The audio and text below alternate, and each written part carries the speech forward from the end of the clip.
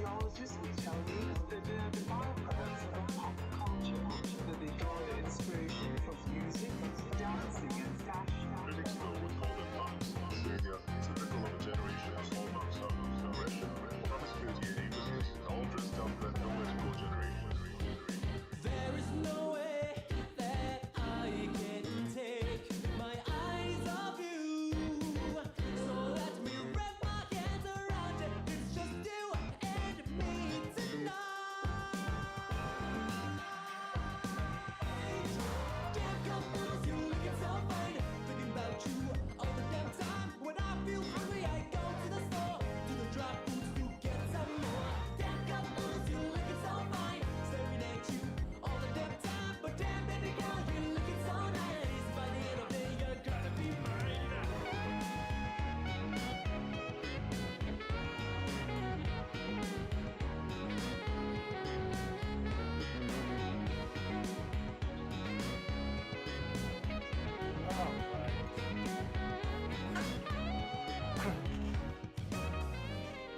I wanna change my life for you, oh girl. Cool. So give me this chance to show you all the love Another night that of Dusty. I can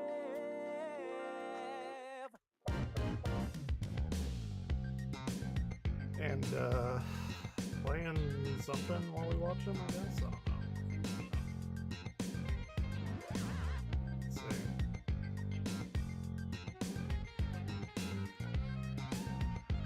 One minute.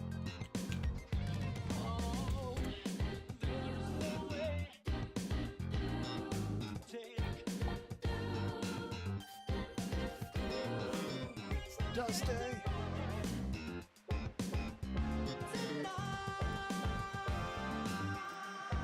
Chat out of the way.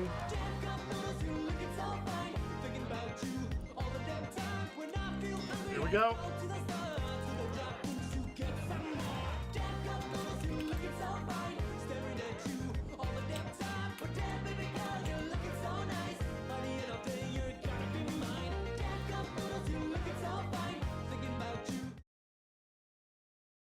Oh shit.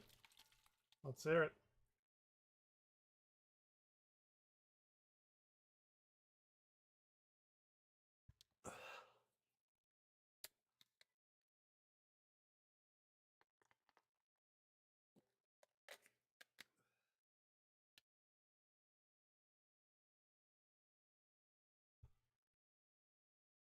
Hell yeah.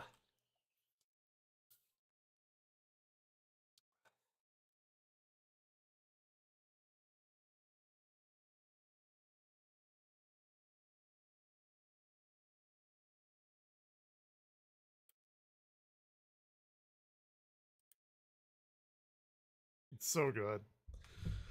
I need to make something like that. All my music is like laid back. I don't have anything like that. Maybe we could do that tonight. No, I want to listen to the new Opeth album after this.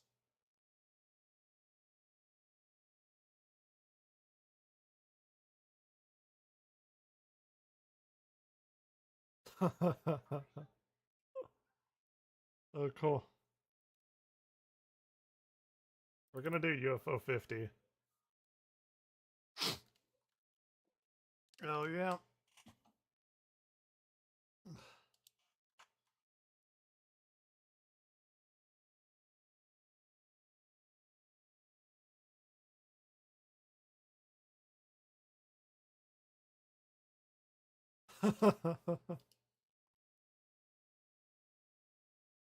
What is 15 block koala?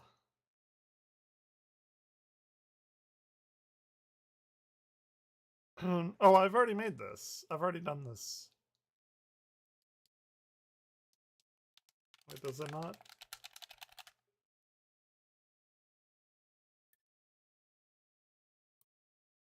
Is my thing not working? Oh, there it goes. Okay. I've already done this though.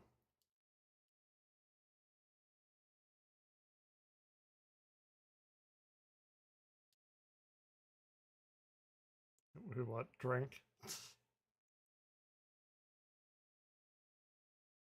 Oh shit.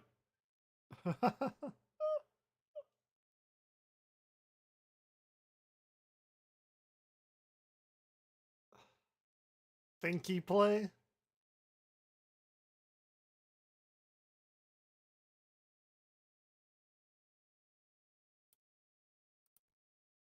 Oh, it already. Okay, there it is. The fuck is Waldorf's Journey?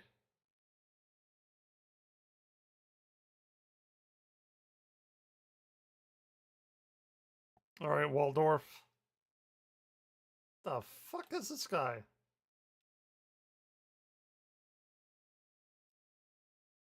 Oh. He can fly?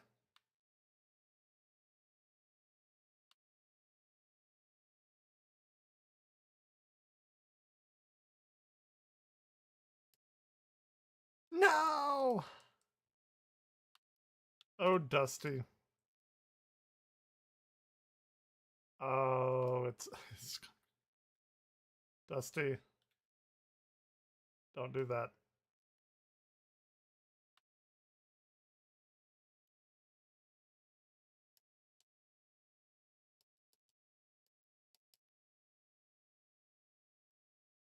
He rescued a chihuahua.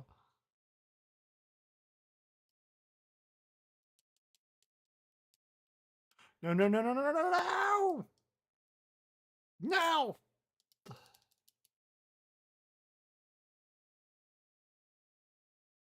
What the fuck is this?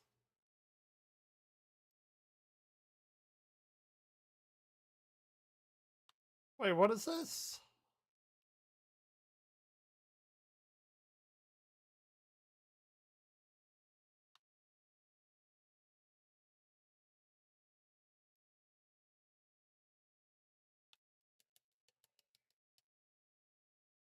No!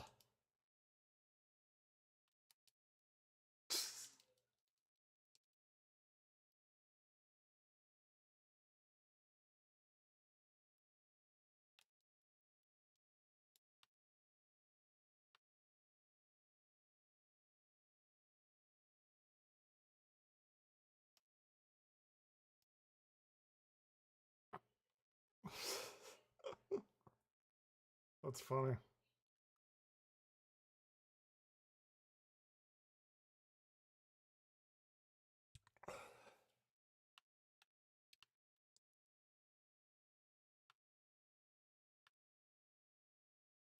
No, no, no, no. No, no, no, no.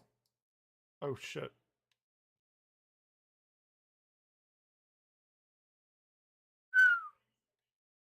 That's cool.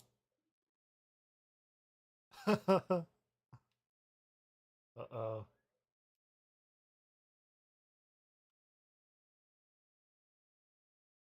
Ooh, ooh, ooh.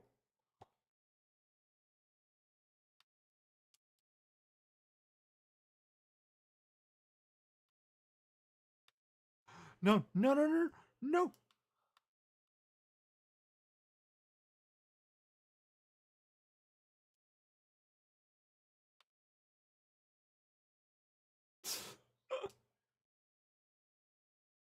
Ah.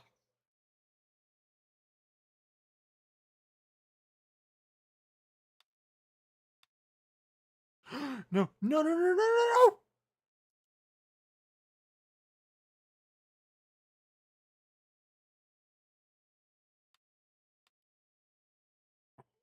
Wait, what's it getting night?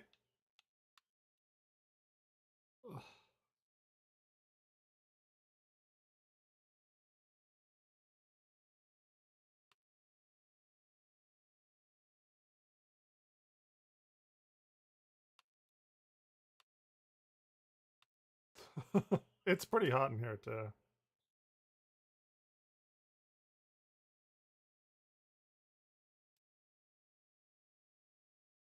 Ooh.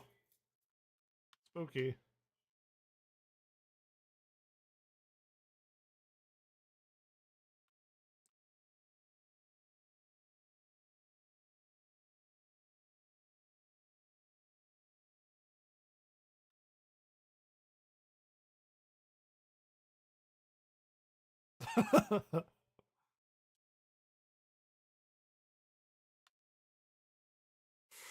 $39%. Oh, no, no, no, no, no, no, no, no, no, no.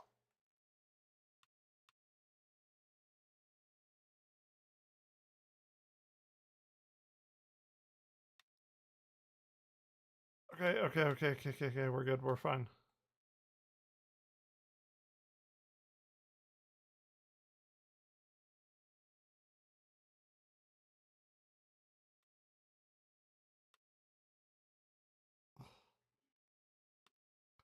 No, no.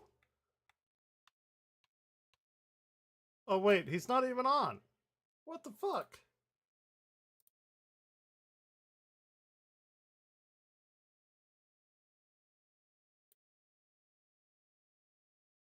Unless you get it for free. So There try we that go. out. Anyway, new section. Let's see how this goes. Workshop again. It's called Oh my God. Diet Oh, shit. Republicans. Hey, this tastes like shit.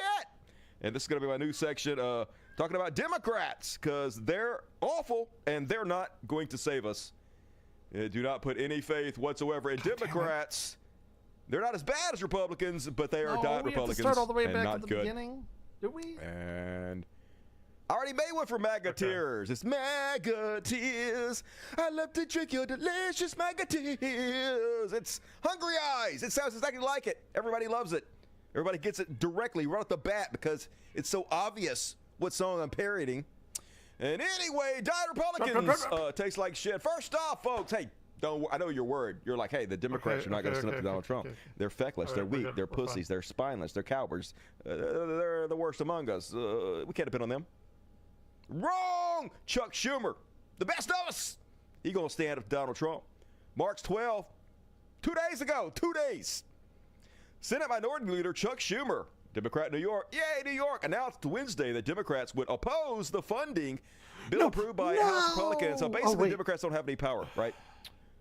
It's almost every vote is majority, and Republicans have the majority, so all they got to do is vote down party lines, and Democrats can't do shit about it. They can't fight back, except for this one time. Republicans need 60 votes to pass their spending bill. They need Democrats. This is literally the only power Democrats have to do anything. They could shut the government down. They could throw a wrench in the cog of the machine of Donald Trump. They could fight for their constituents against the bullshit that is happening in our country. And Chuck Schumer, the man that's going to fucking do it, announced Wednesday that he's going to oppose the bill, deepening the threat of a government shutdown after his party frequently blasts Republicans to pass for threatening shutdown. Don't matter. It's the only thing they got, folks. They have to do something, okay? Government shutdown, nobody really wants that, but we have to have that right now. But because we have to do something to fight back. No doubt the Republicans would do it if they're in the same situation. They did everything they could do to slow down, to inhibit both Obama and Biden, right? They don't play by the same set of rules. They play dirty. We got to step in and play dirty. And I'm just glad.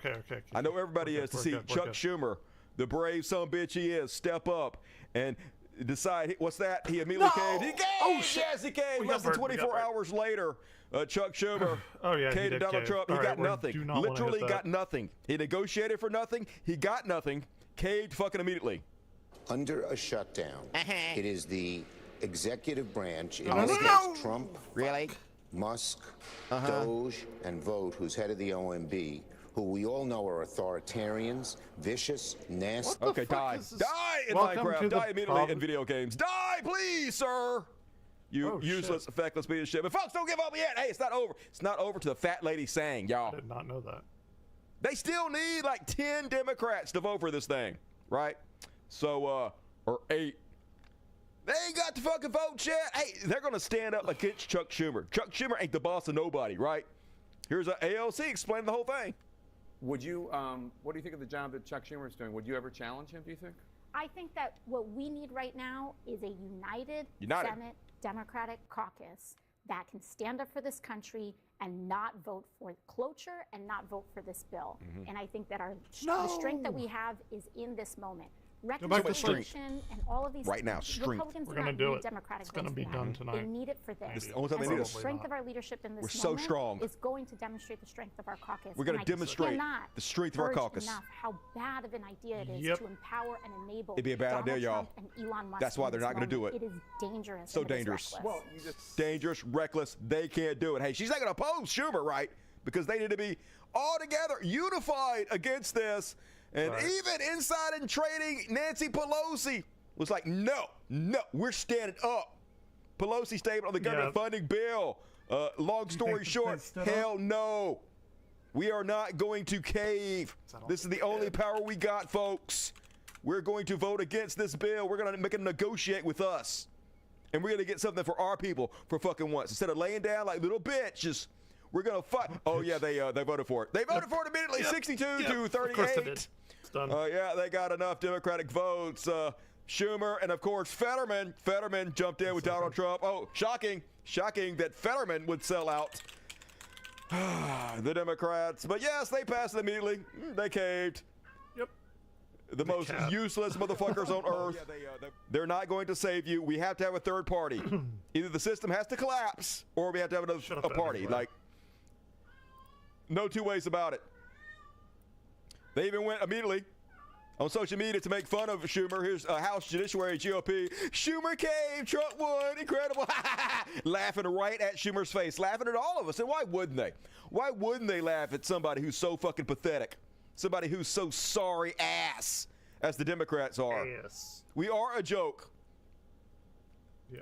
They know that we're no opposition whatsoever. Trump immediately praising Schumer for caving on spending bill. He's a good boy, that Schumer. He's a good little doggy. Give him his treat, send him home. And it's back in October, folks.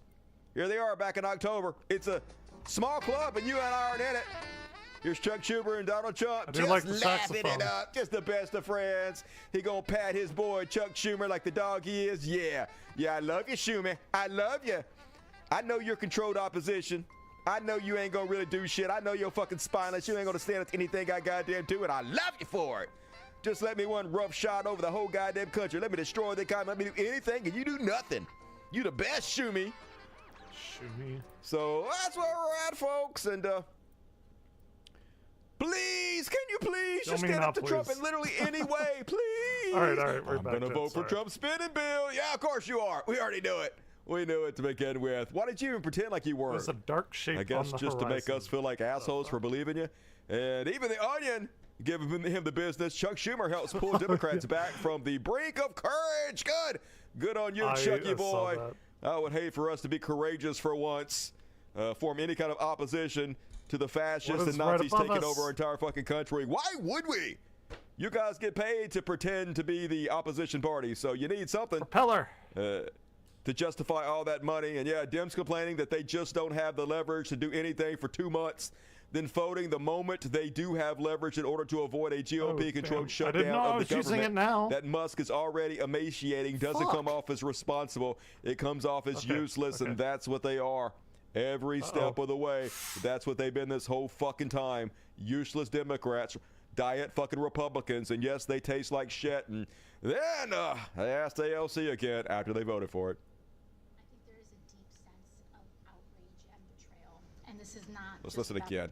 I think there is a deep sense of outrage and betrayal. Yeah, you And think? this is not just about progressive Democrats. This is across the board, the entire party. Yep. There are members of Congress who have won Trump-held districts in some of the most difficult territory in the United States, who walked the plank and took innumerable risks in where we're order going. to defend the American people, All in order time. to defend Social Security, Medicaid, and Medicare. Oh, wait. Oh, shit. Just to see That's two- Senate No, Democrats no, no, no, even no. consider acquiescing to Elon Musk, I think it is a Okay. huge slap in the face. And Yeah. I think that there's Right. a wide sense of betrayal. if Take over things the party, proceed AOC. as currently Good plan, ball. God damn it. I did not want to do Democrats and that. Senate Democrats work together now if there is such a sense of betrayal. I did They not won't. want to do That creates a this. real They never challenge. have. And that in and of itself, I think, is part of what makes the leadership of this moment so crucial. Because Oh, yeah. this is a Such leadership we have. So crucial, our leadership right now. And Yeah, we got to get that. folks, this is why Democrats are never going to beat Republicans. Republicans are playing an entirely different game. It's done. They have just decided that the rules don't apply to them anymore. Even the rules of time and space don't apply to them.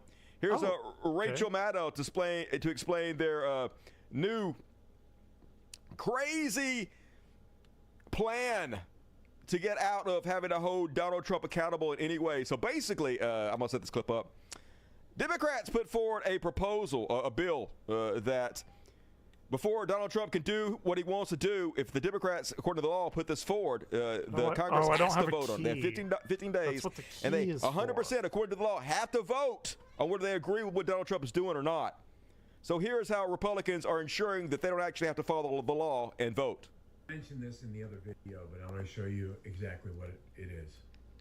Emergency law says Congress can end the emergency. Okay. He declared a national emergency in order to give himself Don't the take me all the way back. The national emergency law says if a resolution to end the emergency is introduced in Congress, Congress must consider that. They have to start the process of voting on it. Gotta start it. You stupid motherfucking. 15 days. So now we know Democrats are introducing that resolution. Done. That starts the clock ticking. That means Congress is Tick-tock. gonna have to vote on this. 15 days. Tick-tock. Oh, I had another bird. Okay, In order to we're get fine. around that binding requirement in the law, what did Republicans do? Yep. They proclaimed that between now and the end of this God damn it. Congress, that is just one long day. That's just one day. You can see them The whole coming rest of if the you Congress. I squint. am not kidding. Quote, I don't see each shit. day for the remainder of the 119th Congress shall not constitute a calendar day. They're coming for your purposes teeth. of this emergency declaration. The New York Times tonight called it a, quote, particularly unusual contortion. Oh, yeah. That's a great way to Republicans in describe it. Congress, quote, essentially declaring Nope. the rest of the year one long day. Yay! The laws of time and space do not apply if you're Republican, so we're just doomed as doom could be, folks. Oh yeah, we're Literally done. a different We're ball done, game Skis. being played. Even if we were playing the same game, Democrats would lose. But we're not. They're not willing to play as dirty, and so it's impossible. But all this, in the long run, is good news because this country has to fucking collapse, folks. game. This awful goddamn terrorist Oh, it will. society in which we find ourselves has to crumble to the fucking ground. So all of this is secretly good. And it was reported that, hey, you remember when Kamala Harris was debating Donald Trump and they were asking her, hey, do you have any differences between you and Joe Biden? And everybody wanted her to say, yes, I want genocide children in Gaza. And she said, there's no daylight between us. Instead, well, apparently, Joe Biden forced her to say that. Whether she won or lost the election, he thought she would only harm him by publicly distancing herself from him, especially during a debate that would be watched by millions of Americans. To the extent that she wanted to forge her own path, Biden had no interest in giving her room to do so. He needed just 3 words to convey how much all of that mattered to him. No daylight, kid. That's right. Say the words. Just say the words. And she did. So you lost. You lost. Everybody said, hey, if you don't come out against the genocide and the murder of all the children, you're going to lose. And she was like, murder those kids. So you lost. And now we have Donald Trump to destroy the country. So good, good. Fuck you all. No. Oh, I got the bird. Fuck this whole place. Fuck, fuck, Let me fuck, down. fuck, Let me fuck. down. And speaking of fuck, Let me down. oh my God. Dude, he's taking me so far away. So last time I covered Gavin Newsom's new podcast, because why wouldn't the governor of California start him I a totally podcast? knew what I was doing. So last time he had Charlie Kirk on his podcast. He was like, Watermelon and Charlie Kirk. Charlie, you so handsome, Charlie. My son just loves you, Charlie. Oh my God, you doing so good, Charlie. Just smooching that Nazi ass. And I was saying, oh, this is the last thing you should be fucking doing. Okay, if you want to have a podcast, fine. I don't think that's a great idea for you, but at least use your podcast to promote progressive voices, to build up smaller channels. That's what we need. They have information control, total information control. Okay, we we're have good. no We're way to good. fucking We're good. fight back. Excuse me. So use your power and platform to help in any way you can. No, instead, he decides to platform the worst Listen to me. racist, sexist, transphobic, misogynist fucking Nazis that he can. Instead of people like me, anybody, literally. And people were messaging me, being like, Dusty, what if the got the only way key. Democrats can win is to go through Charlie Kirk? Well, then they should fucking lose. Anybody that needs to go through a fucking Nazi to win It's not a party we want. Hey, go do that. And then in Minecraft, when we come cave the Nazis' heads in, we'll cave your in too. In Minecraft, in a video game, not real life. Don't do violence. So anyway, this week, this motherfucker got Steve Bannon on his show. Mr. Dirty Tricks himself. The absolute architect of everything bad in the Republican Party, y'all. One of the most vile human beings to ever goddamn exist. Steve Bannon. And watch how he sucks Steve Bannon's dick, y'all. First he lets him on there. Spread the big lie with no pushback whatsoever. I think that's a lesson that we learned after President Trump. And look, you know, we disagree on this, but President Trump won the 2020 election, and we were kind of shattered as a movement when he left Washington, D.C. And we had to go back to basics to say, you know, it can't be somebody else do something. You know, we had to do something, and that's where we went back to really a pure populist movement to go at the grassroots, the precinct strategy, and kind of rebuild ourselves from there. No pushback. I appreciate the notion of agency, that we're not bystanders. I appreciate you. I appreciate Steve. I appreciate you coming on my show. And I appreciate you telling the world the big lie that the election was stolen. I appreciate you using my platform to bullshit people. I appreciate it, Steve Bannon. Hey, isn't this what we should be doing as Democrats, folks? And then, if you're not already sick enough, here's the ending of the show. Bright future. Hey, Steve, I really enjoyed this conversation. I think it's incredibly valuable. So valuable. And I appreciate the spirit to which we were able to engage. And I hope we can continue the conversation. And I hope we get out of this week without any further disruptions. It's been a hell of a beginning of administration. Take me all the way I appreciate your advocacy. I also appreciate that you call balls and strikes as it relates to what you're seeing with the administration. I also think that for your audience, there's a saying that there are decades in which nothing happens, and there are weeks in which decades happen. We're living in that time right now. So whatever happens this week, next week, it's going to be quite intense. We have an economy to turn around geostrategically. The beginning of the kinetic part of the Third World War has got to be stopped. So we're living history every day, and I'm just honored you had me on here, and we were able to conduct this in some level of decency. Hey, I appreciate it, Steve. Thanks for joining us. Thank you, Governor. Appreciate it. I appreciate it, Steve. You're a great guy, Steve. Hey, can I be one of you, please? Can I be one of you? Oh, my God, Democrats are losing so bad. I just want to be one of the cool kids. Oh, my God. I wish I could say what I want to fucking say. But anyway, you're dead to me. You're dead to me, Need Gavin. to wake up soon, but not yet. And that's my new section, folks. Diet Republicans. We'll see if that sticks. But if you guys think of a better idea for that, let me know. And Newsom is over. What the fuck? The entire Democratic Party's over, and it should be. Just so ridiculous, folks. How can progressive ideas not be better than this? How can we not have better representatives than this? It's actually Just pretty insane. fun, but it's... And I have become drunk, destroyed me. Drink, baby. I had to quit, though, because of the cancer risk. It's dangerous. Speaking of Ozempic, looks like Sloppy Steve is on the Ozempic. Did you guys notice? Yeah. Looks like he... lost a little bit of weight to me, looking slightly less sloppy. I think that's a lesson that we learned after President Trump. And look, I mean, yeah, he still looks like dog shit, but it's restore energy. Slightly better dog shit than he did look like before. So, that's anyway, moving along, folks. Let's get it. I know you've been waiting for it. It's show to watch. Oh wow! Oh my God. Total energy.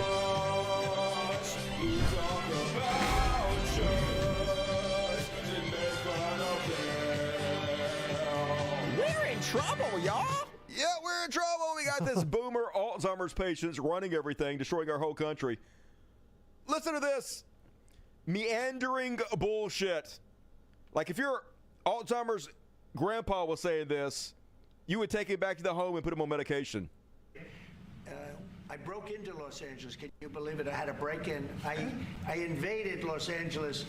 And we opened up the water, and the water is now flowing down. They have so much water, they don't know what to do. They were sending it out to they already had water Pacific for environmental reasons.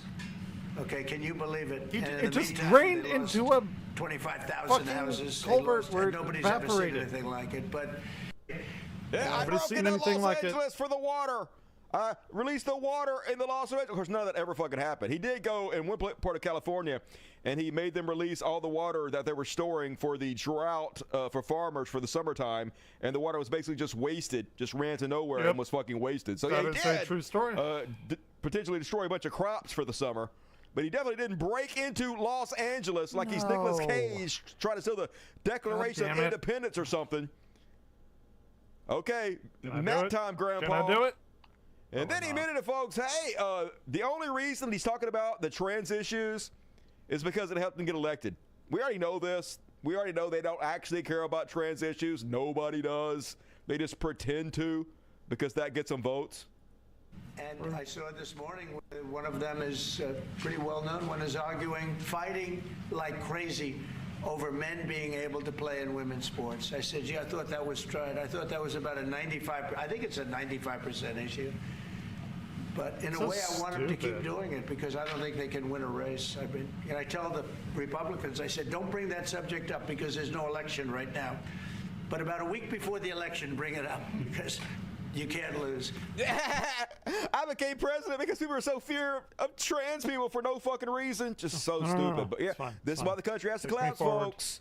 If a country can collapse because of trans panic, it should collapse because of trans panic. And it's a crazy part. It's one of the things that who was saying this the other day about it was Chunk Yogurt about LeBron James playing in the NBA and how horrible that would be. Bitch. And I just gotta say, like, I wish LeBron James would play in the WNBA. All right. So regardless if people want to admit it or not, sports are not about fairness. They've never been about fairness. If you want to pretend like both teams are exactly genetically equal and both teams are playing by the exact same set of rules and no team is cheating more than the other team, okay, you can believe whatever fiction you want to. That's fine. Yep. But sports are actually 100% about entertainment. That's what you watch football for. That's what you watch all the sports for. And do trans people make sports less entertaining? Fuck no. The exact opposite is true. I gotta say, like, I ain't never watched a fucking basketball game because why would I? It's boring as fuck. And I definitely played basketball ain't watched for a like fucking 3 months WNBA game. But if LeBron James put on a it wig went as well and started playing in the WNBA, I would watch every fucking game. I would have fucking WNBA parties, invite my goddamn friends over. And you know who'd be benefited from that? Everybody in the WNBA. All the salaries that go up. Everybody be making more cheddar because more eyes will be on them, baby. So anyway, that's just my take on it. But also, like, if the women in the WNBA don't want to play against trans women, then they can just get together and they can tell the people that own the league, we don't want this. Collectively bargain, and then they make up their own minds what they want to do, right? It's their body. Your body, your choice, in my opinion. And ABC, folks, reporting that Trump is expected to invoke the Alien Enemies Act. Yeah, hey. So this is an act that was partially used, not primarily, but partially used to inter Japanese Americans, during the World War II. But also he's going to use this to allow him to more easily round up the Browns, and I assume kick anybody out of the country that dares speak negative about Israel, because that's the new thing. Our free speech is dead. You're not allowed to speak out anymore. Got him. So super cool. Seems a little bit nightmarish dystopian, but what do I know? And then he went today and talked about prosecuting news outlets that displease him. Yeah. President Trump gave an unprecedented speech at the Department of Justice. Oh, he continually talked about lawfare, how lawfare is so evil. Now he's directly at the Department of Justice talking about lawfare, and now he's going to do it, and it's good now. Delivering a political speech at the agency where presidents have usually attempted to maintain a distance to avoid politicizing it. While previous presidents have spoken to the department to announce policy changes or crime-fighting initiatives, Trump delivered a purely political speech that included repeats of topics he often used in campaigns. I hate everything. So some of the things he said is, Mr. Trump referred to a corrupt group of hacks and radicals within the ranks of the American government who he has said has obliterated trust and goodwill over generations. Him and everybody he's nominated. We're turning the page on 4 long years of corruption, weaponization, surrendering. And then he went on to say, I believe that CNN and MSNBC, who literally write 97.6% bad about me, are political arms of the Democratic Party, and in my opinion, they're really corrupt and they're illegal. What they do is illegal. He also said it has to stop. It has to be illegal. It's influencing judges, and it's really changing the law, and it just cannot be illegal. I don't believe it's legal, and they do it total coordination with each other. So super cool. What? Free speech absolutist. If you don't believe that he said that, here's a little snippet. And I believe that CNN and MSDNC, who literally write 97.6% He's such a little bad fucking about whiny the political bitch. arms of the Democrat Party, and in my Like, opinion, they're really corrupt. He's and such they're a illegal. fucking Yeah, it's whiny illegal, man. bitch. So this is the President of the United States threatening the free press. He's not threatening Fox News. He's not threatening Newsmax, the incredible hardcore propaganda networks. No. Of course, he's doing anybody who's even slightly progressive. And CNN is not even that progressive. They're diet Republicans. So, scary times, folks. And he's doing this for a reason. He is going to do lawfare against them. But he's also, even if he doesn't do that, it's the president trying to bully the free press and not reporting the truth about him, which should scare anybody who cares about the Constitution anyway, which I guess counts out every single Republican. Well, that stupid piece of shit right there. That Trump Come to me, fish. joked about invading Greenland and using soldiers to take it over. Very important. You know, we have a couple of bases on Greenland already, and we Oh, have shit. quite a few I soldiers. totally meant to and do that, by the way. maybe you'll see more and more soldiers go there. I don't know. What do you think Dude, about that, Pete? That's so fucked up. Don't That answer is that, Pete. so fucked up. Yeah, we're talking about invading a sovereign country. So funny. But I tell you guys this all the time. They float ideas out there about things they've already decided to do. So when True. they actually do them, nobody's like shocked and surprised. They boil the frog shouldn't have done slowly. that. So yeah, he's already decided to do it. We'll see if he actually does it or not. We're definitely heavy on his mind. And then Trump, who owns a winery, put out a tweet. The European Union, one of the most hostile and abusive taxing and tariffing authorities in the world, which was formed for the sole purpose of taking advantage of the United States, we're has just put a actually nasty 50% very tariff good on whiskey. If this tariff is not removed immediately, the U.S. will shortly place a 200% tariff on all wines, champagnes, and alcoholic Okay, that's products good, that's coming good. out of France and other EU buy champagne. represented countries. This will be great for the wine and champagne business in the U.S. Yay! The vaulted champagne business in the U.S. Of course, those playing at home might know that there is no champagne business in the U.S. because to be champagne, You have it to has to come come from the from a region. specific part of France, I think. Yep. So Yep, that's just true. knock off. He doesn't mean champagne though. He means champagne, the beautiful champagne business in America. Hey, our alcohol is so loud, not even the G is silent. Delicious champagne. So anyway, I'm sure the fact that he owns a winery is in no way No, of it's interest. Don't so worry hard about to slow down. And U.S. booze makers raise alarm over EU's 50% whiskey tariff. Trump today vows 2% tariff. Yeah, they're scared, folks. You might Put should me not down, support damn it. the orange goo. Excuse me. Too far back. Okay. Disgusting. But hey, that's what's happening. When you turn our allies against us, you make us a pariah slippery. country for the whole fucking world. Everybody hates us. Everybody's doing their best to fuck us over and boycott us. And not going well. Good. This is going well. All I mean, of America's the largest America trading isn't, partners but this literally is. hate us. I will also say something we have not talked about on this broadcast at all. You talk to folks in the travel industry, folks that that are involved in airlines, in hotels, and everything else. This trade war is going to turn into something broader than just a trade war.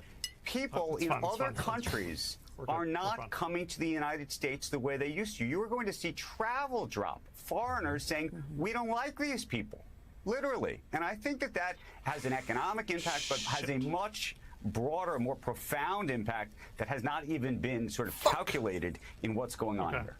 I will also True say story. something we have not. Tourist industry going to be down like a motherfucker. Who wants to come over to this garbage goddamn country, this shithole country, to coin a phrase? Nobody, baby. Damn, They're I had a warning them lot not of to. birds. And even the Wall Street Journal, which is a right-wing rag, Okay, this making is actually videos good. on Fox This is fun. News calling out Donald Trump for his ridiculous and stupid tariff plans. And we saw each other at very the World good. Economic Oh, fuck, I only have Forum in two. January. Yes, in Davos, In right. Davos back then. And do you remember the Give me the mood beach then balls. was so upbeat. And the American chief execs that were there were all so excited. The talk was all of deregulation, growth, no tax rises, Okay, well, boom, boom, that's America. not And Europe good. was absolutely stuck in the doldrums, very unhappy. But it's very interesting how that mood has shifted pretty much since all the tariffs started coming in. I think businesses realize now Trump is serious about this. Yep. But the problem they've got is that they're being 79%. imposed in a very haphazard way, and that's creating so much instability. Then along comes your interview, and Trump refuses to rule out a recession. He's talking in a kind of no pain, no gain kind of way. And I think chief execs, businesses, they're slightly floundering because they don't know where to look now. Yeah, and one of the main stories in the Journal today. That's actually what I wanted to happen. Frustrations with Trump over trade mount in private.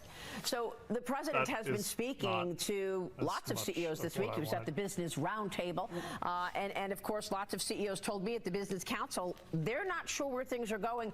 What do you think the conversation is in boardrooms today in terms of how these companies are going to adjust to this new policy of tariffs?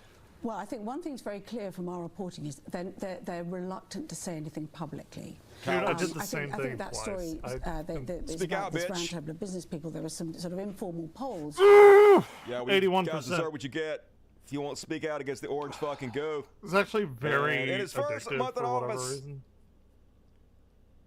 showed federal spending of $603 billion in February. It's $36 billion higher than last February. That's far, far more than anything that DOGE has claimed to save, folks. So for anybody that thought they were trying to balance the budget or save people money, obviously you're a fucking idiot.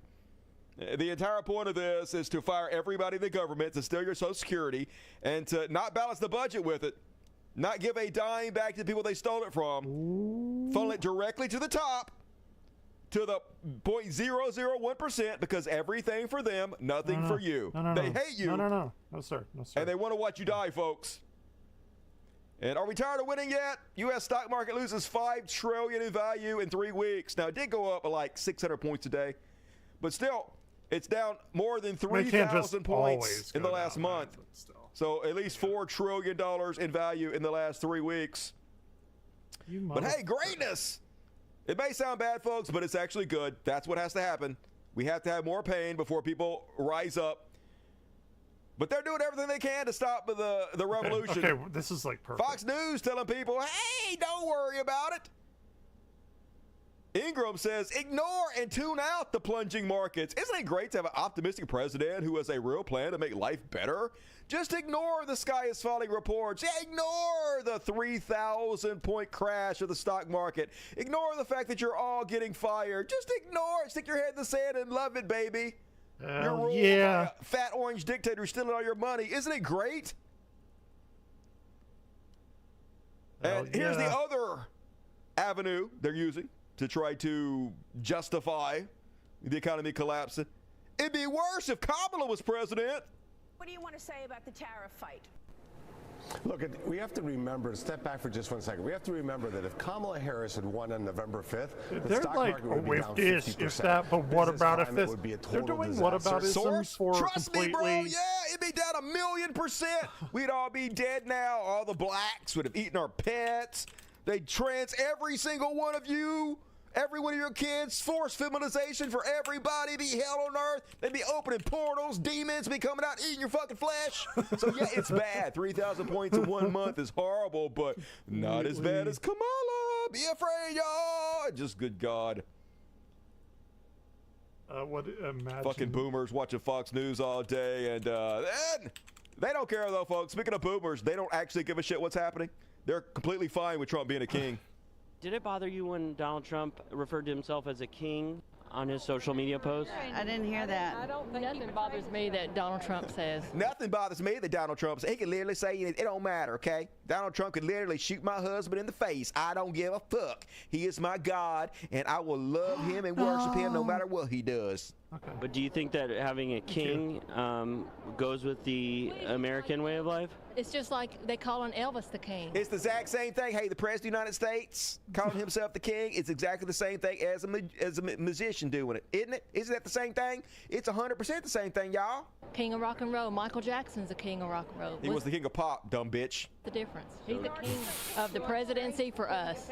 He's the king of the presidency. He is the king of presidency, and I believe that's what you want to go kill rats? I really That's do what like he's referring to. He's not referring to the fact that he's really a legit king. He's just talking about the This king, the one's president. really And fun. look, I know one everybody is knows that I don't really actually fun. believe a fucking word that comes out of my mouth. I'm just lying, and I'm saying this because I don't want you to know the truth. Can And the I, truth is, I don't give a fucking shit. I don't care about the Constitution of this country any goddamn way. I want Trump to be a dictator. I want him to be a god. I want him to be a king and do whatever the fuck he wants to, and fuck this goddamn country. I hate the left, and I hate trans people, and I don't give a shit. That's the truth, but I can't Can say I, that, so I gotta like, favorite pretend it? like I believe that when he says he's the king, he just means the king of pop, y'all.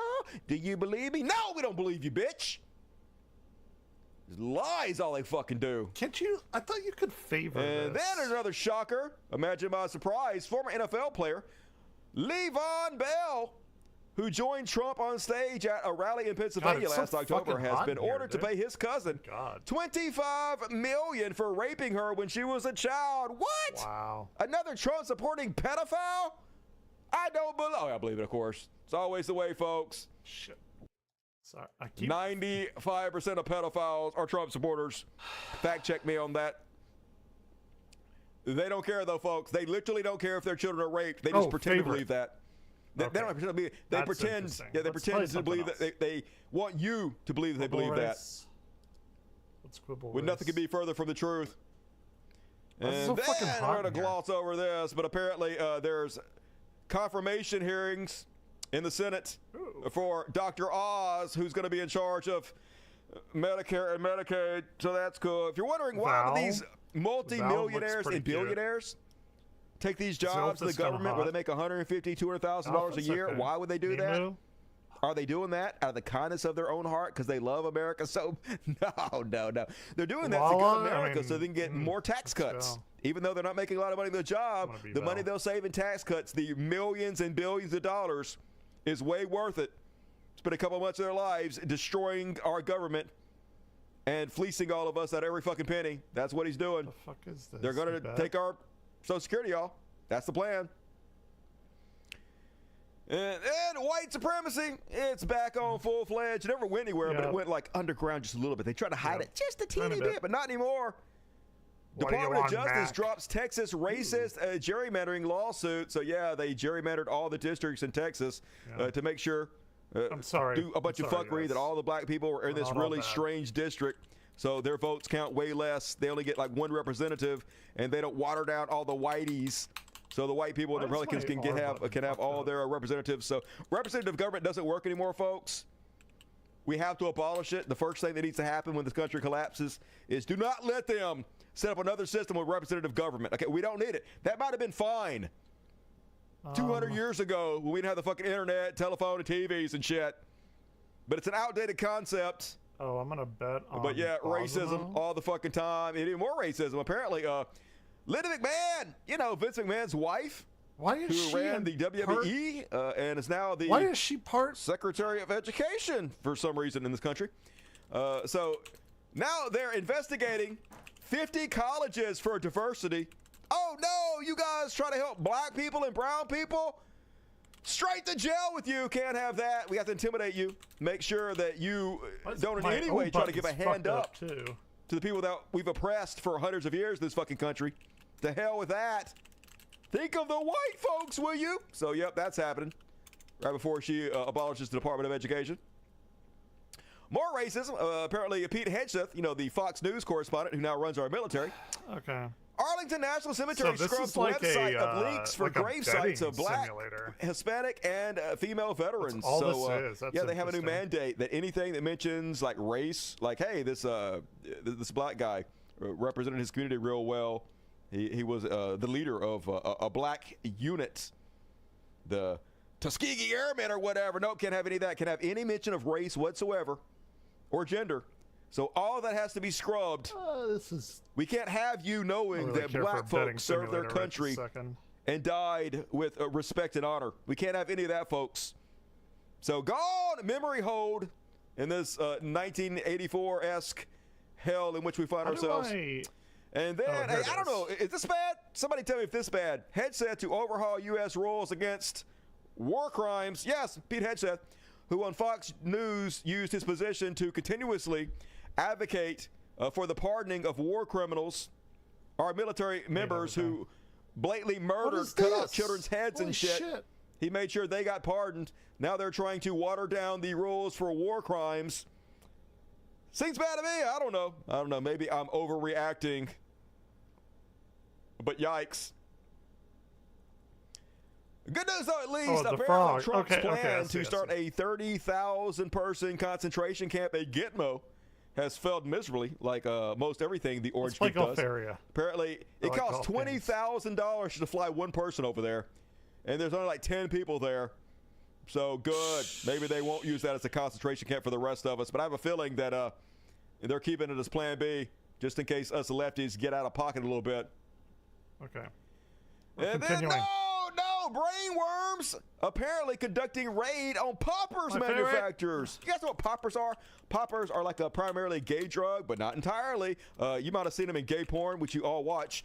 They sniff them, and it relaxes your butthole, and so it's easier to get butt fucked. And I know poppers before, man. I love me some poppers. I knew poppers to get butt fucked. I never butt fucked. I don't like that. It feels like a reverse poop. Like the wrong direction. I don't know why anybody likes that. Anyway, but poppers make you feel so sexy. Like when you're jacking at the porn, you're like, oh my God, this porn is so hot. And you do poppers, but see what they did was, I am wise. They made the original poppers illegal, the formula, and then they replaced it with some kind of new formula. And that formula is dog shit. It just makes you cough. You can't even do it. Every time I've ever bought them, I had to pour them out. It's like 10 seconds. But no, of course, they have to go out to the gay drugs because they can't have gay people relaxing their assholes and having sex and shit. Oh, yeah. Mind your own business, Republicans. Can't have anything in this goddamn country. So then, the Kennedy Center. I love this for Shady Vance. Remember, Donald Trump took over the Kennedy Center, which was a venue where they had plays and whatnot over there in Washington, D.C. And Vice President Shady Vance showed up. Let's see how that went for him. Dude, he's such a little fucking cock. Kill that life!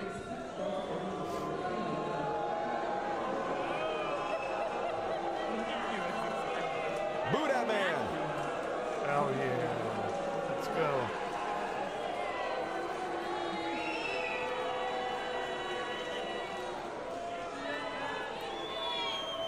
Boo! Hey, they're saying Burns. I was Hate saying that dude. Burns. And remember Nancy Mace? I covered this story when it happened. She got up on the House floor and excuse me. And accused her ex-husband and a bunch of other dudes of drugging her and raping her, which is bad. Yeah, horrible. Don't do believe that. Women, y'all. Don't do that. But strangely, she never made any of these accusations to the police. She never made any of these accusations in public anywhere except on the House floor, on account of she read some kind of obscure law that seems to suggest that anything a congressperson says on the House floor, they cannot be taken to court for libel. They're completely immune to libel, so they can literally say anything they want without fear of retribution. So for some reason, almost like she wanted attention, like she's a crazy-ass moonbat who's always trying to make herself the victim, to put herself in the spotlight, thought she could get away with it by accusing people wrongly of rape and drugging her. And now her husband, her ex-husband, and some of the other dudes are suing her for defamation. They're saying she should not be allowed to get away with defamation just because she's head of the House floor. That law's bullshit. So, hey, I think she might be in trouble, y'all. I don't think you're actually allowed to do that. I think she might have misread the law. This is some sovereign citizen bullshit, so good. There's like no fucking way, dude. There's no way. And then this will usually go in the Beyond Parody section, but let's just do it in the Chud Watch section.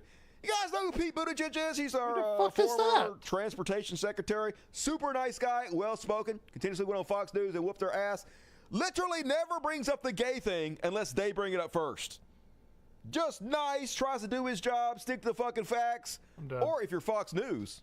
I would say this, he made his first big move. Took his pronouns off his profile. Oh, it's about time. So, yeah. Did he? Yep. That's the first thing you look at on a profile? It's noticeable But is when that- when your whole agenda is I'm gay. Dude, literally that was his nobody big gives a selling fuck about point, and pronouns. accept me. Like- and people did, and he put his pronouns up there. Yeah, Pete Buttigieg. That was his whole big selling point. He just walked around and said, I'm gay, everybody accept me, I'm gay, gay, gay. That's all he did, right? Isn't that true? Isn't that real humanity? No, it's not at all. That's what you guys did. You made everything about him being gay. That's what they love to do, folks. They love to shove shit down your throat, and they love to bitch about people shoving shit down your throat. Conservatism 101. And then, folks, I even talked about this before on my show. I talked about poor Mark Zuckerberg and how it's obvious that one of the reasons he's sucking up to Trump so much, he's done the right-wing slide. Now, obviously, he wants tax cuts. He doesn't want to pay an extra dime in taxes, and he likes the deregulation of Facebook where they can literally do get away with anything. Do we want to go in But also, the it's very sand clear there's a hole? part of him that was really jealous I'm gonna go of in the all sand the hole. conservatives getting to go to the UFC and cheered for and getting to hang out with Pretty the bros good in grotto. the UFC. And he really wanted that, and he finally got a shot, folks. Look at him trying to look like a real boy. Oh, yeah. He I've almost seen seems semi-human, but not really. You'll never be a real boy, Zuckerberg. Sad. See right through you, transparent fuck. And failed actor to right-wing pipeline. Absolutely undefeated. You guys remember this douche? He's the one that debated Sam Cedar. Can't fight the cedar. He was like, I can't get government over agencies there. get tax cuts. Why would they get tax cuts? Why? They don't pay they're not taxes. Why would government taxed. agencies pay taxes? This Doesn't dude make any is a sense. fucking Anyway. moron.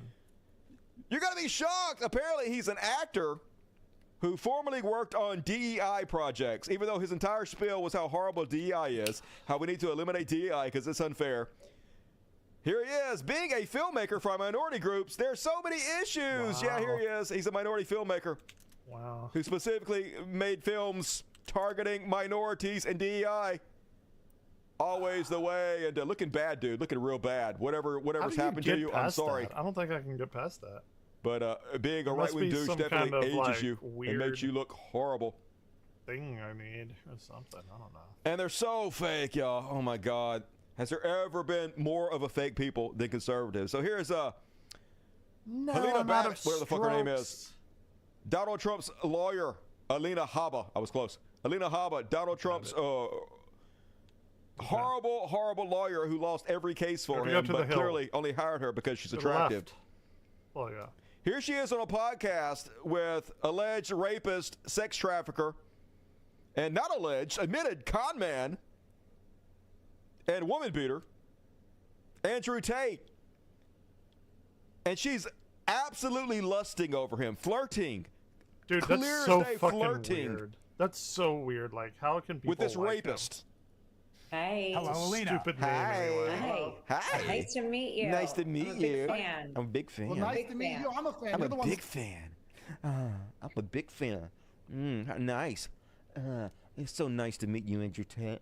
I'm such a big fan. Literally creaming her panties right now over the sex trafficker. It's like decency has been killed in this country, folks. Like they're trying to do it on purpose. I guess to own the fucking libs. All right. Well, here she is. We got She it. took a We little got it. shit for it. People pushed back. Believe it or not, some conservatives, some Christians don't actually like sex traffickers or rapists. Amazing. So after she received a little pushback, here she is lying about the whole thing. Saving Trump. You're doing more important work than me. The accusations against the Tate brothers are stomach churning. They are disturbing. And as I will say, How are they and I've said disturbing? many They're just times since real. then, It's just that is factual for the court to handle, things. and they should handle it.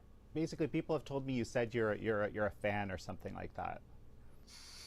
Yeah, that was what I said was it's a great manipulation. So We literally just saw it. We just saw what you said. There's no manipulation. Yeah, You said what a the couple fuck? times you were a great friend while you were flirting and creaming your panties.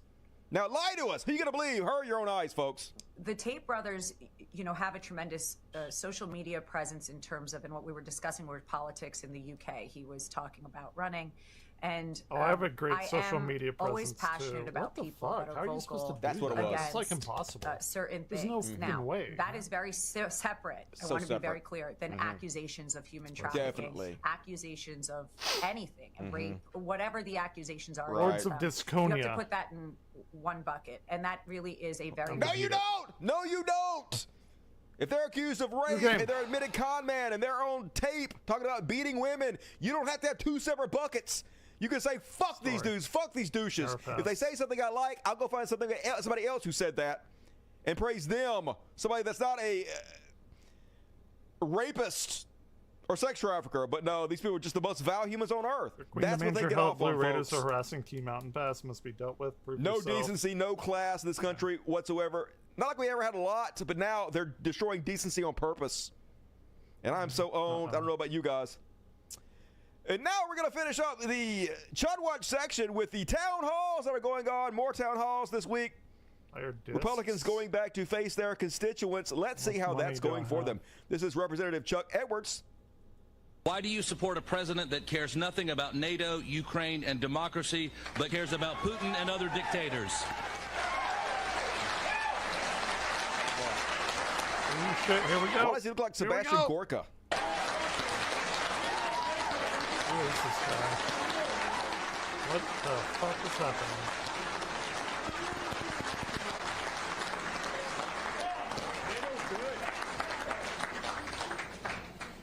Actually, I believe that the president is very supportive of Ukraine.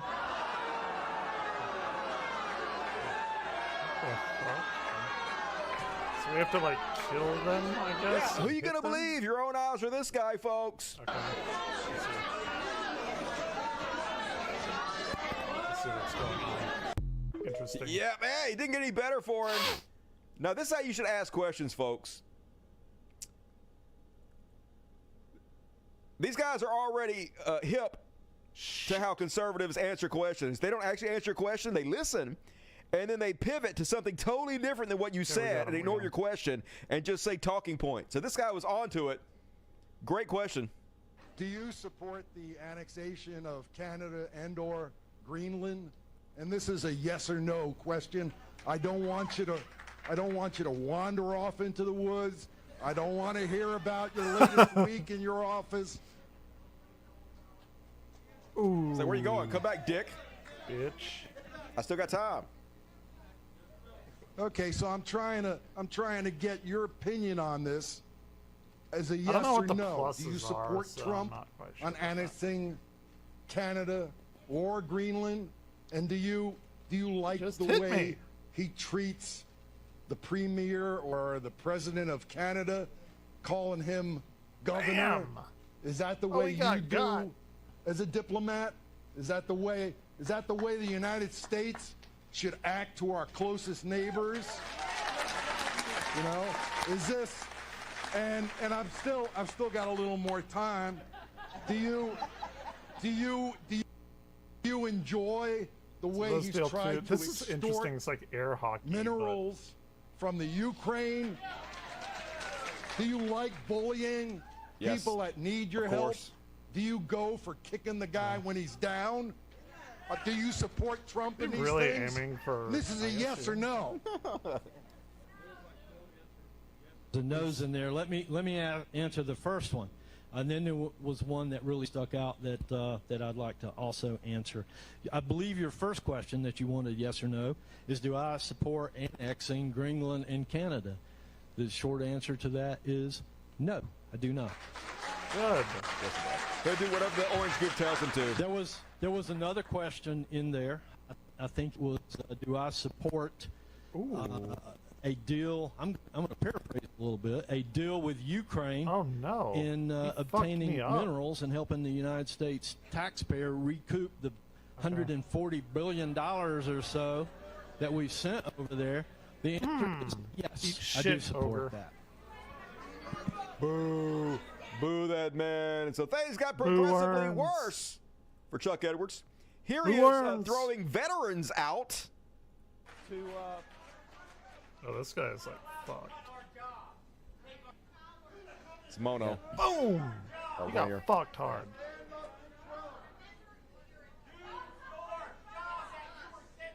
Isn't Mono supposed to be doubled in both ears? Yeah. Thank you for that feedback. I'm a veteran, you give a fuck about me. And then here he is Get him out. Get that veteran out of here. Fuck that veteran. Get him out of here. Eject that veteran. Folks, they don't give a shit about you. They know that your vote doesn't count. You might kill me. Okay, even if your vote did sort of count, Elon Musk will just come in there and he'll spend more money that he found in his couch cushions than every single one of his constituents put together can fucking spend. And he only has to swing a very small amount of people. Your vote does not count, and they know your vote doesn't count, and they don't give a shit about you. This is all play acting right here because they have to go through the fucking motions. Oh, okay, we got him. But democracy's over in this country, y'all. Piece of shit. So here they are, dragging the veteran out. Here comes the jackbooted thugs. Fuck you, veteran.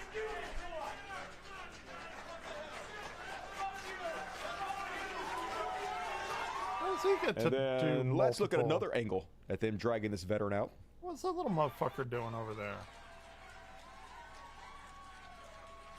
Yep. Heroes in blue. I'll back the blue. They love our veterans, don't they? Nope. Nope, they don't. None of them give a shit about any of you. Oh, they look at you as more meat for the meat grinder. And then, just to realize how fired up people were, this was after his conference when he was doing his press conference in the next room. You can still hear the people angrily shouting. Damn. Don't end the turn in the fog. Interesting. I'm just saying, these motherfuckers might want to be a little afraid, y'all. We might be entering French Revolution time in Minecraft. And then, this is one of the gentlemen that asked questions. They interviewed him on CNN afterwards. For an hour and a half, Congressman Edwards had to endure insults, jeers, and searing questions about DOGE, about the Trump administration's policies, and what in particular hit a nerve were all of these cuts to federal jobs across the nation. That drew a lot of ire from the crowd. I want you to listen now to a Vietnam veteran, a registered Republican from the 11th District. We caught up with him before the town hall, and then right after he left, not even halfway through, because he couldn't stand what he was hearing, he says, from Edwards. Watch. The Congress passes the laws and decides how our money is spent. They did. Not some billionaire clown from South Africa. So, you know, I want him to stand up. And it's not that hard. He volunteered. Nobody forced him to. He's ended his turn in the fog. So he took that same oath. A town hall is for the congressman to hear what his constituents want. It's not to make a campaign speech. Yeah, but they don't care about you. Your opinion means nothing. Words had no effect anymore, folks. We're beyond that. Breaking: veterans gathered today in North Carolina to protest Republican Representative Brad Knott, who has refused to host a town hall, super brave, in his district. So since he won't meet his constituents and face them, they had a rally with veterans.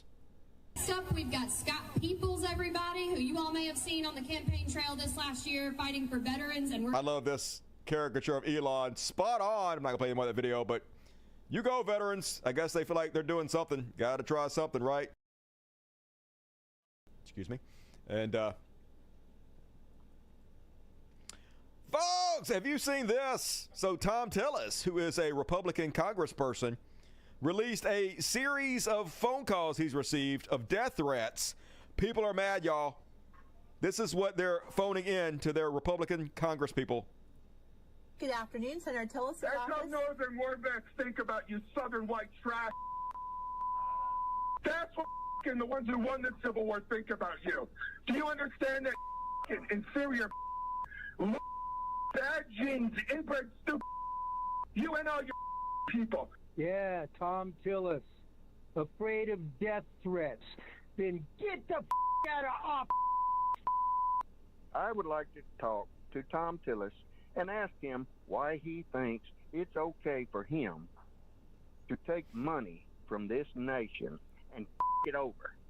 Why does he think that he can tell his employers to go themselves every day, all day long, and sell his nation out and his employers over? Don't he know that his employers can take a axe handle and cave his head in? And I suggest, well, you're going to have to be very careful about going out in public or talking to anybody that's real, that's an actual American, because we hate you. If I didn't have a broken back in Southern California, I would spend the rest of my life in federal prison for a chance to cut your throat. Holy shit! People are angry! Good God, y'all. Don't know. Future's gonna be interesting. That's for fucking sure. And that is my Chud Watch for this evening. Yeah, damn. I know, right? A lot of anger out there, and who can blame them? Got these unelected goose destroying everything, wiping their ass with the Constitution, taking away our free speech. But folks, please forgive me for a quick commercial. Hey, shut up, Dusty. God damn it. I know. There is a patron that belongs to me. It is patreon.com/podcast. If you click on the more button, it pops down. The very first button, boom, right there, it pops up. And then there's a button here. It says become a member. It's gone down a lot. It's gone down like shit. 30% in the last year, which is bad. Like you would think it would grow because I'm one of the only left-wing shows, but it doesn't. Just keep going down. So could you chip in and ensure that I continue to be able to do this? It would be very much appreciated. I don't let any ads run. I don't sell anything. I don't count anybody money. I don't fucking bullshit. I just make content, put it out for free. It's 100% user supported. So if you could chip in, it'd be a great time to do it. I'd appreciate it. And also, you get tickets to the after party at all the after parties. And tonight, the after party starts here. It's like another section I do after the show, like a whole other video. Right after the show, it ends. And then those who know where the after party is, and they go show up. And then I do a whole other like 20 minutes of show just for them. So if you want more of the Dusty Show, you can get it. Go sign up for my after party. And all right, hey, I'm going to read some of the super chats I've received from PayPal. If I haven't read these in a while, I apologize. It's not because I don't love you, because I do. It's just because I let them build up. And who is this one? Where's the name at? Oh, Jamie Nelson. Jamie Nelson, super generous, gave me $100 for being a hero to us all, going to send the big ones through here so the greedy YouTube goblins can't take a penny. Regardless, Agent Zero, I appreciate you. Very, very generous. Great way to do it if you guys don't want to give YouTube money. I have a PayPal that is in every description of every video. It's cultofdusty2@gmail.com, and you can send money through PayPal through tips, and I will receive them. And it's appreciated, and they take less money out. Happy 50th birthday, Dusty, and many more, says Mike Clark. $10. Thank you, Mike. Very generous. I appreciate you. $10 from Dennis Jensen, who says, nothing. You didn't have to say it, though. Sexy motherfucker. I know exactly what you're thinking. And then $16.04 from, no, that's a game I bought from Valve. Domino's, I bought a Domino's pizza. That's not it. Netflix, I cancel my Netflix. Fuck Netflix. Michael Hall, $10. What do we got now? Says blue raspberry, baby. Nothing. Okay, you didn't have to say nothing. It's all good. Michael Hall, appreciate you. And then we got Cameron Burrell, $1. Gave me $1. Only got 50 cents of it. They took 50 cents. But that's fine, I guess. You didn't say anything, but that's cool. Smaller, but who else? Who else? $20 from Randall Brush. Randall says, nothing, but you're from Liverpool. Big ups to Liverpool, and thank you. Back in the pile, for the everybody. Money. And Washington Post. Why did Washington Post take money? I ain't got no subscription to fucking Washington Post, do I? What? Do I have a subscription to Washington Post? You'll have, hell no, like, I don't. nobody's watching. I need to check my PayPal more often. Anyway, thank you for the donations. I appreciate it. If you guys want to do it through PayPal, feel free to do so. It's very appreciated. And now, WSD time, $5. Good evening, Dusty. Good evening, WSD time. Just sending some cash your way. I'll catch the show later since I'm a bit tied up right now. Hey, well, have fun doing whatever you're doing. I hope you're getting fucked or something in a good way. Rebecca Boys, I was just thinking about you. I was going to ask, if you didn't show up tonight, I was going to ask where Rebecca was. Been missing you. And $80 as always. Super generous, Rebecca. Everybody, love to Rebecca. Or go fuck yourself. Was out sick, I'm sorry, for the last show, and in my delirium screwed up my super chat. Spot on thumbnail. Hell yeah, baby, I'm good. I live in New York and called Cuck Schumer, left a voicemail. Gotta fight somebody. Yeah, you gotta do something. Whatever you can do, and I definitely appreciate you. Something. I know you work those phone banks, and you do what you can for progressive issues, and you definitely support this show very well. And it's appreciated you're loved, Rebecca. I'll see you tomorrow. I don't even know what that is. Senator Rose, hey, that's the happy birthday, fellow March baby. Fuck yeah, are you a Pisces like me?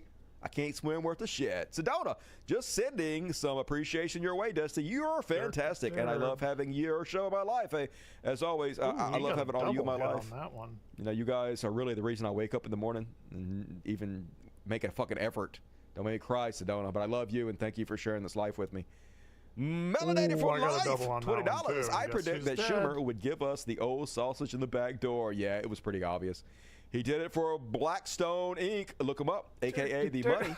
No one is coming to save us. There's only one way to stop fascists. Free Luigi. Yep, he has work to do. And Fuck me, right? Dude, what the hell? Fucking Ozempic burps. Thank you, Melanated for life. You rock. Very generous. Appreciate you. Good to see you tonight. Mikey Savage, $5. Take my boat mechanic money, Dusty. Oh, I'll take it all, baby. We'll catch you on the replay. Flippity flop. Oh, for the world's greatest show, the world's only show. So it's a low bar. Best. Make it Barcelona. Love you guys. Love you back, Mason. Ash and Kumar, $6.99. Hell Satan, close enough. $1.99 from Pillbox. Hi, thanks for making me laugh, Dusty. I do what I do, Pill. Justin Joseph, $5. Trump and Republicans are the school mass shooter, and Dems are the Uvalde PD. I know, right? Standing by as they murk a bunch of fucking kids. I don't know about this one, guys. You're worthless. Thank you, Joseph. It's gonna be shitty. I'm here. You can start. Hey, we started. Thank you for making the party happen. Ideal Paradox. Roy Droid Void. It rhymes, baby. Country and party have been sold. Citizens equal prey. Yep. Sorry. We are hosts of the parasites to feed off on until we all die, I guess. Shit. Juke gave a ticket. Fuck yeah, Blue Juke. has Good to no see that. dicks Smoky in Stew the gave 5. surrender. Hell yeah, I won the delicious. scenario. Smoky Stew. Eat you all up. If you got a ticket, give a Jupe and Smoky Stew your love and show up at that party. Hey, that's fun. Jupe, but, Hell Satan. In these times like no other, do what thou wilt. Yeah, that's Satan. That is like really fun. It's that church, right? Make it. I like it. The whole of your law, 93. Yeah. Do what thou wilt, as long as it's not hurting anybody else. That's a very important part of that, to be honest with you. My furries to yours. Never stop reaching for the further star. Hey, I appreciate you supporting the show, Juke. Good to see you tonight. Little Furrow, $5. Australian. What up? Verminous Egg bourbon Dreams. money made. It's so disgusting. So disgusting. I gotta half my dosage. Fucking Ozempic. Thank you, Little Furrow. Jeremiah Hess, $3. Very generous. Happy Friday. Feed this money to Fat Dusty and Hell Satan. I wish. I can't even eat 2 bites of goddamn spaghetti. Feel like I'm gonna die, y'all. This shit's wild. Thank you, Jeremiah Hess. Haley D. Friday. Gotta get down on Friday. Everybody's looking for the weekend. Rebecca Black, love her. And love you, Haley. Charlie Kelly, one ticket. So funny. Fuck Everyone yeah, Charlie. makes fun of that Swaggering Friday Cat. song, but the pharaohs are often sacrifices to Baphomet to end the GOP cult. Good. Let the Haitians eat them.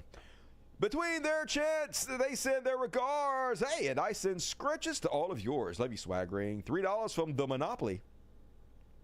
Oh, it actually is loading. Come on, thing. Come on. You can do it. You can do it. Don't freak out. Don't crash. You got it.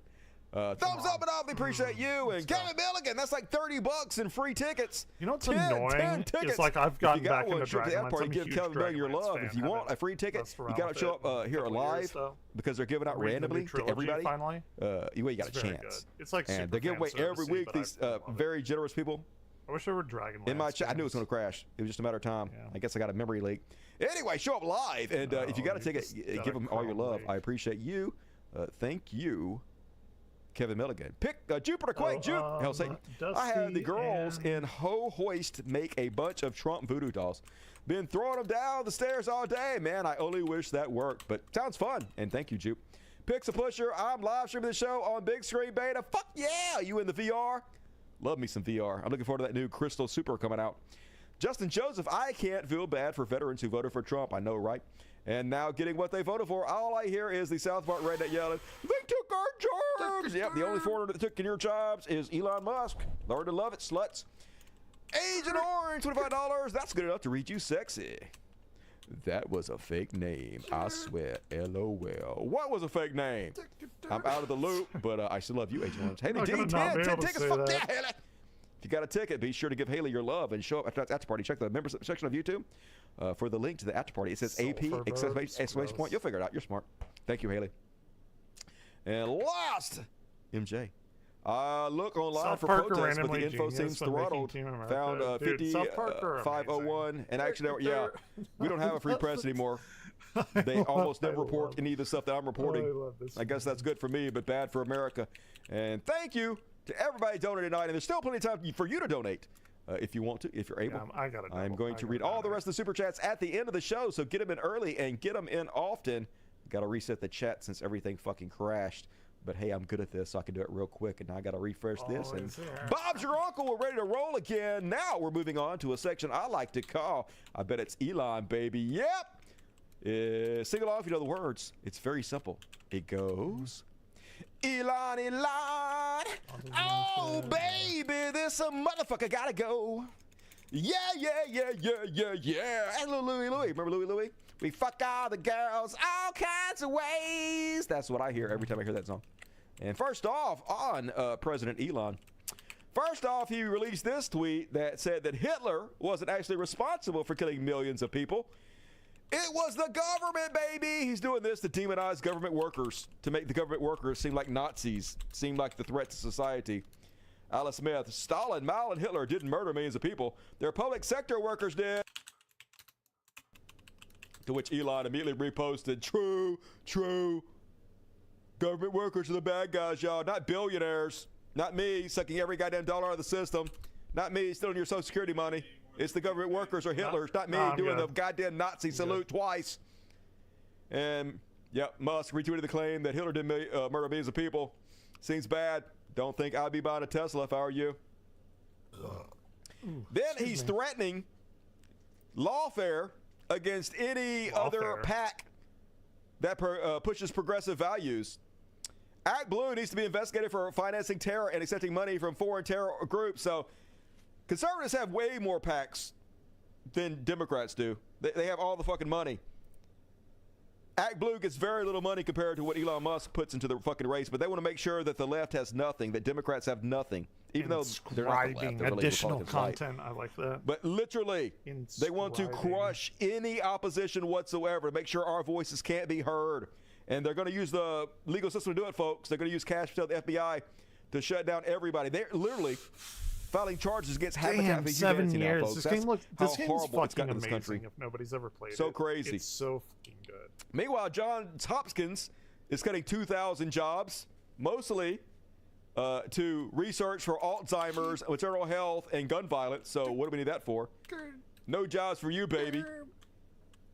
Elon Musk and Deutsche firing 10,000 post office workers. Hey, at least I hear post office workers don't ever get disgruntled and do anything harmful when you make them mad. Not like there's a term for that or anything. So good luck, dipshits. But yeah, destroying the government. I can't wait till your grandma has to pay $5 in a letter. Your MAGA grandma. Gonna serve that bitch right. And then Musk insider joins effort to gut Social Security. This seems bad. A private equity investor who is one of Elon Musk's closest confidants has taken a new role in the Social Security Administration. It's like I said before, if you're wondering why these people that are billionaires are taking jobs or making $100,000 a year, it's not out of the kindness of their heart, folks. It's because they can take our money. It's because they're actually looting the government. Everything for them. They want to destroy us. And good luck. Let's see how that goes for you.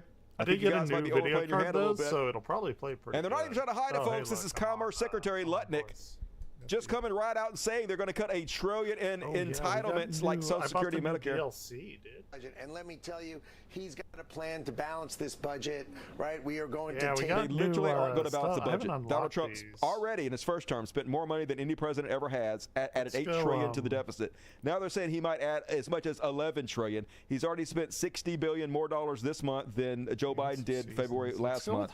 They have zero plan in any way to balance the budget. If you believe this, just let's go stalk yourself because you're a fucking moron. Make $1 trillion out of the waste, fraud, and abuse of all of our entitlements and all of our systems and all of our waste, and then we are going to raise $1 trillion. That's the Trump card, the Trump budget. And let me tell you, got to raise $1 trillion for tax cuts for billionaires. Well, they still have Social Security. We all paid into it, folks, but don't expect to get a dime out of it. They're going to steal our money, and we got, our cat food and die, I guess. And this is what it's going to be like, folks. I shit you not. This is Malay. I think he's the Argentinian president. This is the one, he's the good buddies Elon Musk. This is the one that brought Elon Musk the chainsaw that he used to symbolize taking a chainsaw to all of our federal government. We may have, he has stolen all of the retirement funds from the people of his country. And here's a man crying that everything he paid into it, he has nothing to retire on now. And this is coming to America soon, folks. This is their boy. This is what they're going to do to us. I hope none of you are planning on retiring, because it ain't fucking happening.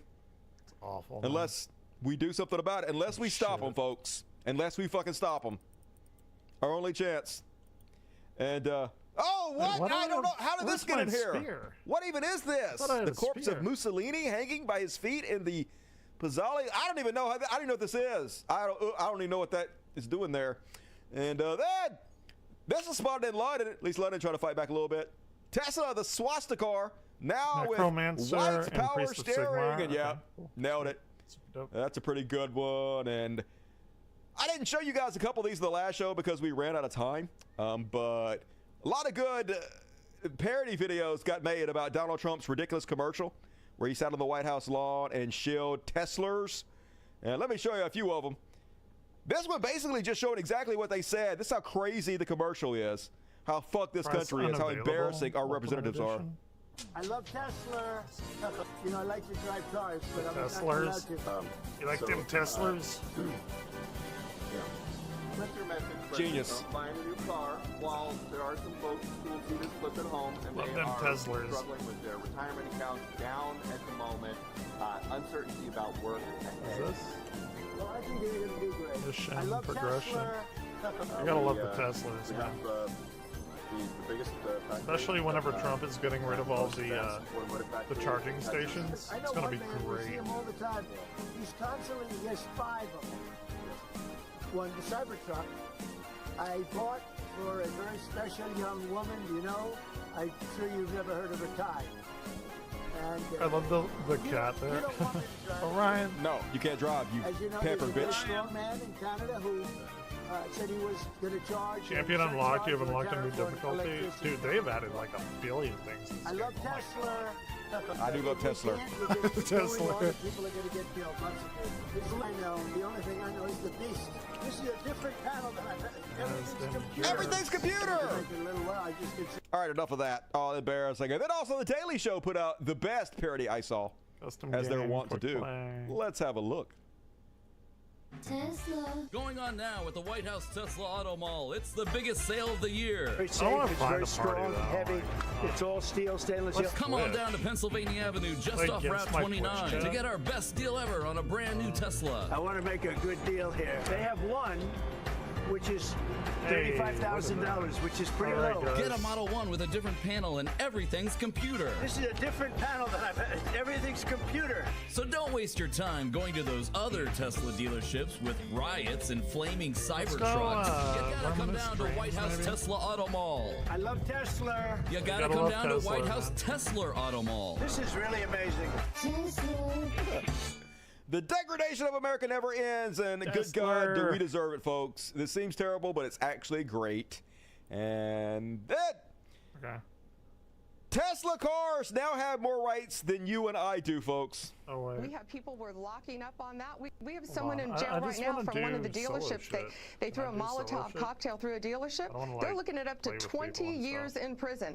So if you're going to touch a Tesla, go to a dealership, do anything, you better watch out because we're coming after you. And if you're funding this, we're coming after you. We're going to find out who you are. So, that's right. If you're funding protests are coming after you, folks. If you and I walk down the street and someone punches us in the face, the government isn't going to be interested whatsoever. But if you draw a dick on a Tesla, you're a terrorist. Literally, the world's richest man's cars have more rights than we do now. He needs to get a new video card. The cars are just and not people don't start fucking waking up. LOD things. I'm glad these cars have more rights than I do. That seems like a great development in this country.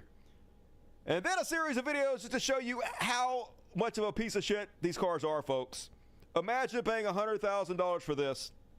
We are somehow finding this out is like the closest thing to a Gauntlet Dark Legacy that exists. So a very today, popular YouTuber named Jerry Rig Everything amazing. just put out a great new video on the Cybertruck where he puts the aluminum frame to a very precise test. So one of the craziest takeaways from this video for me is that the Cybertruck's frame is made out of a single piece of casted aluminum, and we already knew that. But what I didn't know was that aluminum doesn't have a fatigue limit, meaning the more that you tow with the Cybertruck, the more you wear down the aluminum frame over time. Every time you tow with the Cybertruck, you're wearing down the frame a little bit, increasing the risk of an accident. So it might not break today, but 3 or 4 years down the road, you might hit a pothole, and it's a different story, whereas there would be no problem if you were in a truck with a steel frame. He even proves this in the video, bringing out this truck from 2004 and applying the maximum amount of weight that he can with his excavator to the tow hitch, 10,700 pounds, and it's totally fine. What's even crazier is that the tow hitch on this truck was already bent from an accident in the past, and the excavator was having to get off its own tracks trying to put enough weight down to break it. Let's go. And it couldn't do it. Meanwhile, the excavator put less weight on the Cybertruck,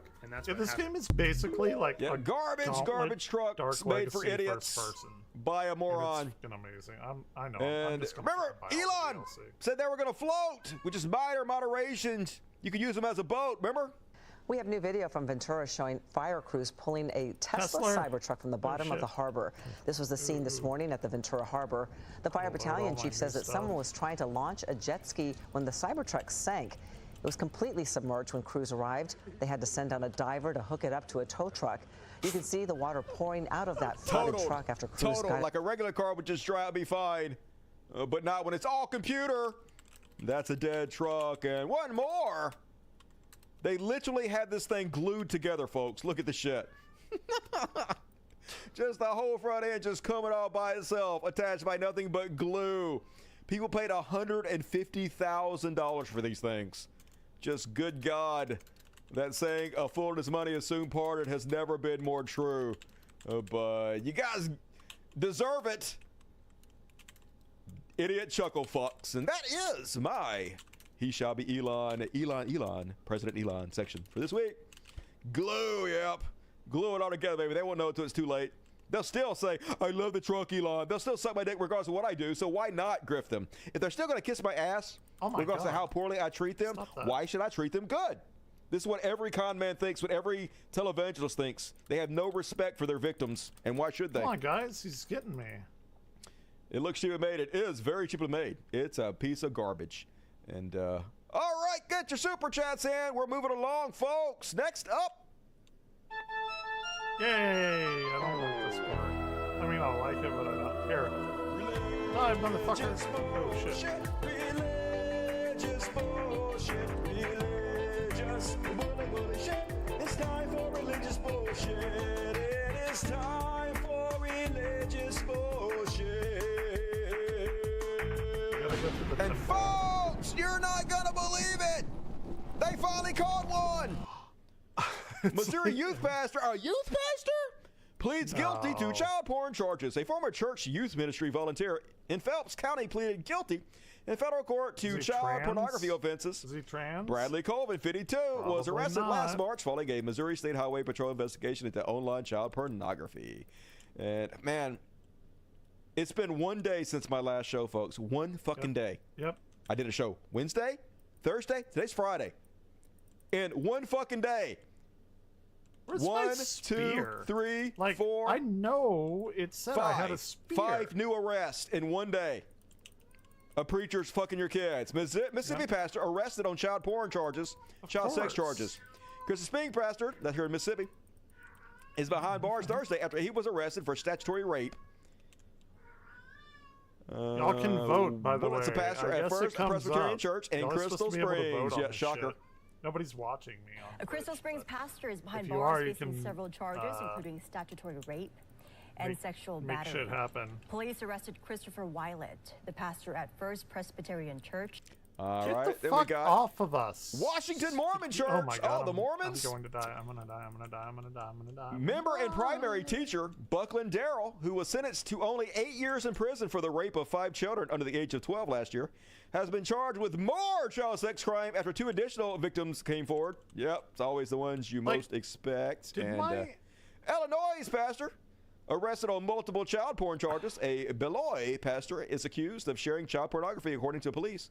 Anthony Dusso, 53. Why would you share walked it? off the level. Good God. I thought I could jump and, down there. Georgia youth pastor, another youth pastor? Folks, if you squint, you might be starting to see a pattern. Don't know. A youth pastor at Alpharetta Church was arrested Wednesday on several child pornography charges. Daniel Minelau was charged with 6 counts of possession or control of material depicting a minor in sexually explicit conduct. Oh, y'all get to choose? And I actually did sort of cover this before, but I didn't cover it heavily enough about this Trump confidant, one of Trump's right-hand religious people. Robert Morris was indicted on 5 felony counts of lewd and lascivious indecent acts. Here's him with both of Trump's kids, of course. I mean, they hung out with Epstein. Why not this guy? Gateway Church is based in Texas. Robert Morris and his wife, Debbie, like to hang out with Florida GOP Representative Greg Stube and his wife, Jennifer. Apparently, they like to get lunch and dinner together. Oh, what else do they like to do together? Rape children? Robert Morris attended Trump's swearing-in ceremony in D.C., calling it an honor. Imagine if this many Democrats every day were arrested for raping kids and child porn. It's crazy they don't actually give a shit. Half their spiel is talking about kids being raped. Yeah, of course it is. Kids being sex trafficked and their blood being drunk for adrenochrome. Yet when it actually happens continuously in their own backyard, crickets, you never hear anything, folks. So many of them. Where you at lives a TikTok. Earl Morris visiting and having lunch with Texas Republican Governor Greg Abbott. Oh, shocker. Here he is with Fled Cruz. Yep. Not surprising. Oh, here he is with Tim Scott. Fled Cruz because he fled the nation whenever During Trump's inauguration, confessed child molester Robert Morris attended a worship service with Trump and signed a Bible. Yay, Christianity. There he is with Ben Carlson. There he is with everybody else. Dude, literally the who's who, folks. I mean, that's the whole fucking point of the game, right? A bunch of pedophiles all having each other's back. I wonder why those Epstein files haven't been released yet. It's a mystery. And I agree with this one, folks. Children shouldn't be allowed to go to churches, right? We really need to talk about MAGA's sexual predator problem, but they're never going to. The truth is, children are far safer in a public bathroom with a transgender person than with a MAGA evangelical, and it isn't even close, of course. But nobody actually gives a shit about whatever they say these days, folks. Yeah. It's a post-truth society. Yeah, of course not. This is not a The whole world's fucking backwards. Nothing but a bunch of fake goddamn people running their mouth 24/7. And I covered this story on the last show, but there's footage now. You guys remember I talked about this crazy Christian guy? I guess he's Haitian. And they were going to Haiti to flee religious persecution. And then he started screaming at the airline flight attendants and punching them, and then swallowed a bunch of rosary beads. Remember I told you about this? Oh, anyway, yeah, here's footage. The anal bead people. Oh, my gosh. This Savannah flight bound for Miami hit turbulence just moments after takeoff, and we're not talking about the skies. Myself and my friend were talking. We're like, we could have to take this guy down. Started violently shaking and screaming moments after takeoff. Rosenberg says the crew and passengers initially thought Augustin was having a seizure. He started stomping his feet violently, like heavily, and screaming. It was kind of a chant. He was talking about devils and possession, and it was like, you have to kind of see it to believe it. Destroyed this other man's seat. Like, he kicked it and punched it and just buckled the seat completely over. He just charged the front doors of the plane, like swinging wildly. That's when Rosenberg, his friend, and another man took Augustin down. Rosenberg says Augustin swallowed rosary beads while on the ground and was gripping onto his sister during the takedown. She had a bun in her hair, and he grabbed hold of her bun of her hair, and he grabbed hold of her pants and wouldn't let her go. So they tased him once, twice, 3 times. He still didn't let go. At that point, they had to cut the woman's hair to make him let go. Rosenberg says Augustin was arrested while his sister sang what sounded like hymns. They were possessed. That was a very, very, very disturbing scene. Like, I've seen a lot of stuff in my life. That was probably the most disturbing thing I've ever. Religion just attracts the fucking nut jobs. Makes it even worse, multiplies it. Ooh, that's a lot of them. And speaking of nut jobs, folks! Big old horde of Skaven. Skaven.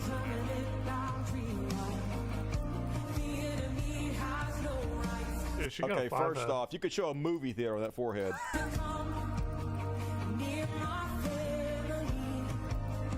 You might want to look into some bangs, baby.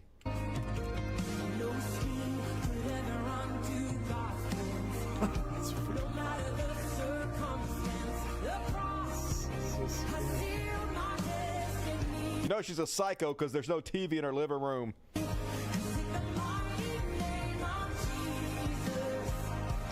That's true. That's true. Yikes! That's scary as shit.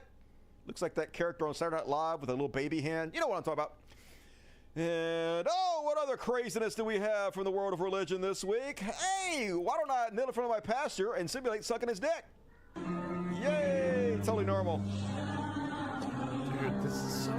Having all the women bow before him. Because that's what they get off on, folks. Weird.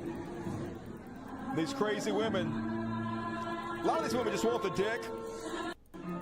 They just want to feel holy while doing good. And last but not least, hey, you guys remember the last show? It's not last but not least. I got 2 more. I lied. Oh, I got a bunch more. Oh, my God. I just remember what I got. And I apologize in advance. But first, haters are going to say this fake, and this woman is in on it. But I believe it. This guy is psychic, and he's using his Jesus-given abilities to foresee into her house and describe what he's seeing there. And also describing how her underwear was stolen. Totally normal, folks. Can I launch a new style of prophecy? Yes, man of God. Do I know you? No, you don't know me, man of God. Ever met before? No. Or spoke? No. You don't know me, man of God. You're definitely a man of God. I know you're a man of God, and I have to say that you're a man of God a million times, even though we've never met. I can just tell you're a man of God, by how man of God you are, man of God. Yes. I enter your house. Yes, man of God. It has got only one door. Yes. Your house. Come on, it's like the bridge of Casadum. Yes. And it has got a big window to the left. Yes, man of God. When I enter your house, it has got white. It's white inside. Yes, of course. When I enter your house, I go to your bedroom. Yes. I say blue duvet. Yes. Blue duvet. When I look at the duvet, I say a wardrobe. Brown wardrobe. When I open the wardrobe, there's a small box. Yes, man of God. And when I look in the small box there, I am seeing someone came in the night spiritually and acted a demon and removed a godish underwear. A demon in your panties? Man of God, I don't know where it is. I've been looking for it. She's a great actress. It's true. I believe Do you know her. the color? The color, yes, I know it. Is it godish? It was godish. Yes. The color of Yes, the man underwear. of God. Yes, of course, it's Of true. course it man is. Of God. And since it disappeared, you are sick. I'm sick. You have man a of problem on your my backbone. panties. Guess who took it? They used underwear to kill you. Big boy. Guess who took it? If I don't pray for you now, you'll be paralyzed. They came in your house. They used magic. Magic, They y'all. sent a snake. They It sent a came and snake. took your underwear. It's actually godish.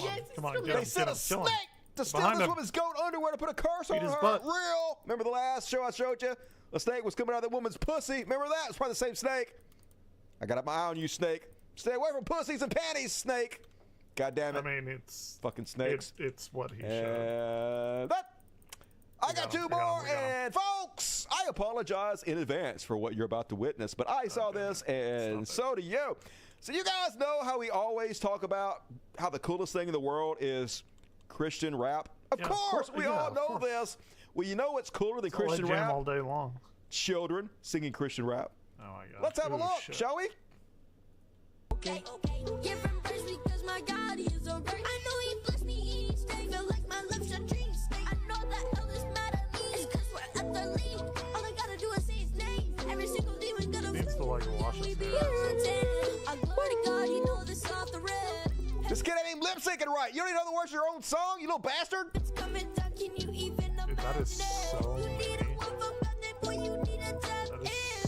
Okay, that's enough of that. I'm about ready to kill myself.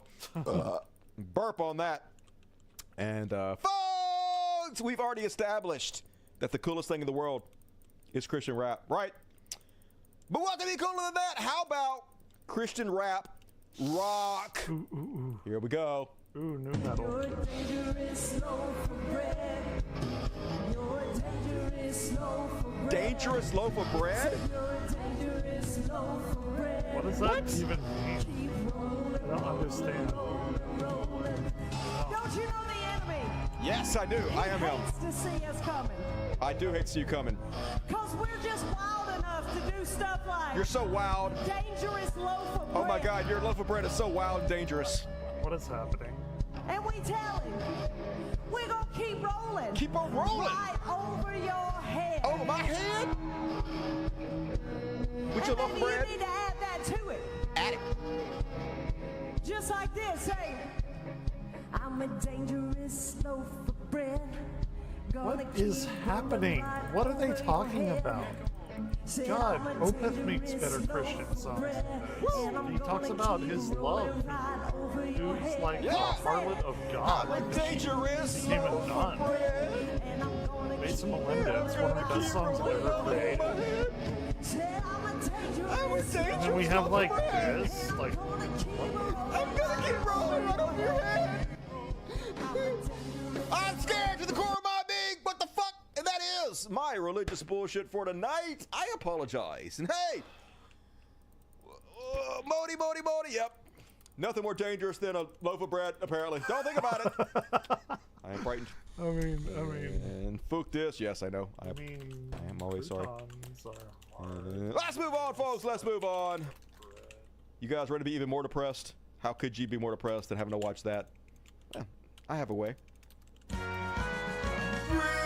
Palestine, Zionists can lick my balls. So this week, as Israel and the United States genocide the Palestinian people, Trump seeks to ship Gazans to poor African nations. Yes, some of the worst war-torn and poor nations, like the Sudan and Somalia. Trump is looking to dump all the Palestinians, the ones that are left alive, after we ethnically cleanse them. Should have been named. That's Remember, he said, "Oh, I'm going to have them in a big, beautiful place. They're going to love it. It's going to be glorious. This big, beautiful place we built for them." Well, yeah, not so much. Going to send them to the worst parts of the world and steal their land and build beachfront condos. Band so cool. Or gun line? I don't even know cool. What It has to collapse, folks, God immediately. Damn, this is like way in the and then footage of them arresting Mahmoud Khalil. You know, Mahmoud Khalil, who was negotiating with his college. Burning now. It's probably not good, right? About Palestine. He led some protests trying to stop the genocide, child murder, ethnic cleansing of the Palestinian people. Yeah, and he lost. But you can't fucking have that in this country, folks, because we are the opposite of decency now. It's like they're trying on purpose to make us as evil as we could possibly be. So if you dare speak out against child murder, they take your free speech away in this country. They decided, even though the Supreme Court says that you have fundamental rights, even as a visa holder in this country, they don't give a shit. If you dare speak out against our rulers, our gods, the Zionists, we will take your free speech away. We will arrest you, and we'll ship you out of the country. Here he is getting arrested for his free speech. Oh, that's first off, that's Marco Rubio. But let's play the clip of him get arrested first. What? You're going to be under arrest. So turn around. Okay, let's not. Okay, he's not resisting. He's giving me his phone, okay? He's not, I understand. He's not resisting. What's wrong with people? Like, I don't understand. You're going to have to come with us. Unstable breed or weapons ablaze. You can make my weapon turn into fire. That's pretty dope. You guys really don't need to be doing all of that. This is a trial run, folks. This is a trial run. First, they're doing it on the visa holders to see what they get away with. And then next, they're going to come after American citizens. I guarantee you. A green card They're just getting us used to the idea of arresting protesters. A visa? I thought a visa was. I never thought I would see this country become like this. From the people that call themselves patriots and free speech absolutists. And here's a cowardly sack of shit, Marco Rubio. When you come to the United States as a visitor, which is what a visa is, which is how this individual entered this country on a visitor's visa. Okay, you are here as a visitor. We can deny you that visa. We can deny you that if you tell us when you apply, "Hi, I'm trying to get into the United States on a student visa. I am a big supporter of Hamas, a murderous, barbaric group." Literally, they're just trying to make children be stopped, yeah, killed. You know, they're just trying to stop the child murders. They're just trying to stop the eradication of people. It's not about supporting Hamas, okay? Everybody knows that. This is a blatant fucking lie to demonize anybody that doesn't support Israel and genocide. We see right the fuck through it. using these lies to take away our First Amendment rights, to take away our Constitution. That kidnaps children, that rapes teenage girls, that takes hostages. That's Israel. Israel literally has rape camps. What are you fucking talking about? Allows them to die in captivity, that returns more bodies than live hostages. If you tell us that you are in favor of a group like this, and if you tell us when you apply for your visa, and by the way, I intend to come to your country as a student and rile up all kinds of So just lying, that'd be great. Trying to sell the idea of taking people's free speech away from them in this garbage country. And the minions of the media going right along with it. Here's Medji and Kelly. Do not feel sorry for Mahmoud Khalil. He's going to fit perfectly back in Syria. He'll love it. Yeah. Don't feel bad that we're taking away somebody's First Amendment free speech rights. Don't feel bad that we're coming for him first before we come after you. Don't feel bad that a foreign government has decided who gets and who doesn't get free speech in our country. Don't feel bad that we rule you. Just lay down and love it. I thought just evil has ruled the day here, folks. I thought I did. The worst people on earth, giddily putting how evil they are in our face 24/7, getting off on it. Oh shit. That guy is like... And hypocrisy. Thou's name is conservatism. So, sadly, I don't know how. I don't get it. I hate this world. This is the most popular political streamer on all of Twitch, Asmongold. Yeah. On the left, he's talking about government censorship in Europe. On the right, he's talking about government censorship in America. He's so stupid. See if you can spot the hypocrisy. So the government decides what's hateful or not, and whenever they make that decision, they decide to censor you arbitrarily. Mm-hmm. And people in Europe are okay with this? Man. Y'all need to throw some TNT into the water or some shit. No, you lefties. Over there in Europe, you better rise up and have a revolution. They're coming after your free speech. I can't believe you guys are not rising up against them. What kind of sorry, weak, pathetic sack of shit would just lay down and let them steal your First Amendment rights, your free speech? Who would be cowardly enough to do that? You can't let this happen. Conquistador? Yeah, bro, you're gonna let these clowns boss you around. You're gonna let these clowns No, we're not. boss you around. Well, then organize and get rid of them. It's hard to say whether he committed a crime, but there's a higher standard of conduct for people that are green card holders than people who are naturalized citizens. Literally not. And he wasn't meeting that conduct, so he's getting deported. Hopefully. And there should be. Yeah, they should be. And I support this. Supports it completely. Supports you. Hey, if it's conservatives do it, he supports taking away your First Amendment rights, your free speech. You don't have no fucking rights. You foreigner, who do you think you are? Come over our country and thinking you can speak freely about whatever you want to. Fuck that! Just good God. No self-awareness whatsoever, but they don't give a shit. He's making millions of dollars, folks. Oh yeah, he is rich beyond any. And the world is backwards these days. Arrested for protesting genocide, applauded for committing genocide. This is who we are as a people. This is why it has to collapse, folks. He was arrested for calling for an end to the ongoing genocide in Palestine. He was applauded for orchestrating the killing of over 70,000 Palestinians, including 20,000 children in under a year. One of the worst massacres in fucking history. Endless standing ovations. But you speak out against it, arrested, deported. That's who we are as a people. Trying. Dude, I'm gonna die. Cheer the destruction of this country. Cheer it. Yeah, and you know who didn't get arrested? You know who didn't? No. Get a visit from the police? Fuck Palestine! Palestine to my dick! What do you think the response should be from Netanyahu and like why? Kill all Palestinians! All of them! That's just good old-fashioned free speech right there. Palestine will be deceased! And Israel need to do like this. You see? Now Gaza. Like this. Gaza need to do like this. But why? Why do they hate them so much? Jewish. These alpha genetic specimens. What do you think the response should be to Gaza? We gotta wipe them off the fucking map. I'm talking about every fucking flatten them like a parking lot. I'm not stopping till all Arabs are wiped out. I think now it's the time that we need to erase Gaza. There is people inside, our people inside, that kidnap, and now we need to kill all of them and free Israel. All of their belief is killing Jewish and killing and murder our people. Flatten it. Flatten Gaza. Yeah, totally fine, though, folks. Totally fine. As long as you're on board with genocide and murder, you're one of the good guys in this country now. But not everybody's on board. There are a lot of really good Jewish people in this world, folks. Jewish people are not the same as Zionists, right? You don't have to be Jewish to be a Zionist. I was raised to be a Zionist. Every person here that was raised in religion was raised to be a Zionist. Hell, Joe Biden bragging about being a Zionist. Justin Trudeau bragging about being a Zionist. Zionist has nothing to do with being a Jew. Lots of fine Jews are opposing them, like these Jews.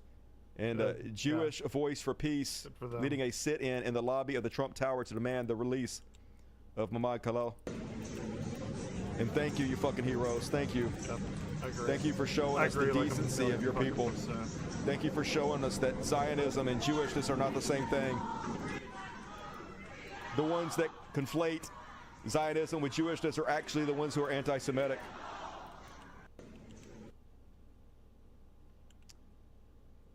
And folks, you guys hear about this documentary that won the Academy Award? It was a documentary on the eradication, the genocide of the Palestinian people. Won an Academy fucking Award, a great documentary, although I haven't seen it.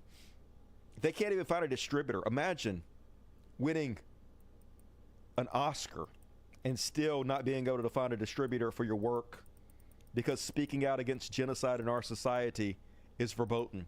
That's Imagine fucking a society this fucking evil. Well, the free speech absolutists down in Florida are trying to take away the lease of a cinema for daring to even screen this film.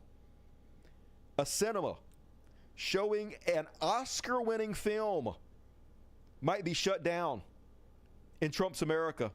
The mayor of Miami Beach is trying to end a lease agreement for an independent film theater after it screened Oscar-winning documentary No Other Land, man. This is unsustainable. How much longer can this country survive? I'm surprised there's anything left. And, all right, that's it, folks. That's my Free Palestine section. Very, very, very, as always, depressing. Fuck this place. Hassan had them on. Oh, that's good. Hassan seems like a good dude, although he's never had me on his show, even though he follows me. The fuck's up with that, Hassan? Huh? All right, whatever. You had Grimes on. I guess Grimes is more famous than I am, huh? I guess it was better to boost up her career than mine, huh? I'm there, Hassan. Whatever. I didn't want to look at your ugly face anyway. I'm just kidding, love you, Hassan. Yeah. Sounds like a I child. actually Yes. really like Hassan. No rights for you, baby. Better bow down and worship your masters. masters. Of scathing. How many times have I And said all right, that? folks. Holy shit. Said it. We're gonna go into overtime soon. If you love overtime, reward me for overtime. But for now, it's time for a combo. We're gonna do a Trash World, What the Fuck, Beyond Parody combo, just to roll through this. Let's go. So let's do it. It's Trash World. What the fuck? Beyond Parody combo. And first off, on the Trash World, What the Fuck, Beyond Parody combo. It's probably not good. It's probably not. Why is Heroes in the wrong place? Everything's fucky. Oh no, I'm in the wrong place. Get your shit together, Dusty. First off in the Trash World. I don't think we want to be in that's that. what I already covered. That was in the that's probably not Republican light section. Oh, another plane fucking on fire, folks. It's not safe to fly anymore. Look at this shit. What the I don't remember any of this shit happening under Joe Biden.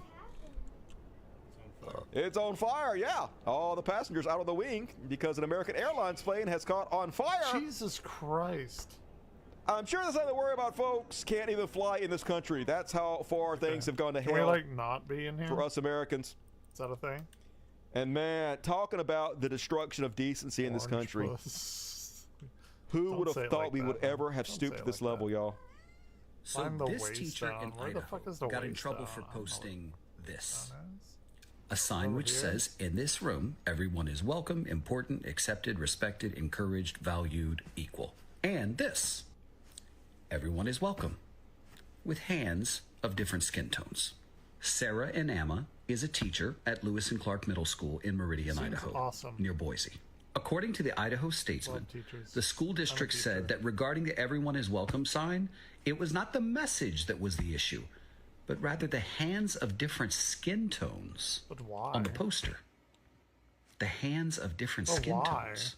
The school district went on to liken what's going on to a sports analogy, saying every player knows that while they bring their own strengths and personality to the game, they must operate within the rules to maintain fairness and consistency. If one player decides to wear a different uniform, use a different size ball, or ignore the rules, the game would lose its structure, creating confusion and imbalance.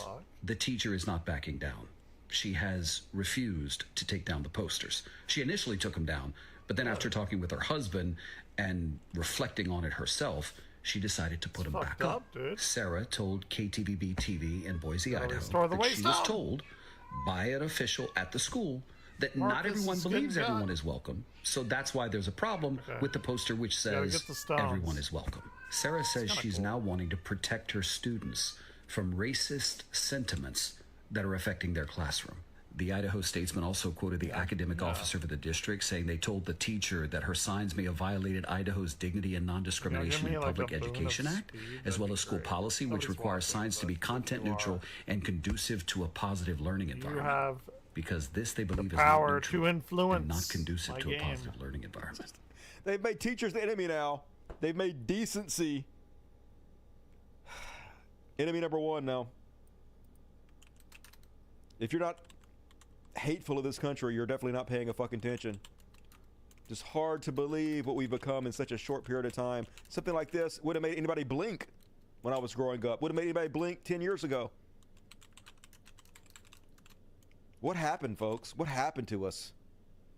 And then Donald Trump wanted Ukraine to come to the table. He had to cut off their U.S. intelligence that helped them fight back against the Russian to make sure they came to the table and agreed to the ceasefire deal that the U.S. put forth. And if Russia didn't also agree, Donald Trump is going to come down on them like a ton of bricks. Well, guess what happened?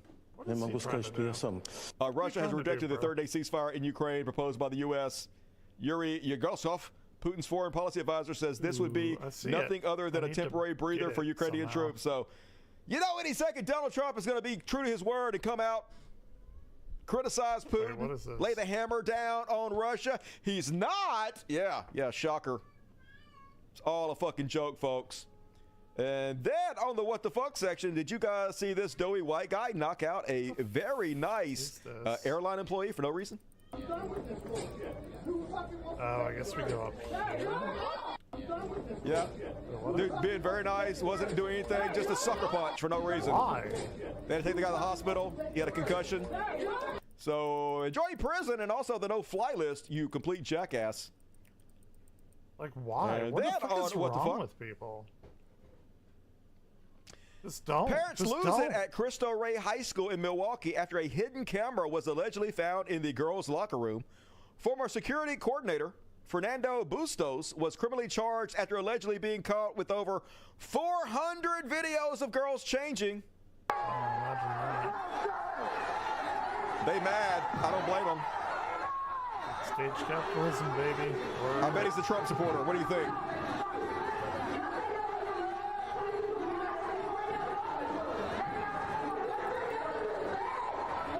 I'd be furious too. Fucking pedos. And last one. I mean, yep. On what the fuck. Folks, this is a crazy ass video. Now, before I share it, I want to let you guys know this guy was fine. This guy lived, as you'll see at the end of the video. But also, which you might not realize at the beginning of the video. I don't know how to get this guy is not wearing a helmet, y'all. Okay. Let's see it. Hold on.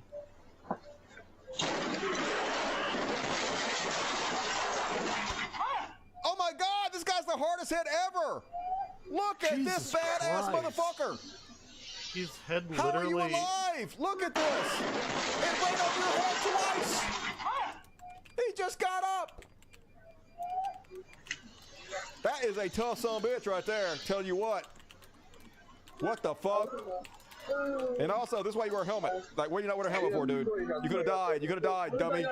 Wear your fucking helmet. Wasn't he just like walking? Crazy ass you shit. Need to wear a helmet while walking, I guess. That on Beyond Parody. What is Pete this? Hegseth Like, what is happening? went to court to try to lay down his case that transgender people don't belong in the military. Oh, they fucking everything up with their transness. But oopsies, they didn't actually read the scientific papers they brought to court because why would they? Meritocracy, baby. Yeah, we've realigned. We've realigned. In particular, Pete Hegseth, who was laughed out of court when his legal team clearly did not read the evidence they submitted. So, Pete Hegseth, he's Fox News anchor turned defense secretary. He tried to ban transgender soldiers in the military. Side note, if someone is willing to die for their country, why not let them serve? So, they get sued, right? Because and now they have to go to federal court and bad, explain why they won't allow transgender soldiers. Hegseth's team comes with a pile of scientific studies to supposedly back them up. But Judge Reyes had to pause the hearing yesterday and point out that his team clearly hadn't read the studies because they actually showed scientific proof that transgender soldiers are good for the military, that they are more deployable, and they experience fewer lapses in service than those diagnosed with depression who are not excluded from service. Basically, they're living their best life, and that makes them better, happier soldiers. Yeah, not about anything though, folks. Just bigotry.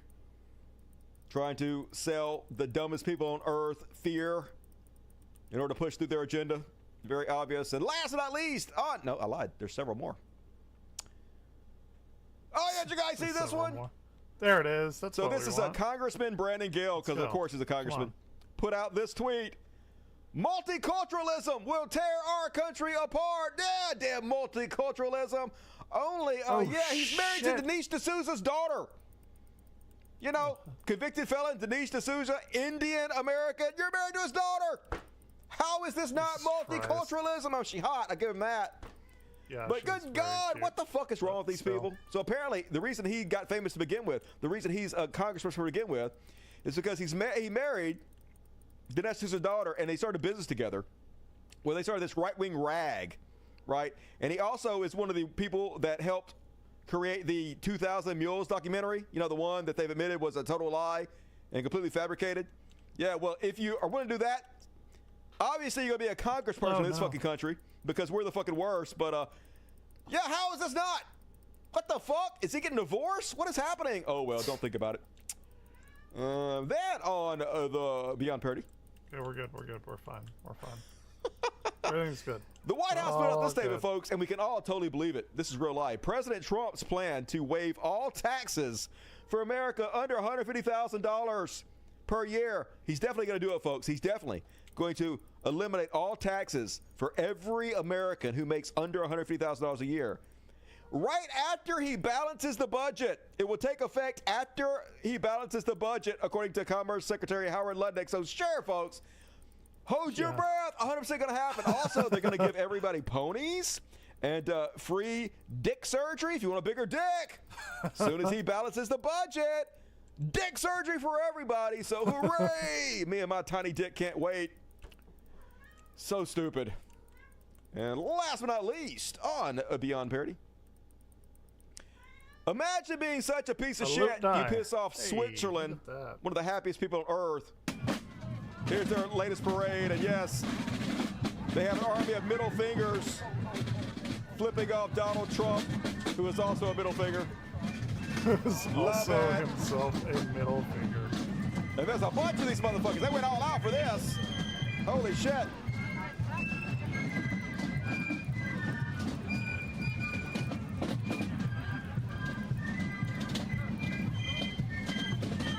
I feel you, Switzerland. I love the fives. Keep up the good work, bros. Love your hot chocolate. And that is my What the Fuck Trash World Beyond Parody combo for tonight.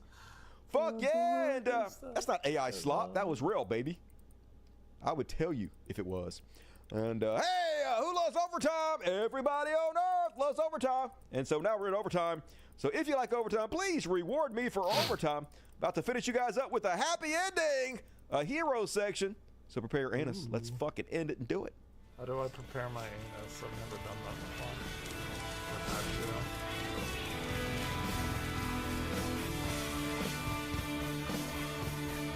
We could be heroes. Okay, where the fuck do I put Fuck yeah! And man, there are too few really good journalists these days, folks. But I'll give you an example of a good one. This is how everyone should do it. Learn from this lady. Can you name one example of a transgender child trying to gain an unfair competitive advantage at a school there in West Virginia? Well, Stephanie, I don't have that experience exactly to myself right now, but I will tell you this. Not yourself, your state, sir. Can you give me one example of a transgender child trying to get an unfair advantage? Just one in your state. You signed a bill about it. Completely fabricated. No, I can't really tell you one, but I can tell you this, Stephanie. I'm a coach, and I coach a girls basketball team. And I can tell you that we all know what an absolute advantage boys would have playing against girls. But sir, you have no examples of this happening. Why would you take your time to do this? Let's talk about other things that I can give you examples of in your state. According to U.S. News and World Report, West Virginia ranks 45th in education, 47th in healthcare, 48th on the economy, and 50th in infrastructure. If you cannot name one single example for me of a child doing this, why would you make this a priority? I just named 4 things that would seem to me like a much bigger priority. Yep, 100%. Well, Stephanie, I didn't make it a priority. It wasn't my bill. You signed it. They sound so fucking stupid. Why do conservatives elect governors that sound, I don't even know. Just fuck everything about this. These inbred, slack-jawed yokels. Dicks in the butt. But good on you, girlie. That's the way to nail them. And folks, guess who made the heroes list again? Was it me? You better not delete this. Bill Burr, fuck the best among us. The only good comedian currently. The only one who has not gone down the anti-woke rabbit hole. The only one who doesn't use trans people to scapegoat continuously. The only one speaking out for us, Bill Burr. We gotta get this time. He's big on Good old Morning America. Stone back, Glenn Gary, Glenn Ross, great movie. What makes it a relevant story today for Broadway? Because all of these greedy billionaires, I would say that. I mean, like their new word for monopoly is consolidation. You know, this is being consolidated. It's like, no, you're kind of keeping all the money. And then you're blaming people with no money. It's kind of a weird time, but I also think it's an opportunity just because, if it's an intolerant time, doesn't mean you can't be like a nice person and try to help out other people. So, but I feel like when Glenn Gary came out, I remember my brother was in sales, and I saw it, and I loved it. And my brother, I go, did you like it? He said, no. He goes, it was depressing, because that's exactly how it was. But I was not in sales, so I could just sort of, watch it and enjoy it. But now I feel like they're doing that a lot now. Like pitting people against each other seems to be this big thing. Like I don't know. Shit, I can't understand having $1 billion and then just being mean to people or being upset with the country. It's like I kind of think it's working for you. Dude, you got $1 billion. Get away from me, what is piece the of problem? shit. Like, how much better does it have to get for you? Yeah. So but it's also a weird time to understand if everything gets politicized, no matter how much you try to. It's weird. Like I play I play a blue state, they think I'm a Trumper. I play a red state, they think I'm a liberal. So I don't know. So do you pivot depending on the audience or not? I definitely do. So I make fun. Like if I'm in a red state, I make fun of people with guns, and then if I'm in a blue state, I make fun of Hillary and Biden and all of that because, like, what's the point then? If I'm just going to go up there and say what you want to hear, it's going to be boring. So I like to kind of go up there, not be too much of a jerk, but just enough of a jerk that I'm still having a good time. I like Bill Burr. Makes me want to do stand up. I always kind of wanted to do it, but instead I just do YouTube because it's easier. Love me some Bill Burr. And finally, folks, going to finish you off with a really good one. Okay. The rarest thing in the universe. An old boomer willing to listen and change his opinion when he receives better evidence than he already had. There's no way. This guy was sitting at this public hearing about to give his opinion against transgender rights. He stood there for 7 hours listening, and then he said this. So, all right, Larry, the floor is yours. You got 2 minutes. First of all, I'd like to apologize to you people. I was invited here to give my support for Bill 401. I have very little knowledge of gay people and things like that there. So when I came here, my eyes were open. I was one of the critics that sat on the side and made the decisions. There was only two genders. So I got an education that was unbelievable. There's no way this guy's changed. I don't know just exactly how to say this, but my perspective for people have changed. So I don't want to take up no more of your time. I'd like to apologize for being here, and I learned a very lot about this group of people. Very, very, very nice, awesome. Man. Super dope. I wish everybody would learn from you, that humility, that ability to listen and learn. That's what it's all about right there, folks. Thank you, dude. Thank you for showing us that it can be done. And folks, that's my goddamn show, except for the after party coming up next. If you bail out, please hit the like button. Hey, leave a comment. Leave a comment. Hey, you, leave a comment. It helps the algorithm. But share my videos everywhere, because no one's watching them, and it sucks. But I appreciate you. And patron, please sign up for patron so I don't have to work Walmart. You love the show. Don't let it disappear, folks. It could. Don't let it. Patron. And all right, get your ticket to the after party coming up next. We got a good after party tonight. Yeah, whatever. We'll see. It goes from here to here. It'll probably be pretty good. They usually are. And all right, let's read the super chats before we get the fuck out of here. Let's see what we got. Welcome to the Last Buddy's Bad Editor. Fuck yeah. Hey, you didn't get a free ticket? You bought your own. I'll respect that. Spam the chat with impunity, you sexy son of a bitch. Smeg's breath. Doesn't belong anywhere near the military. Hey, yeah, the DUI hire. That's meritocracy for you, baby. DUI. Excuse me, I got a burp. I'm disgusting. We let capitalists take over. That's what happened. Yeah, man, it's always been a capitalistic country, though.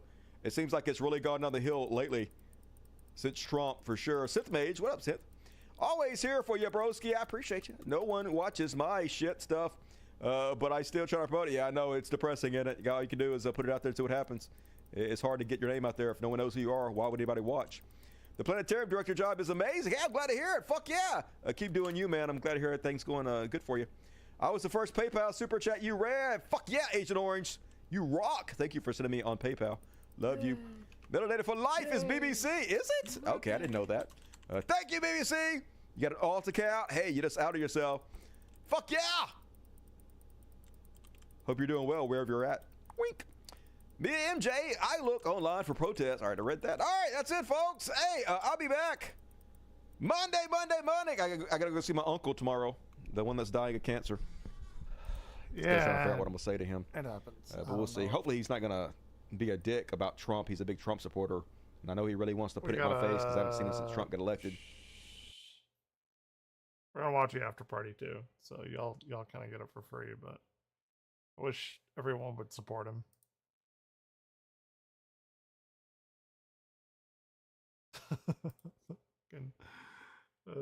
God damn it. The after party, I'm here. I gotta close out that chat and open this chat. Thirst.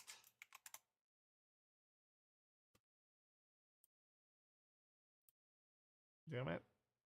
First, second thirst. That's funny. Alright, we gotta kill some Skaven here. There's a lot of Skaven we gotta kill. Can we just fireball them?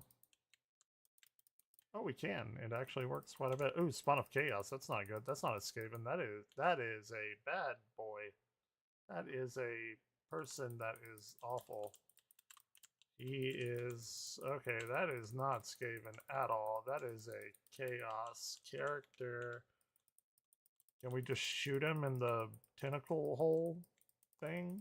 I don't really know, but, you know, we can try.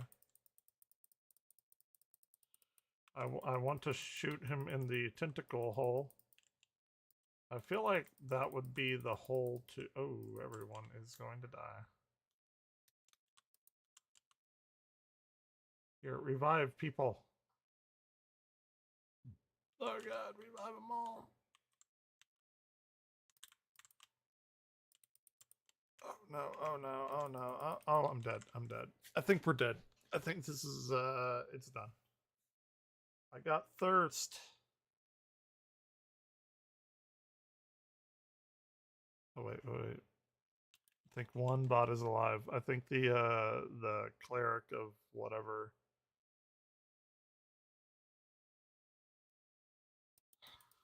here, you know what? Y'all could like revive me, but nobody watches me. So I don't know what to tell you. Yeah, he's getting the life sucked out of him. That kind of sucks. We kind of blew an hour. Fist. It's pronounced fist.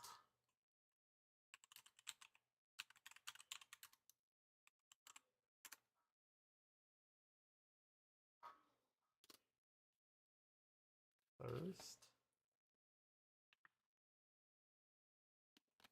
Oh, we leveled up anyway. That's good. Okay.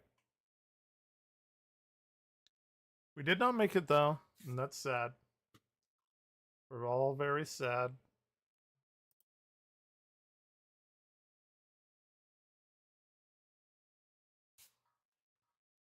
I have new equipment though, so that's good.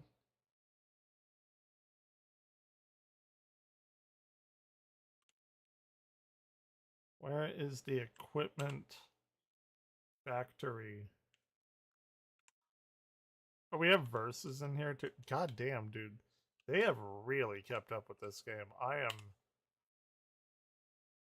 Where's my spear?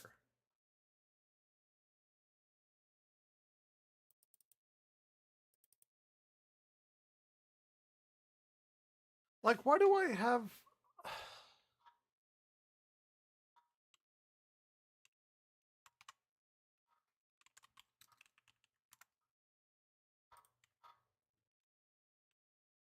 We're just waiting for Dusty. I am like super impressed with how much they've kept up with Vermintide 2. Like they've added so very much. Hey, fireworks. Oh, that's cool. Why are we doing fireworks? Because it's Friday? Gotta get down on Friday? What is over here? Oh. And it just comes back, huh?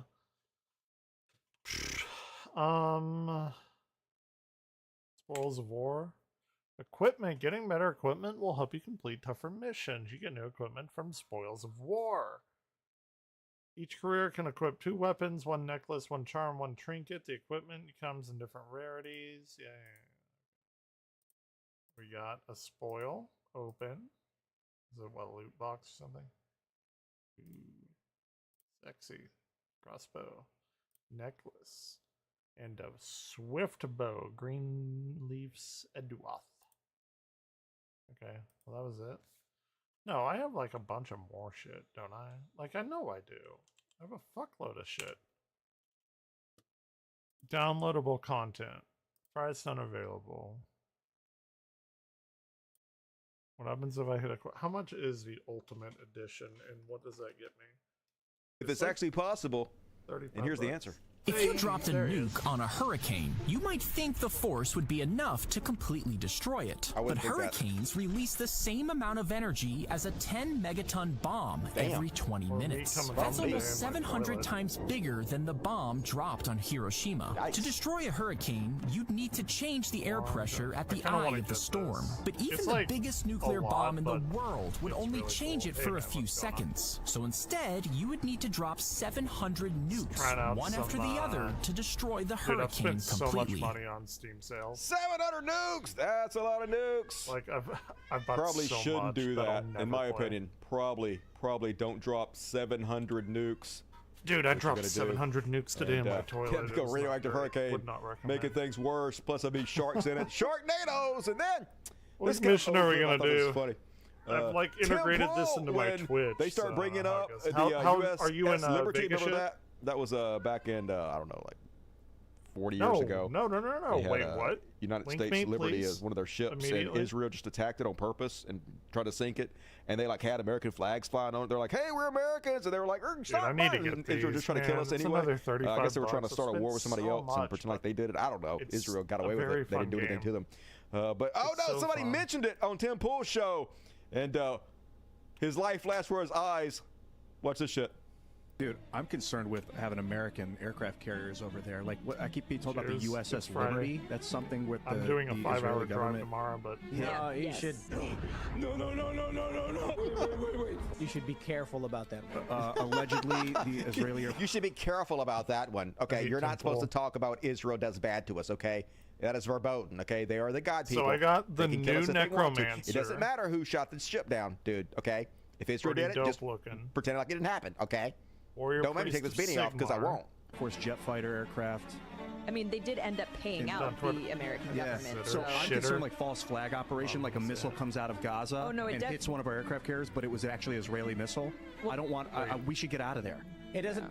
Well, let me stop you there. Shut down. It doesn't matter where the missile comes from. I guess it doesn't matter. Look at his dyed beard. It doesn't matter where the missile comes from. It doesn't matter if Israel is the one that did it or not. Who X cares? Because I don't want Stop to pop now. up my porn sites. So I fucking hate Elon for that.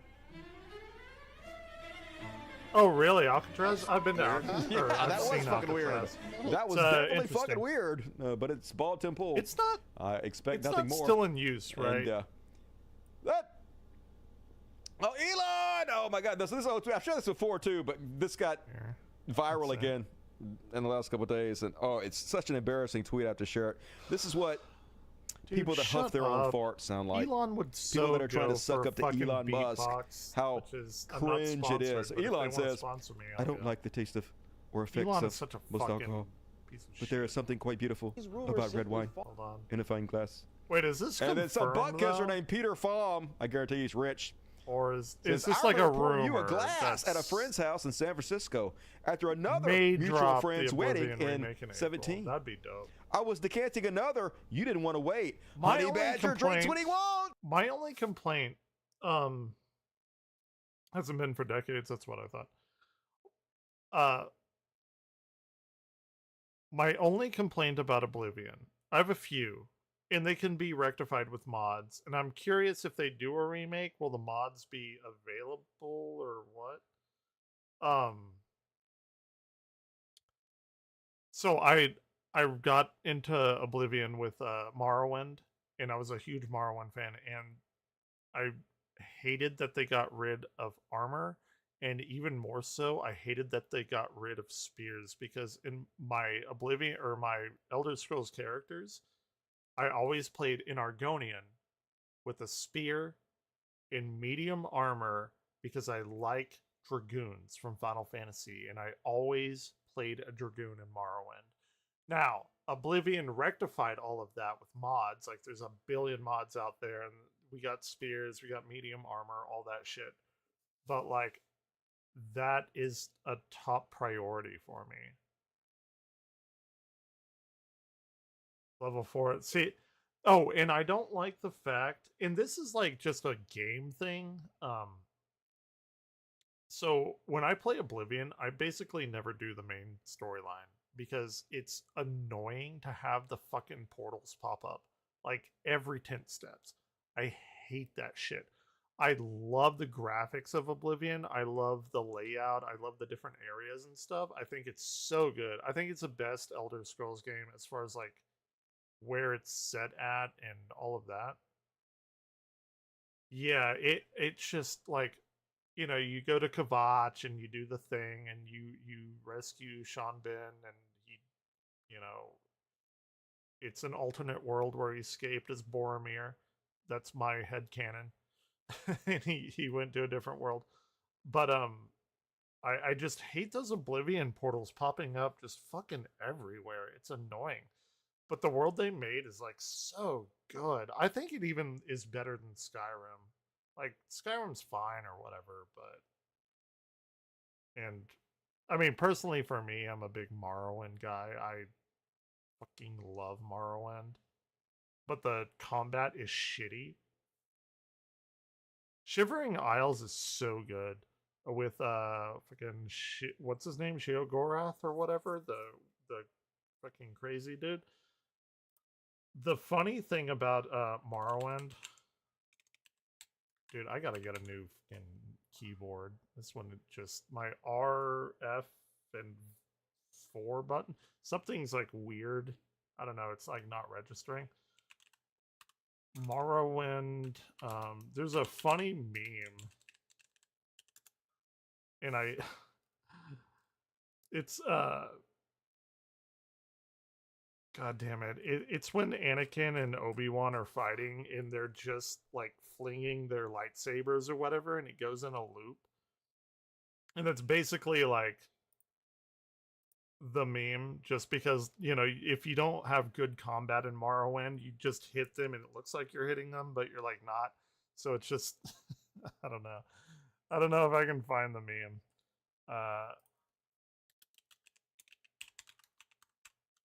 Did you see the lunar eclipse last night? Dude, that sucks. I don't think I can find the meme. I'm not gonna take time to do it. But whatever. Anyway, let me watch this. Okay, Dusty, I've given you $5. I've done my due. Let me see what this guy has to say. What do you normally play in, like, Elder Scrolls? Crash too early for... Yeah, it's fair enough. I'm surprised I'm not crashed today, but... Is it actually happening, or are these rumors simply false? Well, we'll fill you in on that, plus official news on a Warhammer 40k Space Marine 2 sequel and new games coming to PS Plus this month. I hope they make a Space Marine 2. I haven't played Space Marine 2 yet, but I've seen people play and it looks super dope.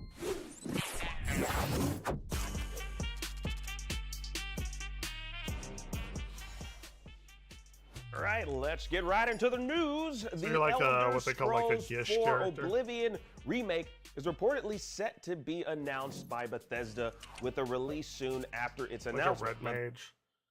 I really like Gish characters, like red mages. Like I like to be the what they call it, jack of all trades, master of none. That's actually what I consider myself, like in life. Like I'm not good at anything, but I know a lot of shit about a lot of stuff. But I'm not like the master at anything.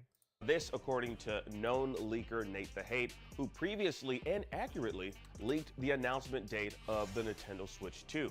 Now, obviously, we'll have to take this information with a grain of salt until an official word I'm trying to by change Bethesda. my title. Now, the tweet from Nate the Hate states that we can expect news on the Oblivion remake either this month I beat or Skyrim next month, once. with a targeted release date sooner than the supposed June target, which we speculate was the release window Nate the Hate must have Elder been Scrolls told 4 still looks now, like Video Games super Chronicle good. corroborated Nate the Hate's claims with their Like, own it still looks sources close to super the project, good. but said a targeted release date could be in April. What's interesting about this with the Elder Scrolls remake, because I have heard like murmurings of it, is I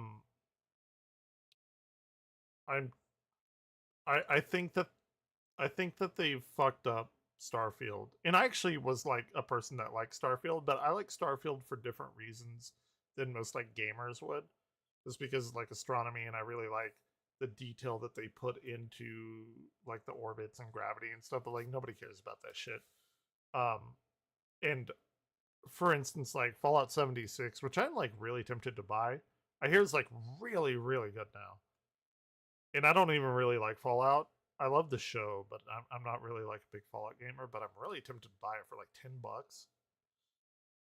But Starfield, they worked so long on it. They worked so fucking long on Starfield. And it only has gotten one expansion that was like pretty okay, I guess, received. Whereas like Fallout 76 has got like they fucking updated that shit when the show came out. They even went faster. And if they do this Oblivion remake, this seems like a oh shit, break glass in case of emergency kind of situation. And I think that might be what we're seeing with like a Starfield didn't do as well as they wanted it to. I still like Starfield though. There's no concrete details here, even with I have the shitty supposed taste and I like leaks to eat shit from the apparently, two mentioned sources. And you might remember back in January, a user by the name of MP First reported on supposed Oblivion remake details that were apparently accidentally released by a former employee of Virtuos. Now, Virtuos, that support studio, remade Oblivion in Unreal Engine 5 allegedly, with gameplay changes including stamina, sneak, blocking, archery, and various other tweaks. Now, we here at IGN are doing our very best and due diligence to get to the bottom of this possible in the early days, even in Morrowind, it was kind of the same. They just kind of got like everyone working surfaced on the game. online. Like, hey, and most importantly, what's your appetite for an Elder Scrolls and they didn't have a lot of people Oblivion working remake? on it. Well, let us know your thoughts in the comments. All right, now in more official news, that one was not official. This one is official. Good. Warhammer 40k Space Marine 3 is in development. Now, Focus Entertainment is enlisting Saber Interactive to regroup on a sequel. What really what really sucks is that I don't know if they've fixed it or not, but Darktide, which was the game that I was playing, or I guess I still am playing, it's on in the background, Vermintide 2. Like, Vermintide 2 is a massive success. I haven't played it in a couple of years, and I just logged back on because why not? And it's still as fun as fuck. Like, and they've got so much, like, they're still coming out with so much shit. And I was so ready for Darktide, because Darktide was supposed to be like the Vermintide 2, except in Warhammer 40k instead of Warhammer Fantasy. And I've heard Darktide is not great, but that was a while ago. So I hope that they fixed it. It's amazing that Warhammer 40k is like getting a lot of resurgence. I love the 40k lore. Like, I am no lore master on 40k, but I love listening to the lore on YouTube and stuff. And I love the fact that all of this shit is doing good. And I love the fact that Warhammer 40k is like in a very upward trend, while the game that I do love, StarCraft, which is a Warhammer 40k copycat like Warcraft is for Warhammer. StarCraft, like, we haven't heard anything from Blizzard. I don't know what the fuck is going on with StarCraft. I love StarCraft 1 and 2, but Blizzard is annoying because it feels like they could do so much more with their IP, and they're just not. Like, Overwatch is kind of on an uptrend because they have Marvel Rivals to contend with, and they got their asses out of their seats. They're like, oh shit, there's a game better than us. We actually have to do work now. So maybe StarCraft will be like that. To last year's Space Marine video game, with promises of generating an even more immersive experience that's true to the Warhammer 40k universe. Players will hack, slash, and disembowel. And then we have like Henry Cavill's Amazon Prime adventure. Warhammer CEO of Focus Entertainment, show John coming Burt, out, which delivered the announcement by saying, "quote Today we are thrilled to announce that the adventure Henry will Cavill continue with is like Space Marine 3. Players Players can look forward to an immersive campaign, a multiplayer mode, and innovations that will redefine the standards of third-person action games. Developed in close collaboration with Games Workshop, Warhammer 40k Space Marine 3 will take the genre to new heights. See, that's what you gotta do too. Like, if you're gonna make a game or a TV show or something, like, you gotta be in collaboration with the original people that made the game. That's why the fucking Halo show bitched out. Like, and that pisses me off because I love Halo. Halo is one of my favorite, like, games of all time. Then they got the Halo show, got canceled, but guess what? Don't know if anyone's heard of this, but Netflix bought it. Netflix has the right to it. After it got canceled from Paramount, Netflix bought the rights. So the only thing we can hope is, like, hopefully they'll pull like a Dallas and like have Master Chief wake up in his helmet. It's like, oh shit, that was all a dream. That would be funny. Or they'll just like outright reboot it. I genuinely hope they don't continue with the story that they had. Like, what is it with the writers thinking that they can make a better story than Halo 2 and 3? And I mean 1 as well, but like, Halo 2 and 3's release were the largest video game releases, like, of all time, at least at the time. And you have fucking, like, writers coming in thinking that they can do better. It's given to you on a goddamn platter. Yeah, Halo the book. Yeah. I mean, the video game is my favorite Halo game, actually. I know that may be like a hot button statement, but like, I fucking love Halo. I love all the Halos. I mean, I've only played Halo 5. I played Halo 5 after I got divorced like to like get my mind off of shit. And yeah, it wasn't great. It wasn't great. I didn't play any of the multiplayer. I know a lot of people swear by the multiplayer. And I didn't like Halo 4, but I've grown to accept Halo 4. Halo 5, I just don't remember, and I don't have it on Halo Master Chief PC Collection, which really fucking bothers me, by the way, because it's the only Halo game not on PC. And if they're smart, they'll remedy that, because whatever. But it really bothers me. But I love Halo lore and stuff. It's like, why the fuck you make, like, the Act Man did like an hour episode on like why the Halo TV show sucks and how you can adapt Halo 1. We're not saying like adapt it like frame by frame or whatever. Like you can expand on stuff, obviously. But like, who the fuck are these writers that, by the way, have come out to say they never played the original game? And you think you can do better? Like, what the fuck are you talking about? One of the biggest fandoms, even to this day, Halo has fallen into the shadows, but the fandom is still super huge. Like, I follow Hidden Xperia and Installation 00, and a few others, but those two, and Mint Blitz, they prove that the Halo fandom is like super huge still, even with all like the repeated nut fucking punches that we have gotten. The Halo fans know what is there, and being a sci-fi series, obviously, you know, astronomy and all that, god damn it fucking pisses me off. By introducing large-scale battles that are even more spectacular.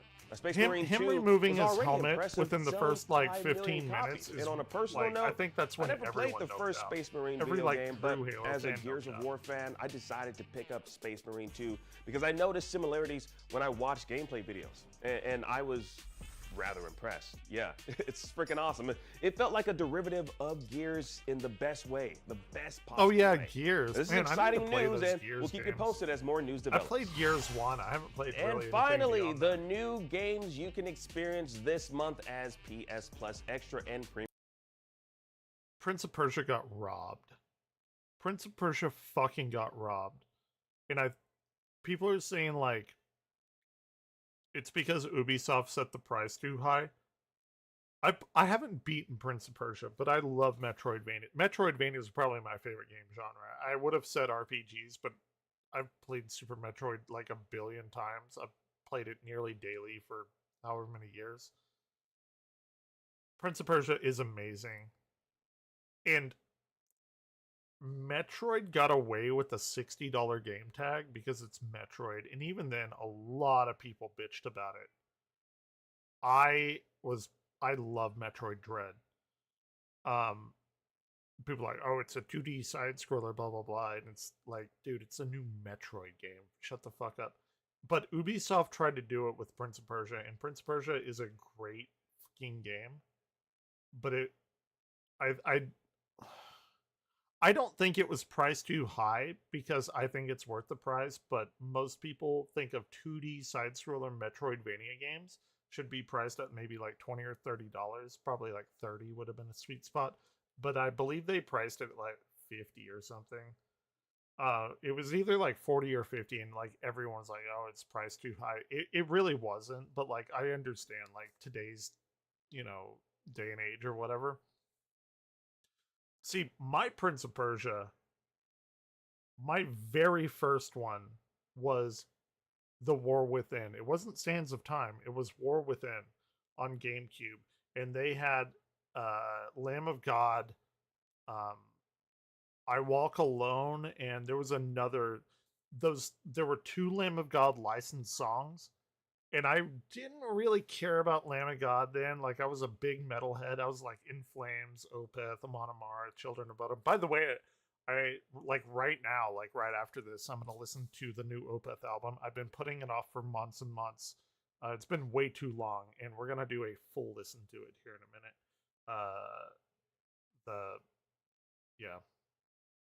Anyway, But those two songs, the Lamb of God songs, I Walk Alone, and there was another one. Fuck, I can't remember it. But they fuck pretty hard. The Shooting Ceiling? For what? I'm not familiar what you're talking about. Premium subscribers have been revealed, starting with those who have a premium subscription. Let's start there. Look forward to playing Arcade Paradise VR on your PSVR 2 if you have one, of course. For those in the This is the first generation in my entire life where I have not bought a PlayStation or Xbox, which is weird. But they release shit on PC. And I don't want to be like, oh, PC gamer or whatever, but I just don't. Like, I still have Switch, and I'm going to buy a Switch 2 day one, but Metroid Dread, he had a meltdown because... Really? Do you have a link to that? That's funny. I kind of started speedrunning Dread a while back. I love Dread. It'll never beat Super Metroid, but it's a very good game. I can pick it up and play it right now. The final boss is amazing. It's one of the most well-crafted final bosses, I think. Anyway, Armored Core. Ooh. Large mechs, you can enjoy Armored Core, Armored Core 6 Project was so Phantasma, fun. and Armored the newer Core one that came out a Master few of years Arena. ago. Now, for those on the You PS got it? Plus Okay, hold on. extra I have to watch this. We got a guy that couldn't... Is this like the that stupid fucker that gave Cuphead a low score because he couldn't figure out how to like fucking double jump in the tutorial? Because that was funny. Copy current address. Here, let's open it. I'll watch the rest of that. That was so funny. Wait, no, hold on. Why isn't it copying? Here. Oh, there it is. Okay. Yeah, okay. So he says, go back up in that room. Who is this? Like, what's the, what's, like, the backstory? This just some, like, streamer? And he has, like, double my subscribers. This guy created God of War 2018. Oh my god, I love God of War. I'm playing Ragnarok right now. I may even play it tonight. I was waiting for it to release on PC, and I finally got, like, a job and money, and I'm doing well and shit. This is fun. This guy fucking created God of War. What is happening? And shoot the ceiling. What? Why? There's no indication on the map. There's no indication visually. Oh, I want to see this guy play Super Metroid. Oh my god. I want to see this man. This person has clearly never played any Metroid game in his life. Like, clearly has never played.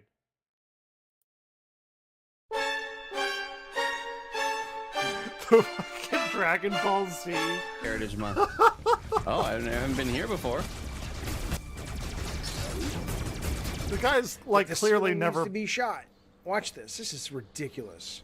The game did say it was super hard timing, but I mean, it's like... It's not. I've beaten Metroid Dread on Dread mode, like one-hit kill mode. Like, Metroid is my... Maybe this is more where I was supposed to go. Oh, that's Who's to give a game a score? Hey, it's Barb! I follow Barb. Why would I ever have known to do that? There is nothing. Oh my god! In the visual. Big titty anime tuber. VTuber. Oh, that's fucking Oats. That's Oats. Why would anyone know to do that? They wouldn't. They fucking wouldn't. If you've ever played any Metroid game in your life, Bush League, this should not get a pass. I'm sorry, it's crap. Dude, Shantae is a great game too. I don't want anyone to shit on Shantae. I love Metroidvania. So this is so funny. I didn't know this.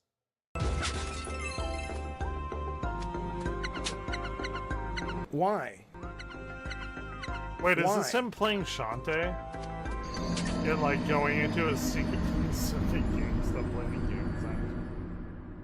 I really do, I just don't think that the guy has played Metroid games. I think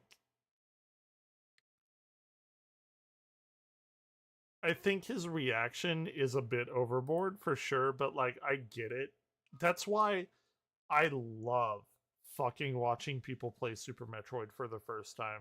Like, I'm an anti-backseat gamer in the fact that, like, if I put up that, like, oh, I'm playing a game for the first time, like, people come in here and watch and they'll be like, oh my god, you have to go here and here and here, and then you have to do this and do that. Like, I am anti that. I genuinely want to go see people play, like, again, I'm Super Metroid, like, fucking simp. But I love to see people get stuck and they have no idea what to do. Because Super Metroid is one of the most like obscure games ever if you don't know like game design about how Metroid works. And the big that's called the Noob Bridge. Yep. It's called the Noob Bridge. Yeah, we call it that. Like I'd like to think I'm like part of the Super Metroid speedrunning community. I'm not saying like I'm the best or whatever, like at all. Wait, what? I don't know what you're talking about, but there, like, I don't do 100% runs because I have speed running pads in Super Metroid. So there's a lot of the game that I just don't experience over many years of doing it. So I'm not quite sure which one. Like, I'll do a Super Metroid, like, randomizer 100% just to, like, pad out the game and play it. Because I just love the game. I just fucking love the game. I'm not quite sure which X-ray visor... See, in my runs, I never even get the X-ray visor. I don't... Like, I feel like I know the game, like, quite a bit. It's in Lower Norfair as well.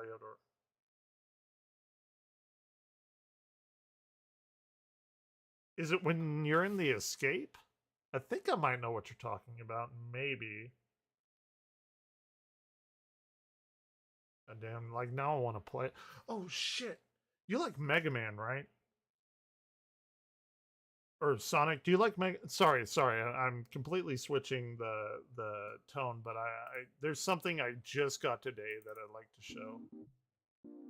Okay, so, one of my viewers told me to play Mega Man Maker last night, and I downloaded it, and I did. It's, like, fucking amazing. And I've been eyeing this, and I got the Sonic version, the Sonic the Hedgehog version, both. Okay, so here's the thing that I got. Just today. I just got this today.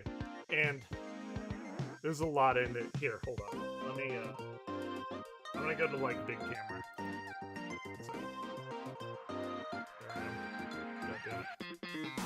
So, I got this today. It's called Mega Man Adventures. It's a board game. It comes with a bunch of shit. Like, it's pretty dope. It's for 1 to 4 players, and I know I'm like a super incel or whatever, but like I'm gonna play it by myself.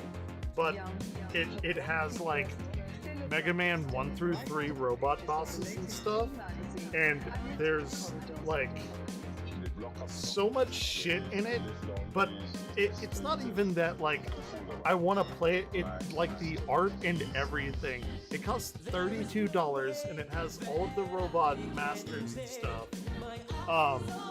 And it has like acrylic figures. Here's like the Mega Man 1 box art with all the people, and you can play it by yourself. Here's the Mega Man 2. And all of the things, so you can play through like all of the robot masters and stuff. I just got it. I don't even know how to play it, but it's so well put together. And it's 1 to 4 players, and you can be Mega Man, Proto Man, Roll, and I want to say Rush, maybe. Like, I don't know who the 4th person is, but anyway, but here's the cooler part. Wait, but yeah, And look at that shit. Look, it looks like an old school Nintendo game, like, and it has Mega Man 1, 2, and 3, whatever. And I never knew this company existed. I love board games, by the way. So this is, so you have, yeah. So it's Mega Man, Proto Man, Roll, and like Rush himself is a playable character. Dr. Wily and his robot masters are threatening the world power again. Mega Man, Proto Man, Rush, and Roll to battle Wily's forces. Mega Man 1, 2, 3. And you can play it solo, by the way. But here's a really cool one. Because somebody told me to play Mega Man Maker, and I downloaded it.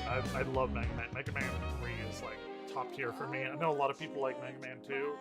I like the music and everything. I think Mega Man 2 is...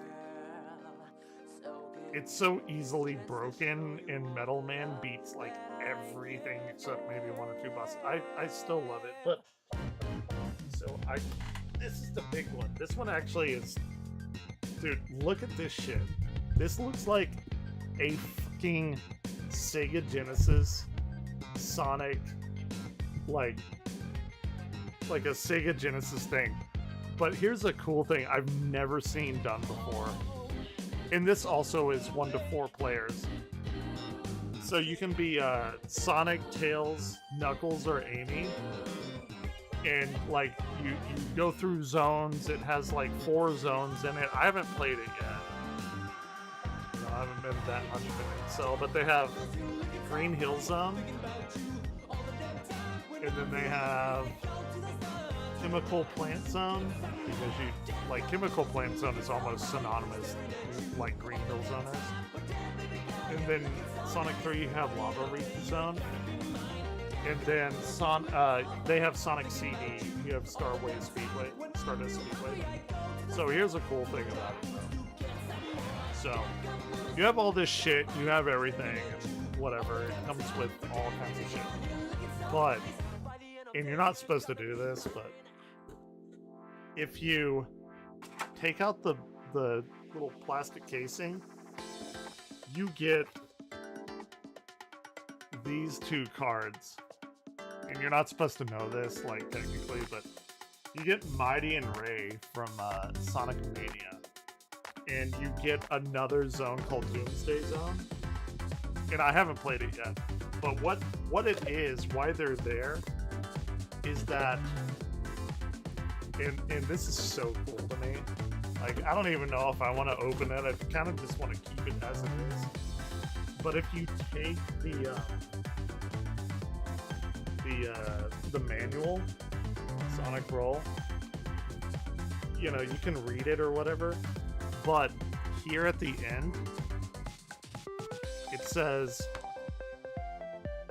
"Do not open," and there's a section of pages here that are closed by a sticker right here, and you're only supposed to open it if you played the game and gotten all of the Chaos Emeralds.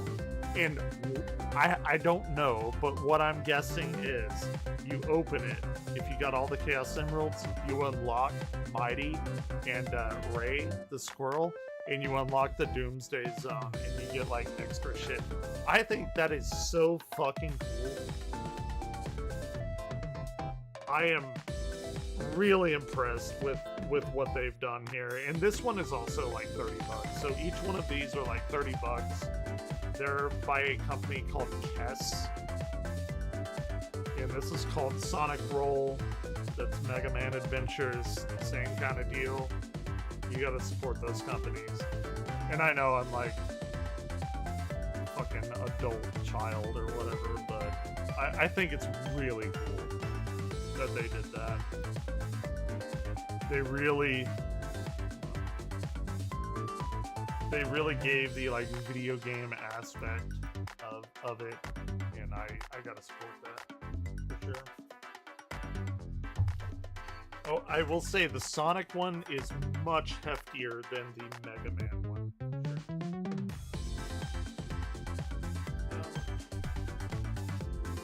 But yeah. Anyway, yeah, I know I'm a fucking nerd. bit of money. Unlike Elon Musk.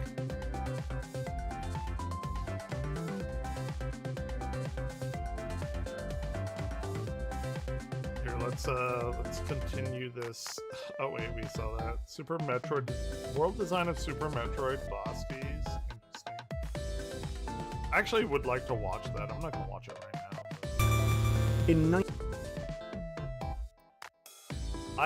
I did a Humble Bundle as well for like Pixel Game Maker, RPG Maker MV, and RPG Maker MZ. Did I? I shouldn't have. It should be there. Why? What do you want to request?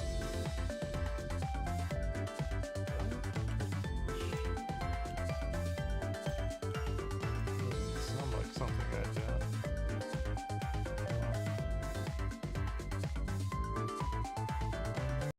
Oh, you just like made me realize I need to do the Opeth. It's gonna be like an actual video on my channel.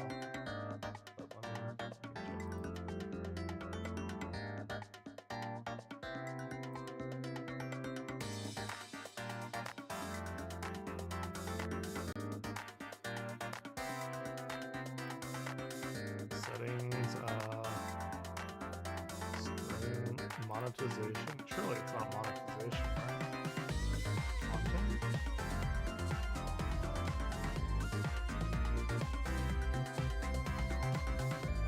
Where would it be? Extension, streaming tools. Oh, viewer rewards. There it is. Rewards. I'm like this close to downloading Street Fighter 6. It's on sale for $30 instead of 60. Power up and channel points.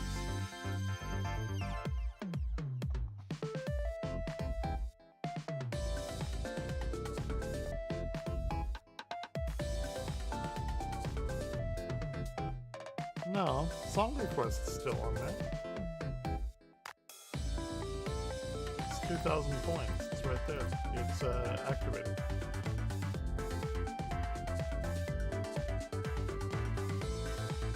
I'll play Mad Space, sure. Yeah, why not?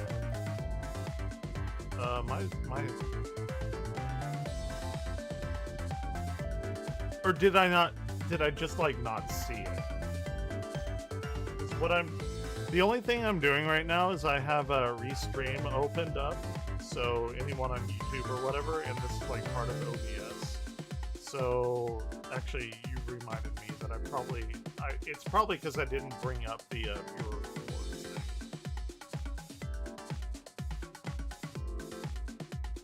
Out of stock. What? Hold on. Here, I'll play Mad Space for you. Dude, I gotta get a new keyboard. It's like non-negotiable.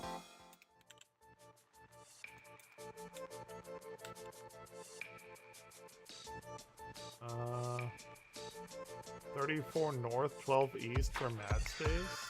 Is it this song? Is this a song? Sonic Adventure 2? I want to get to the bottom of this stuff.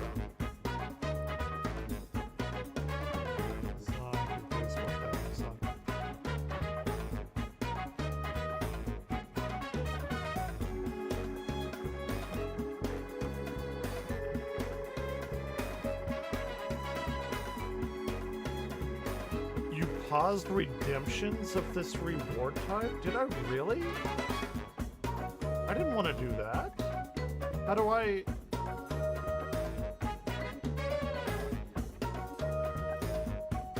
Maybe I was like super drunk and people are like requesting a bunch of weird shit. Oh, wait. What? Oh, do it again. Or don't. It's fine. Playing the song. This one's good. Hot take. I know everyone fucking loves Sonic Adventure 2. I think Sonic Adventure 1 is better. Like in every single way. And And I'm not saying Sonic Adventure 2 is bad. I do very much enjoy Sonic Adventure 2. But my favorite character, my sister got me a plushie of it. I'm like fucking turning 39 this year. She got me a plushie. Tails. Dude, we're getting old. We're getting old. I saw on a music player, Blink 182, all the small things was listed as oldies. We're getting old. Oh, did you really? Nice. It's working now? Okay, I don't know why I paused it. It's but Sonic Adventure 2, they did Tails wrong. I know they wanted like parity between the dark and the light stories, and they put Tails in the machine. Dude, nah, Tails gotta fly with his tails, man. I don't like him in the machine. I don't like him being a parity with Dr. Robotnik. And I also like the hub areas and stuff. I'm a big like Sonic Adventure 1 fan.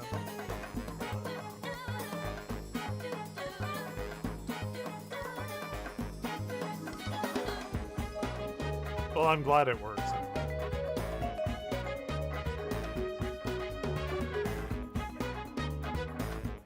I have to pull up the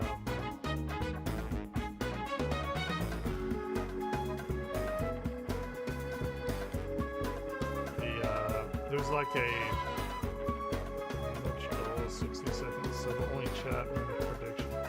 Oh, I didn't even end the prediction the other night. I had like quite a few people in here last night for the eclipse. Like 4 or 5 people. I know it's like incredibly sad because it's been like 8 years. What you do? I can only stream me, you know. How do you manage that? Like manage the there's like a pop out. It's like all the requests and stuff.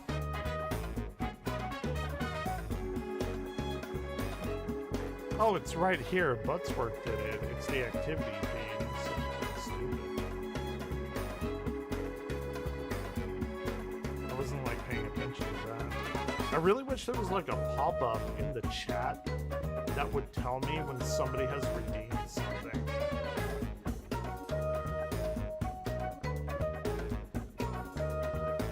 Oh, here it is. Reward request queue.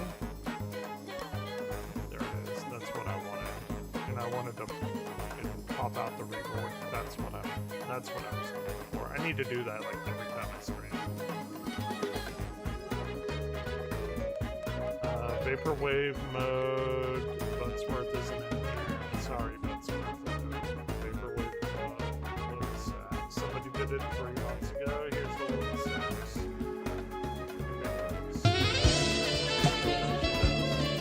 I've redeemed that after 3 months. And then Darkness, one of the Luma sacks. It took me 3 months.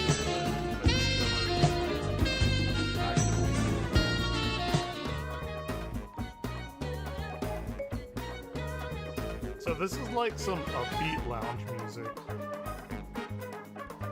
Got a little bit of saxophone in there for sure. But we're about to do something that's probably going to get me kicked off of YouTube. So that'll be fun. You're about to listen to the entirety of the new Opeth album. And I'm about to react to it. It's going to be fun times. Which whole soundtrack? The Sonic 2? Sonic Adventure 2? I really like Pumpkin Hill. Or was that Sonic Adventure 1? No, that was Sonic. Was that Sonic Adventure 2 or 1? I really like the Pumpkin Hill song. It's probably my favorite from all of that. Okay. I gotta change my title. We're doing music shit. I've been waiting.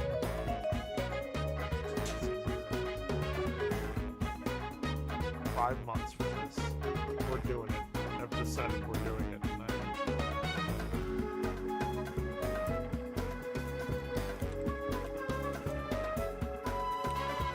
Damn it. Why won't this F work? This F key is not working.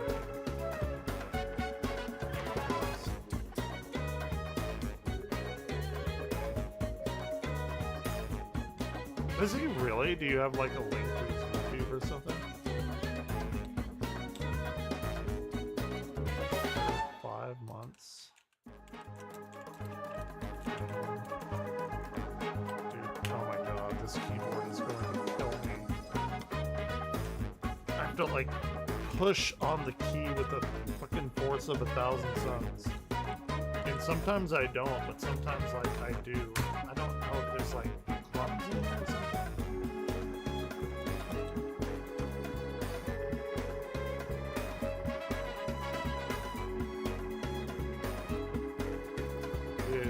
I may have to like break down the order of the keyboard.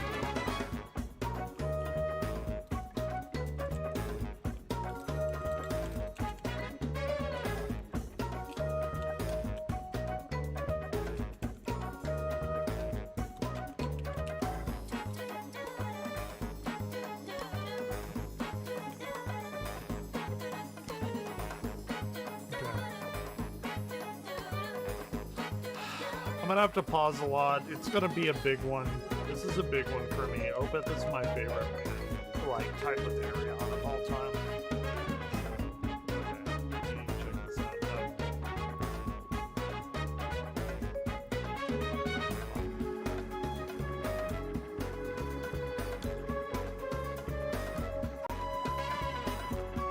Okay, yeah. I'll sub that.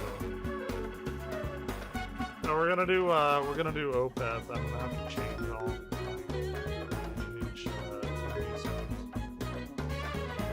It's a big one. Like I'm pretty excited about this.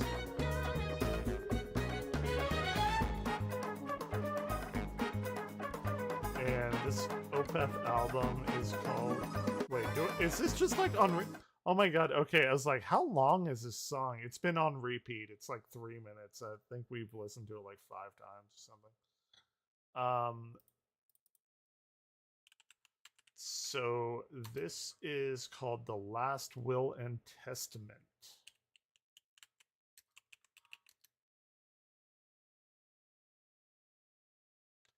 And it's each song is a paragraph of the last will and testament to whatever. It's actually not that long, all things considered. It's 50 minutes long.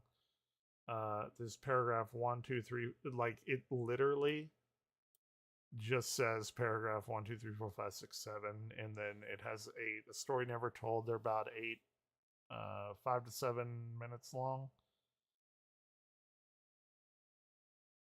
I am incredibly excited. It is in sepia. It is old school Opeth. I hope.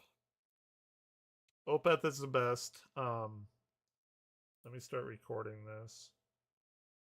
So we're doing Last Will and Testament. Welcome to the stream. I stream almost every night.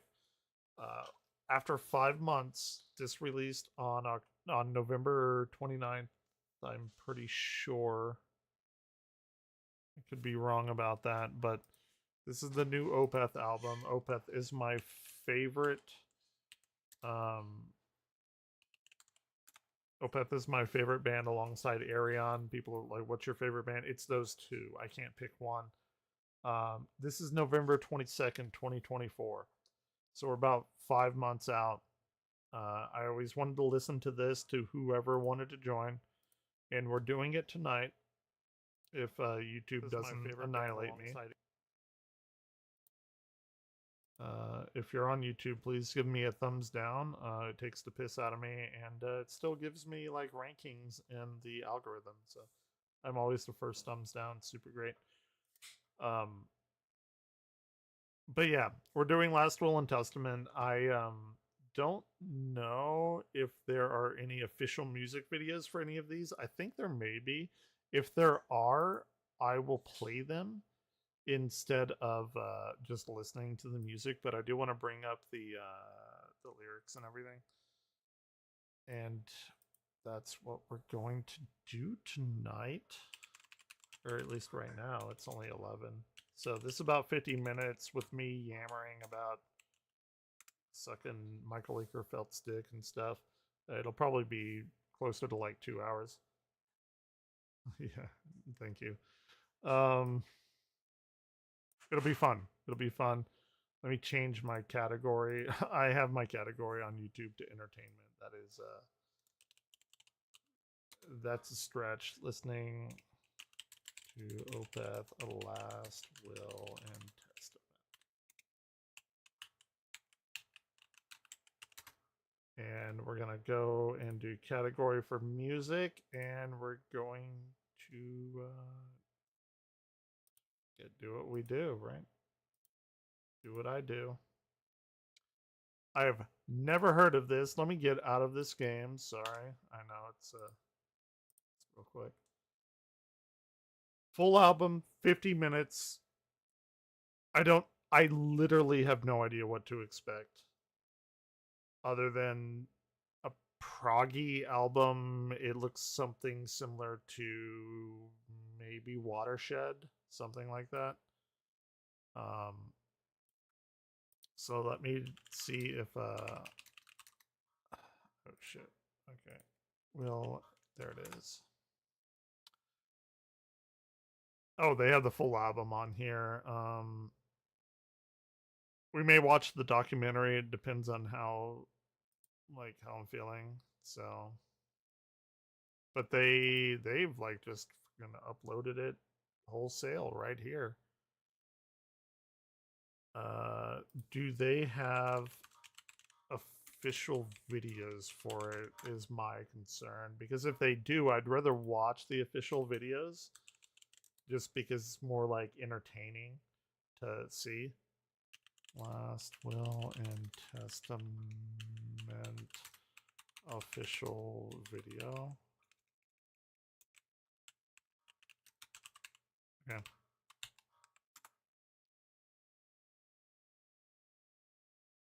So this is paragraph 4. This is the official lyric video. Well, it's Raining Phoenix music. So let's we'll do this, because if I can, I want to do the lyrics, and we'll break down the lyrics and see what's happening. And yeah.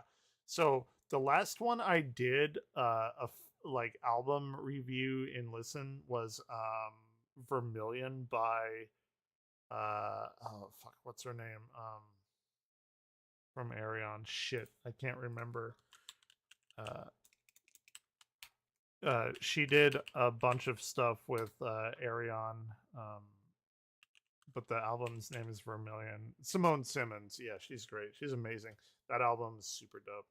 Okay, so this is paragraph 1, Opeth, Last Will and Testament. Let's see what we got. Let's go. I will be pausing it. So if you want to hear the whole album, go listen to it yourself.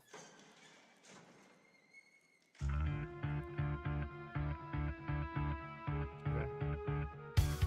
We got some strings, some keyboard. Ooh, okay. All right. We got some like syncopated drums there. Very, I mean, this is so Opeth.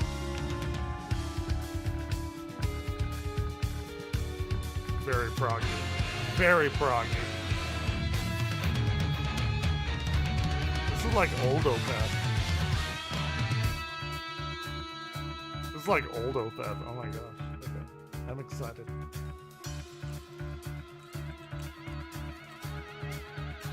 Dude, I'm like super excited.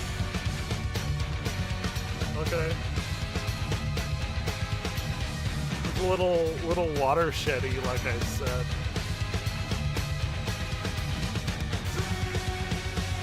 Oh, it's very watershedy. Oh my God.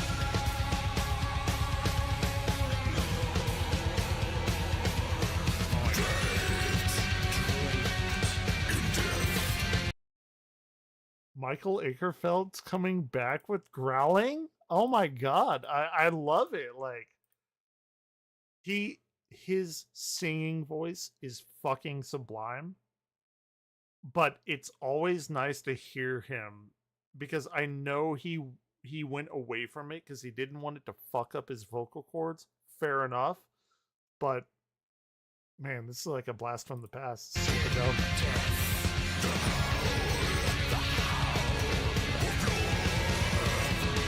Oh, it's like super, like, hauntingly beautiful.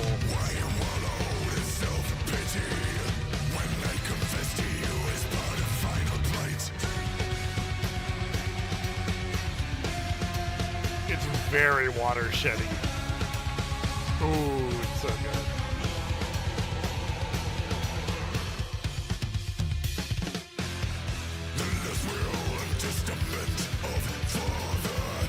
Oh shit. Oh my gosh, that's so cool. Like, look at that. Look at this. It's like the people have like the smudgy faces. Like, if you've ever seen The Ring, whenever they take the whenever the people watch the tape and they take the pictures, like their faces are smudged. That's so fucking cool. Like, this is already super like haunting. Like, I grew up in Texas, and like I used to go to my grandparents all the time, and their house was built in like 1913. So it's like an old house like that. So this reminds me of like my grandparents' like old house and stuff. Like, there's so much like old pictures and like crazy old shit, which is a reason why I love Opeth. This is so cool to me.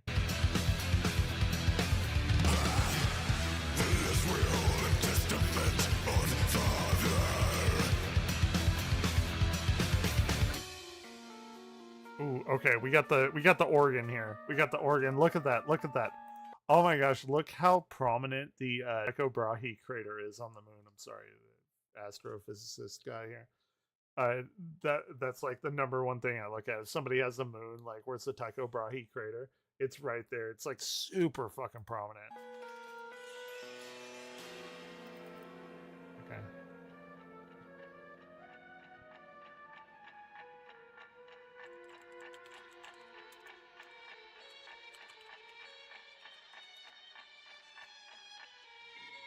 Ooh, it almost sounds like a backwards playing violin there. I don't know if he has some kind of like weird backwards filter, because I'm pretty sure it's not a violin. I'm pretty sure it's their keyboardist or synthesizer person. But like, it feels like it's like a reversed violin.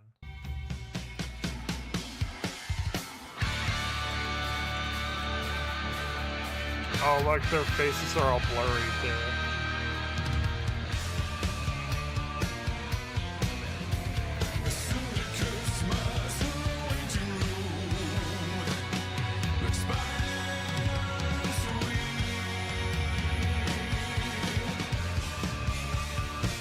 This right here reminds me a little bit of the Sorceress album.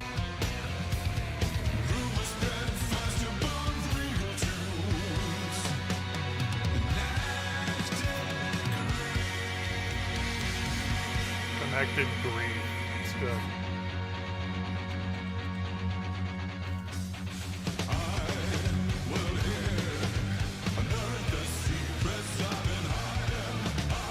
Oh shit, okay. Okay, so we got the guy, and he's got a guy. Okay, so we have this will. The whole like idea, Last Will and Testament, obviously, is that they're reading this will, and so the person that died is like clearly setting out this thing for his children to, I assume, get their inheritance or something. I could be completely wrong.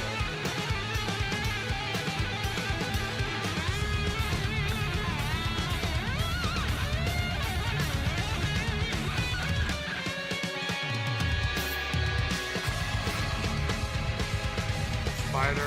Don't like spiders. Oh man, he's doing a lot of growling.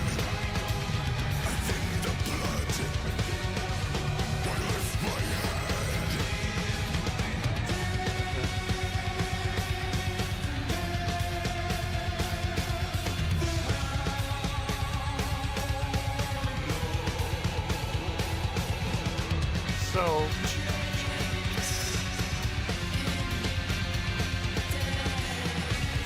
draped in dough. A lot of lore here.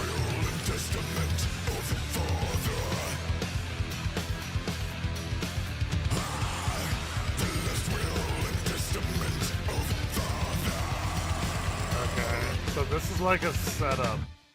Heads up, we've been detected video and you're streaming belongs to somebody. Yeah, YouTube may very well kick me out. I hope they don't. I hope I'm like providing substantial, commentary over it. It's not my intention to just like re-stream the album. This is so dope. So, but this is like a setting up kind of phase. Official video paragraph, maybe 2. I don't really know. So we have this. This 4 seems to be like a really big one, it seems. Lyrics. I really just want the lyrics. I want to see a lyric video. And sorry, I'm also throwing out a link here on Twitter and on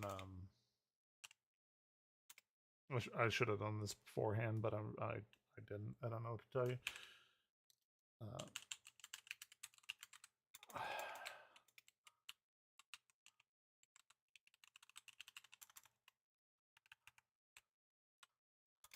Yeah, we got to get a new keyboard like tonight. Music.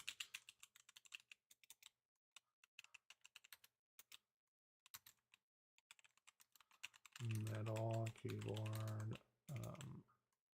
But yeah, I'll be so in the first song, seems like a setup. A lot of growling, more growling than I thought. I knew that he growled a little bit in here because he's like, I want to get a little bit more metal in here. I mean, you're dealing with death. You're dealing with obviously the name of the album, Last Will and Testament.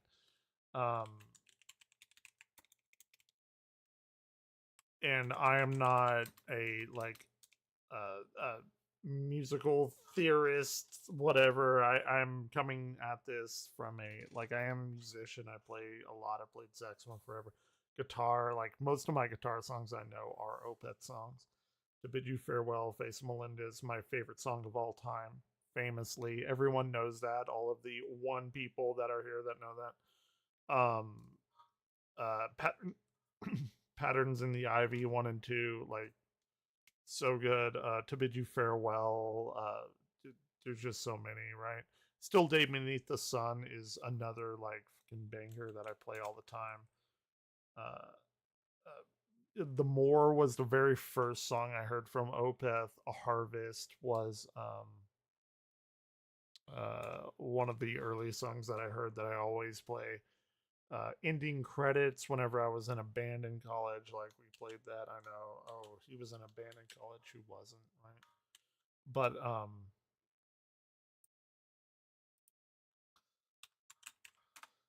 yeah, I love Opeth. I love all of it. Subtitles in Espanol or English. Do we not have like a video lyrics? Do we not have lyrics for everyone?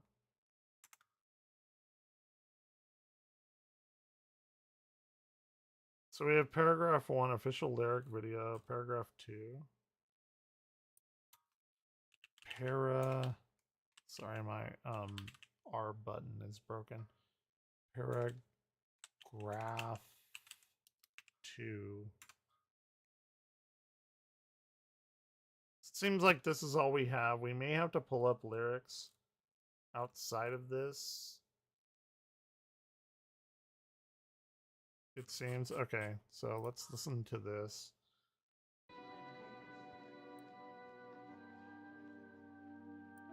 We don't have anything here, so I feel like we're gonna have to pull up lyrics here.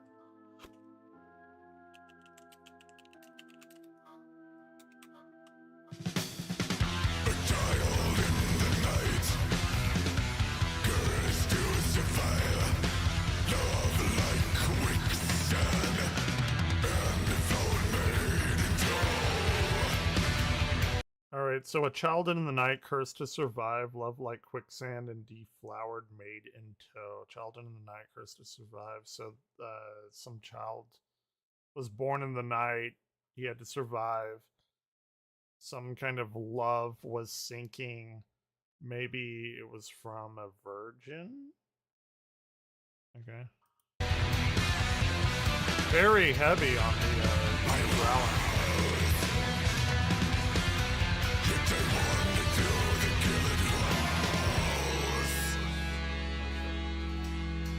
My woes, yet I wandered through the gilded halls.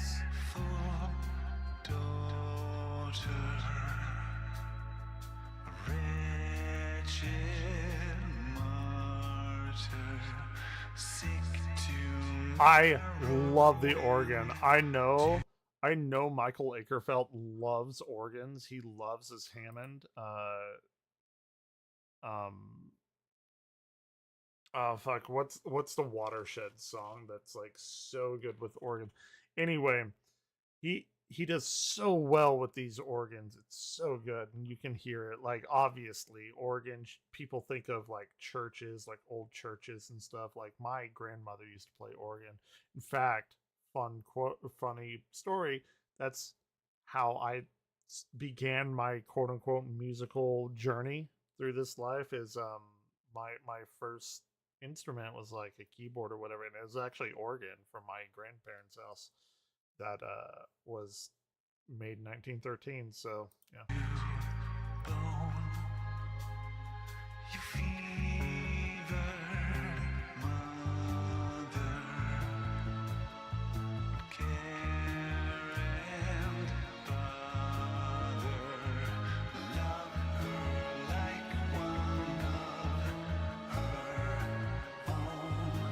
Okay, hold on. Let's go through this. A dreadful daughter of your wretched martyr. Dreadful daughter of wretched martyr. Sick to the marrow and to bone. So, you had a daughter of somebody that was sick, who, martyr being like a person that sacrifices himself to some, like, ideally to God, right? They were sick to marrow and to bone. Your fevered mother would care and bother and love her like one of her own. So I'm assuming this is like some girl who was sick, who died for their kid, and then your fevered mother. So this mother got this kid who was also sick. The mother was sick, but it wasn't hers, but she cared for it like it was one of her own children, is what I'm getting from that. Correct me if I'm wrong. I probably am. The word of Christ tells us to forgive transgressions. It is through him we can distinguish right from wrong. Okay.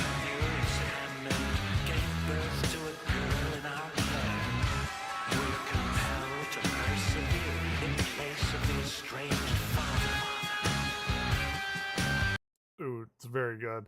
The word of Christ tells us to forgive our transgressions, which is like this handmaid probably, sorry to put it this way, like fuck somebody and save me.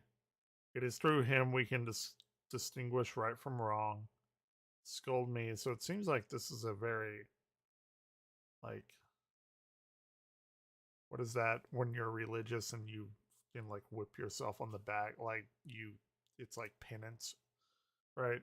A pernicious handmaid gave birth to a girl in our care. So it was this like handmaid, this person who, you know, you got urges, right? We are compelled to persevere in the place of the estranged father. So like the handmaid gave birth, dad wasn't there, ran away. The estranged father, they're like waiting for their return, so they're like caring for this child until his return. Really good music too. They're making heavy use of like organs and stuff. Really cool. That's a guitar.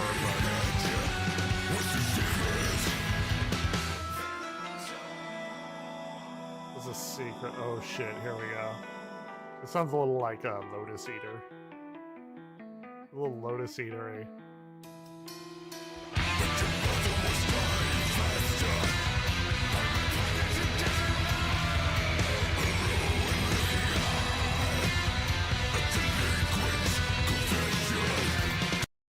Okay, a little hard to hear. I mean, he is going super hard on those rallying vocals, right?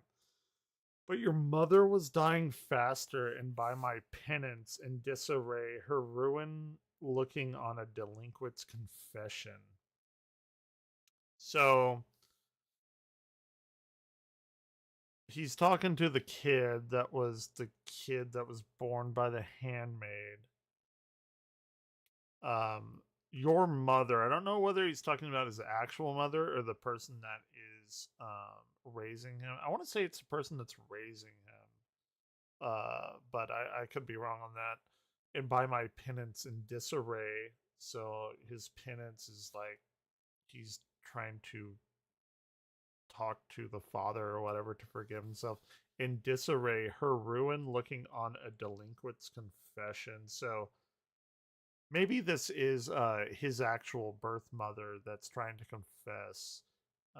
The delinquent's confession would be the maid's confession of having the child, is what I'm getting from this. Again, correct me if I'm wrong. And the person who died, I assume it's the father, right, that died. That's like, this is his will. His penance for whatever he's talking to this child that he had to raise after his mother, that maiden, died, the handmaid.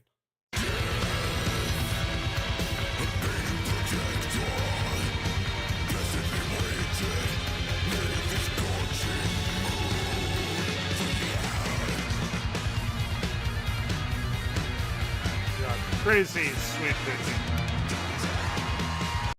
Okay, death, her bane and protector, right? Death, you don't want to die, but it's her bane.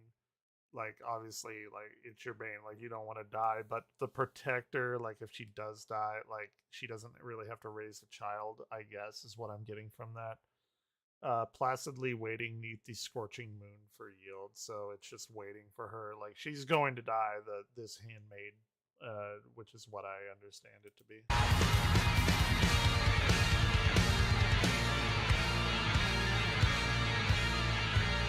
Descendant daughter, I'm not quite sure. Ooh, here we go. Oh shit, here's the progginess. We're changing it up. Changing all this shit up. Ooh. I love it. I love it. It's so good. The organ player, the fucking synth player is playing like organ. I don't know if it's an actual Hammond. Can we get the? Ooh, we get the like acousticness of it, the clean guitar of it. It's not, you know, not like that kind of thing. Very cool. I mean, it's why I love Opeth. You go from like super fucking hard to this wavy, just etherealness of this song, and Michael Agerfeld's voice is just fucking angelic.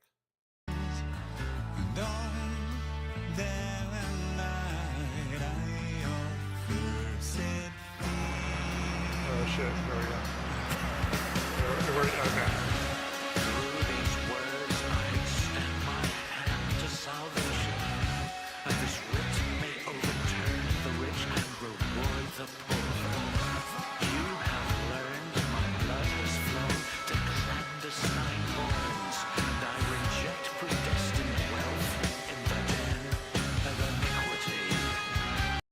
Ooh, that's a lot. I don't know. I think I'm too stupid to understand this. Through these words, okay, so this is like the father who is talking to this child, which I guess is a female, like, right? Like a daughter. And this is when he's alive, because it's like all flowy and like he hasn't died yet. It's not whatever. Because we hear that snow made white the street of her dreams. And on that night, authored said theme. And I'm assuming this authored said theme is like what he's talking about in this will. And these are the actual words in the will itself. Through these words, I extend my hand to salvation. Yeah, so for grace. So he's writing the words to, get salvation, right? And this writ may overturn the rich and reward the poor. From that, it's his writ is like what he's writing. And it's going to the poor. Like, I'm too stupid to understand that. You have learned that my blood has flown to clandestine borns. What could that possibly mean? Clandestine borns? Clandestine definition. Clandestine is like secrecy, right? Kept secret. Flown to secret, like, borns, like children? Is this like his, like, is he the father that was like never there? Is that what we're doing? I don't know. Like, my blood has flown to secret children, right? Like his sin. He had a child out of wedlock, no? And I reject predestined wealth in the den of iniquity. I'm too... Dude, I know math. Iniquity definition, which is immoral or grossly unfair behavior. So he rejects predestined wealth in the den of iniquity. So he definitely fucked around. And I guess this is his confession, I guess, after his death, is what I'm getting from it. Please tell me if I'm wrong, because I'm stupid. I know how to do numbers and math and stuff. So.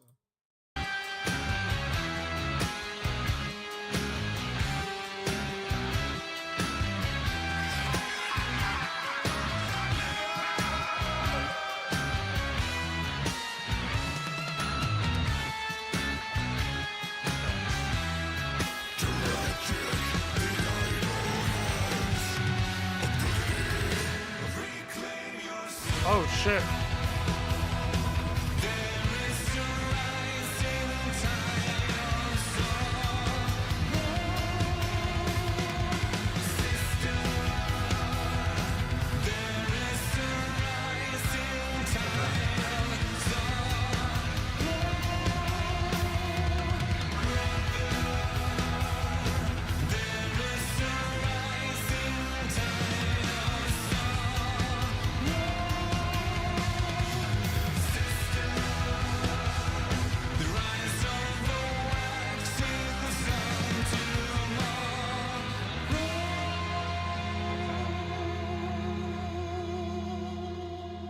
Interesting there.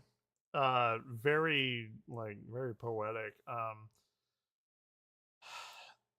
I can only think that this is talking to the progeny of it. I mean, this is clearly, in my opinion, again, I could be wrong, but in my opinion, this seems like he's talking to his like illegitimate child that he had with this like handmaiden, and this is again the father that died or whatever, and he's kind of like confessing his deeds or whatever it's worth. And yeah, sister, brother, sister. I don't know if that's like two sisters and a brother from the girl that's already there. Give me 1/2 of a second. I will be right back. 1 second.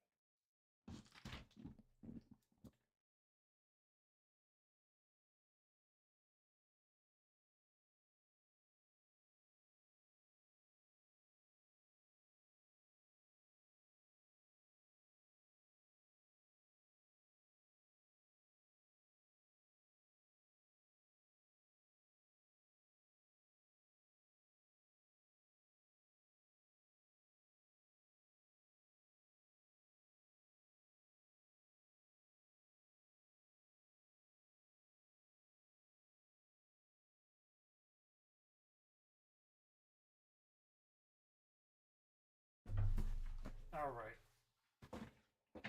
So for anyone watching live, I had to go pee, and of course I did not wash my hands. I in fact scraped the my butt crack, and I just flung shit everywhere. Of course I fucking washed my hands.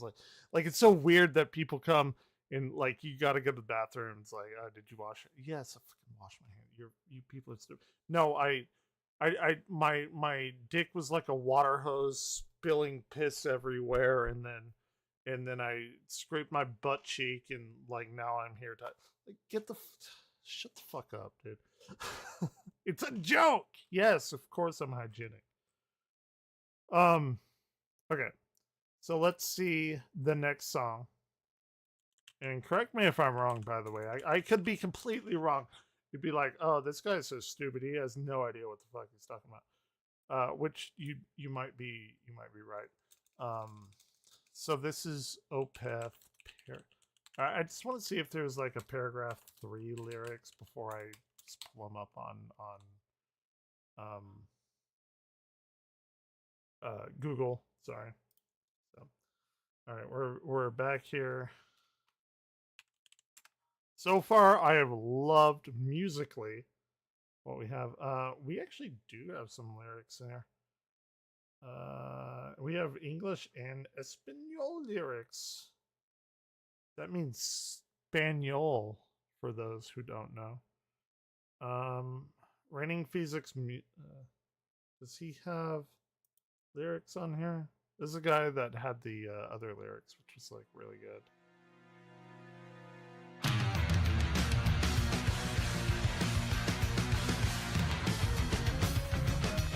So far from the 3, I guess 2 songs that we've listened to, this is very, very much more in line with something like Watershed than something like Sorceress, even though there's a little bit of that in there.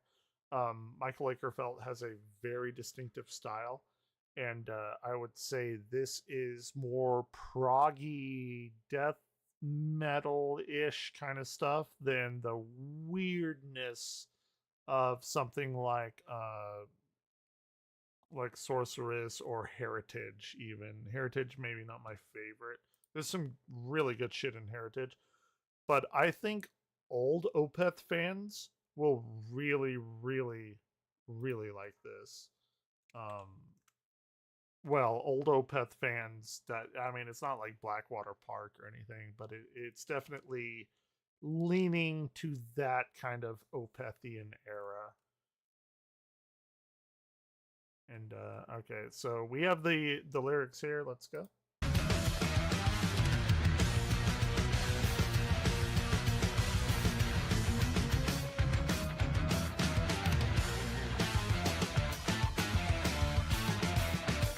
You have that like syncopated.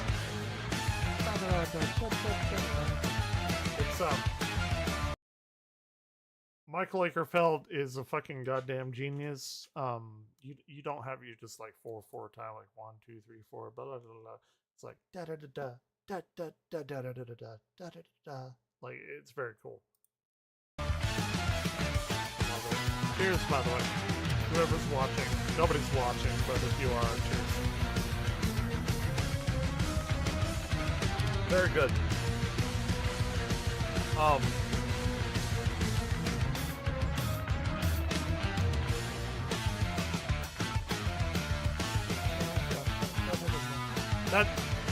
It's cool. It's like so cool. Like da da da da da da da da da da. Like, that's very pleasing to my ear. It's very interesting musically to me. And you gotta love the strings. It's synth, but still, you gotta love the strings. Okay. Ooh, we got a little like echo on it. I am a big fan of echo. Yeah, I am a big fan of that. I got this Luna guitar, and it has built in like 4. It has like this acoustic mode, which is, I don't really even know the difference, but it has this like big reverb. But it also has this like this echo mode, which I play like almost all the time. It has this like a warbly, I forgot what it's called, but it's like this Pink Floyd kind of thing. But I use the echo mode like all the time, so this is super dope to me. I really like what I'm hearing. I just broke the seal myself. A different kind.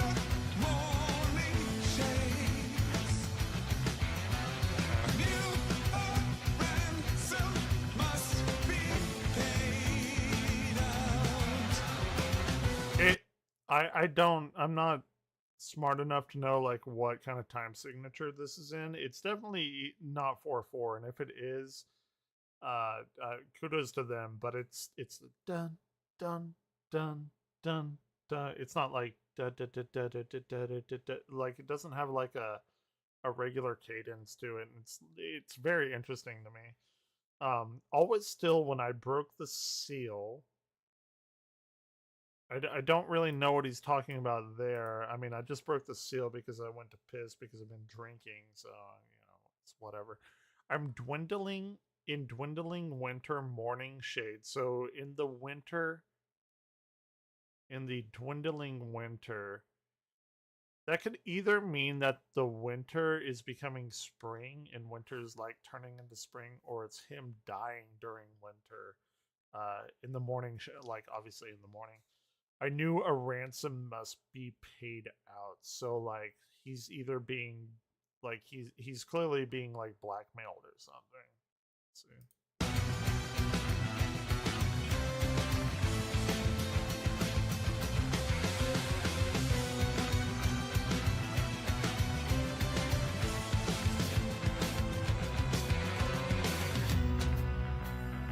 Ooh, here we go. This is very dope.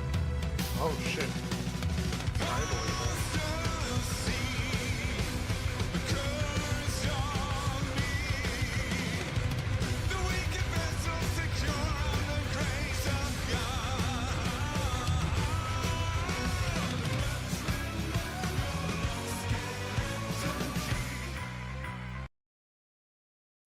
That's a big one.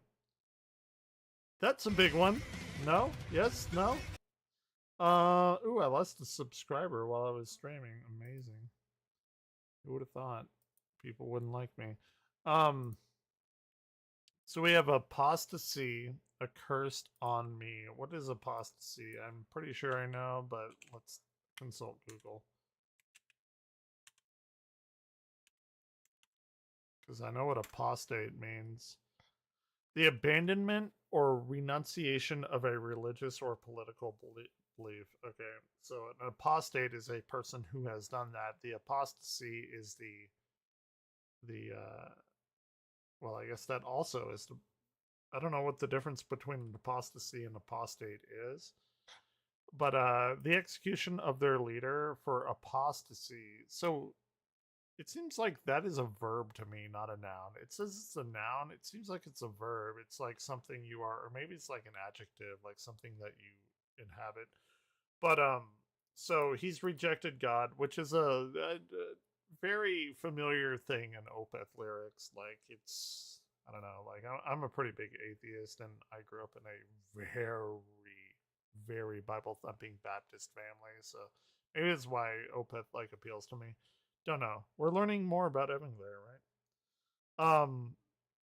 The weaker vessel secure under grace of God, matrimonial lock, skeleton key. I don't know really what this means. The weaker vessel, secure under grace of God. So maybe it's like the baby is protected by God because it's like the vessel of a soul or something. I don't really know. The matrimonial lock skeleton key, I'm pretty sure, like, okay, well, if we have a baby, then let's get married so the skeleton key can get us out of this situation. But I haven't read any of these because I'm going through this paragraph by paragraph, but I'm going to say that he probably doesn't want to do that, but he knows that that is the way out of this. Maybe like a shotgun wedding type of deal, but I guess we'll see. Ooh, we got some bass there. Where's Davey? Where's Davey 504?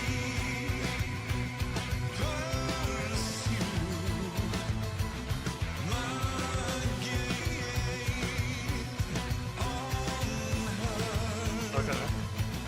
So he's looking at her. She wants him. We gotta dance. That immediately evokes to me the what is it? The Edgar Allan Poe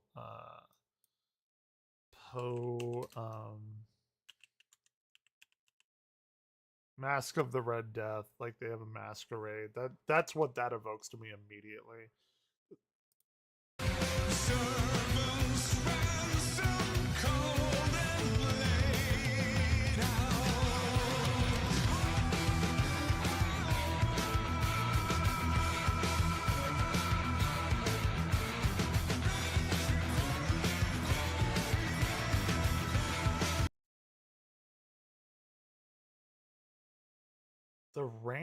The servant's ransom cold and laid out. Like, to me, that only seems like the servants at this ball who this girl, she was looking at the father, and I'm saying like the father, the person that's writing this will. Hey, Orion, what are you doing? Are you a good kitty? I think you're a good kitty. You're my best friend. It's not sad. It's a true story. So they were at this ball, this masquerade. This girl was looking at him. Like, the servants were, like, killed if they, like, noticed that. Like, Cold is, like, slaughtered, right? Like, selectively slaughtered and laid out. Like, that's fucking wild. Some Edgar Allan Poe shit.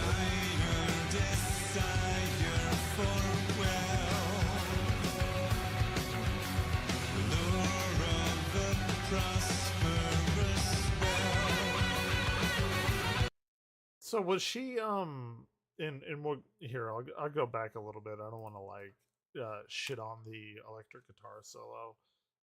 It seems like this girl wanted to fuck the father. Sorry for using such crass language, but maybe she wanted to like trap him, like, oh, we have a kid or whatever, and she wanted his wealth. Or it really feels to me like an Edgar Allan Poe, like if you've seen the Netflix show Fall of the House of Usher. It seems like a very, very Fall of the House of Usher kind of thing.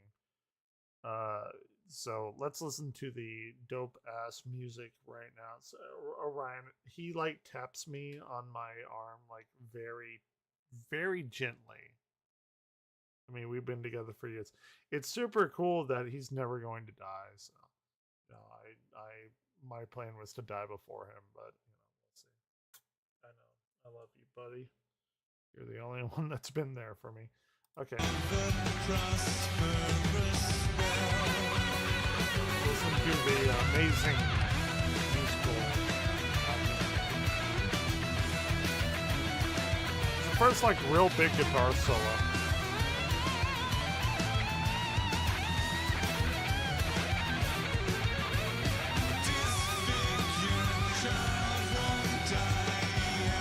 Oh shit. Okay.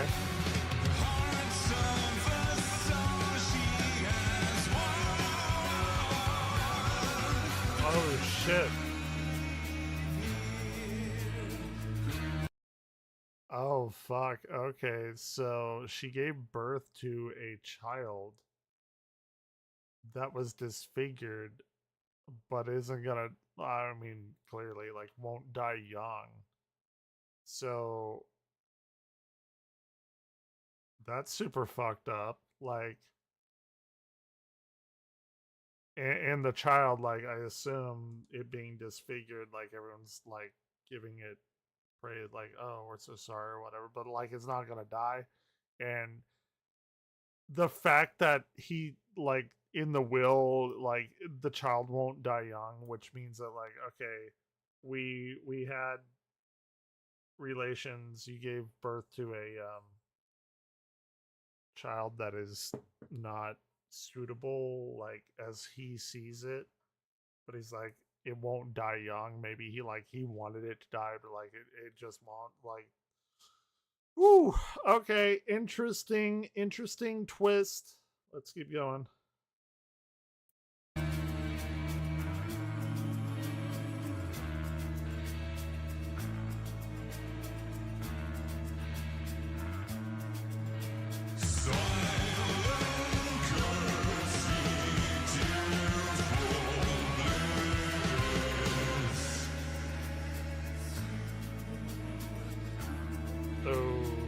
So interesting. Is it like this child on the right here? I don't know. It doesn't look like disfigured, but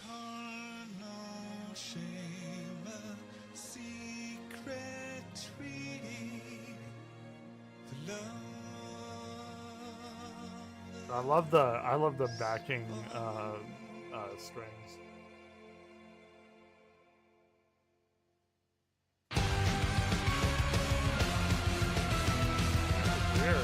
Weird that we have this like super heavy kind of thing going on. For paragraph 4, we got a whole video for that. It's coming up.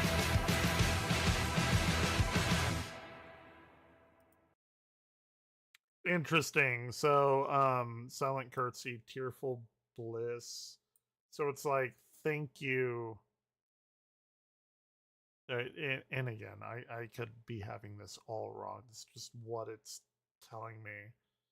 Tearful bliss is like the child clearly has some like super fucked up deformities. Nobody wants that, but it just is that. Tearful bliss is like you have a child. It's not maybe what you want, but you still love it, like, obviously love him, her, whatever. So it's tearful bliss, silent curtsy, like, thank you, because you had a lustful encounter. Can we say that? Tearful bliss, like, tearful being like the child again is deformed in some way. But the bliss is that you do have a child. God bless you. Carnal shame, a secret treaty, lover's bond. It's like, yeah, we fucked in the bathroom of the masquerade. I don't know, like, the exact details of it. A secret treaty is like, just don't tell anybody. I'll pay for it, kind of thing. Lover's bond. So, tell me if I'm wrong. It could be completely wrong. You'd be like, oh my gosh, this is like this and this and that and everything. So interesting. So this last will and testament seems to be, again, from this father who died, and he's just saying all the things that kind of happened in his life. I don't really know what the will is. We haven't got like, oh, hey, I'm giving you like $5 million or whatever.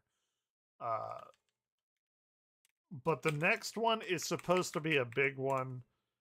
Usually whenever you do a visualizer lyrics, like official kind of video for it, it's probably going to be a super dope one. So we are about to do that. Cheers, everyone. It is officially 12 o'clock, and we still have half a beatbox left. For the 0 people that are here watching. Super dope.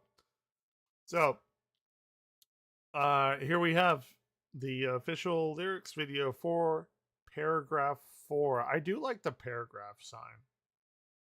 I'm a fan of that. I don't know how to do that on the keyboard. But, yeah. So, this one's going to be a big one. A lot of people seem to really like this one. I love watching other people react to stuff. Dude, I am a fucking, like, musician, scientist guy. I'm not, I just like music, man. I'm trying to get it, like, from all, like, as a person who loves metal and jazz and synthwave and vaporwave and stuff, I'm not David Bennett. I'm not fucking Davey 504 or Charles Bertude. I mean, they are idols of mine. I am just a lowly fucking saxophone guitarist, pianist. Those are my 3. I have a violin over there. Do not ask me to play it. It will sound like a cat dying. But I got it for like Zelda songs, like Epona song and everything. Anyway, let's continue on of this, and I am super dope, super excited about this. Okay. It's a big one. It's a big one. I should have changed my title like a long time ago.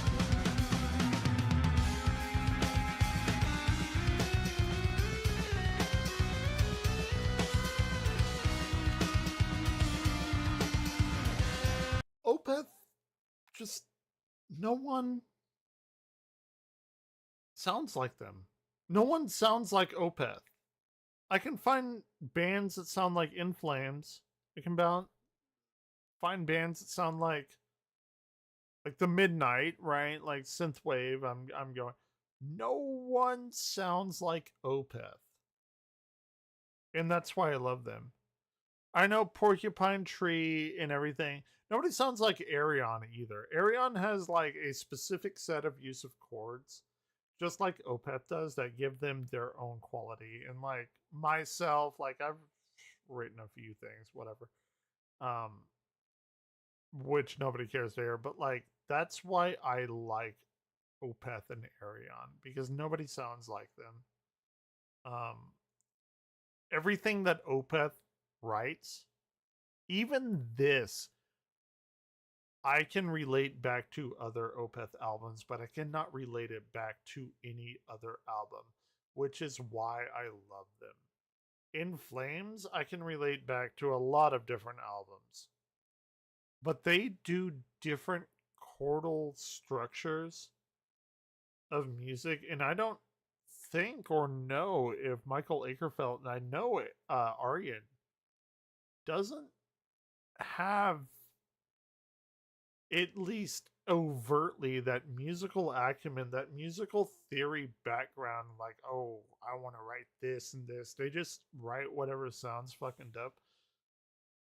They know what they're doing, like, obviously, but they don't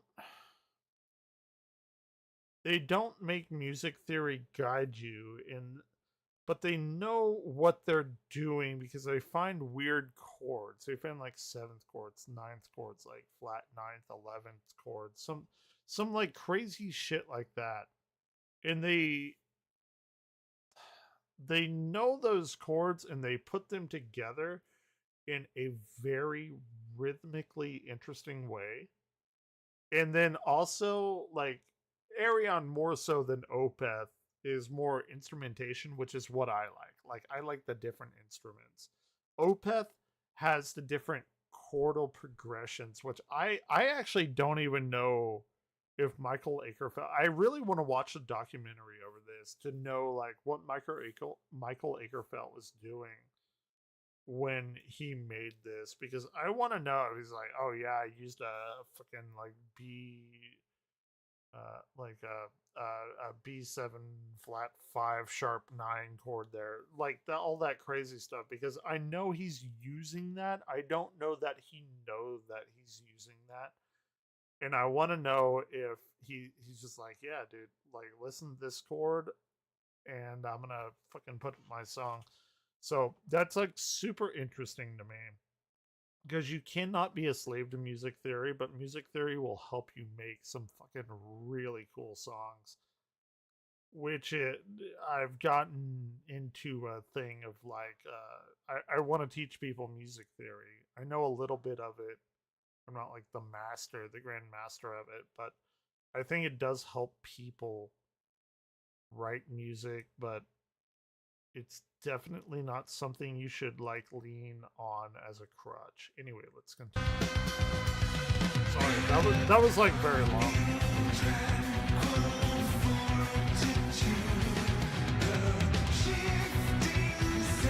Hey, Prince Persian.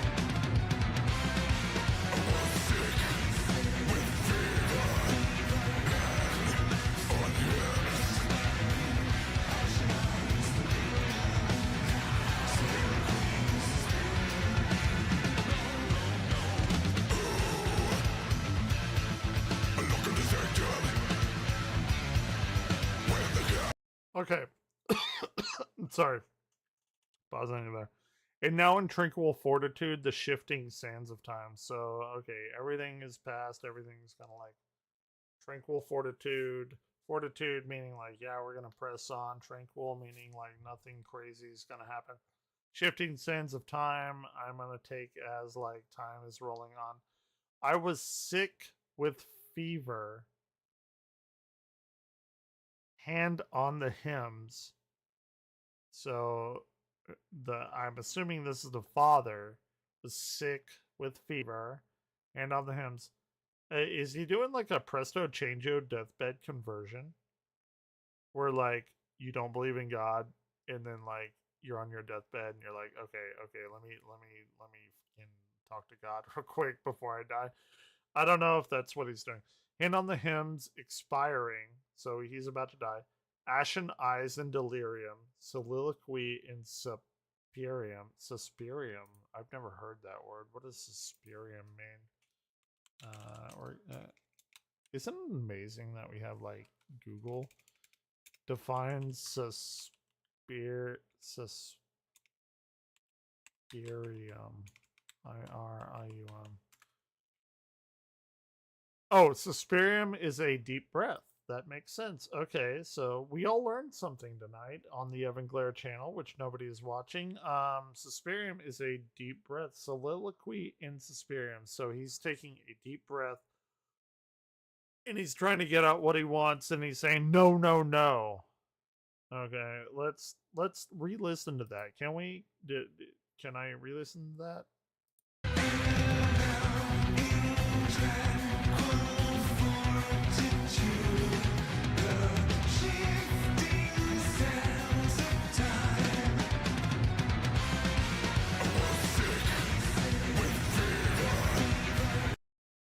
So I love this, by the way. He's going back and forth.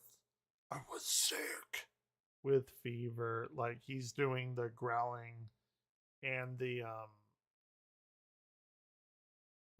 more tranquil chords, and like the more harshness of it. I was sick.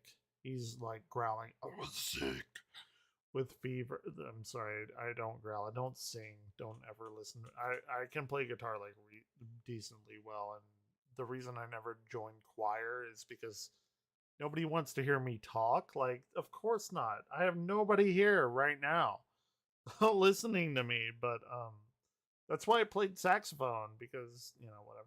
But anyway, we're going back with like, I was sick with fever. He's growling, hand on the hymns. Like it's him dying and him being like alive at the same time. Like his alive part's like, okay, this is what I need to do. I'm still a fucking human being.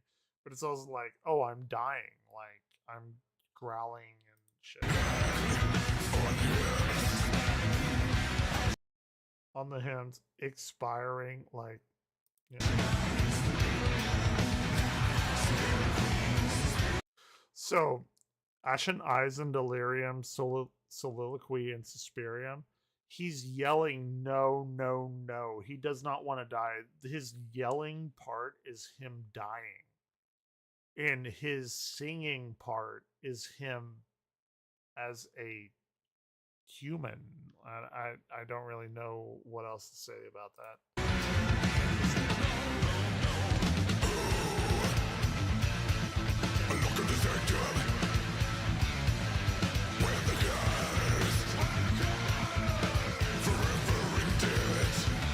A lock on the sanctum, one of the cursed, forever and dead. It's clearly something that he doesn't like. It's something bad from his past. I don't know if this has to deal with the child that he bore out of wedlock, Orion. But it... Yeah, come on. Come on. Come on. Come on. Okay, or don't. I don't know what to tell you. But yeah, this is something that he doesn't like. And I actually did not... like I said before, I knew Michael Lagerfeld was going to growl on this album. There's a lot more growling on this than I thought. We are like about halfway through. I thought there would be minimal like as much growling as maybe Watershed.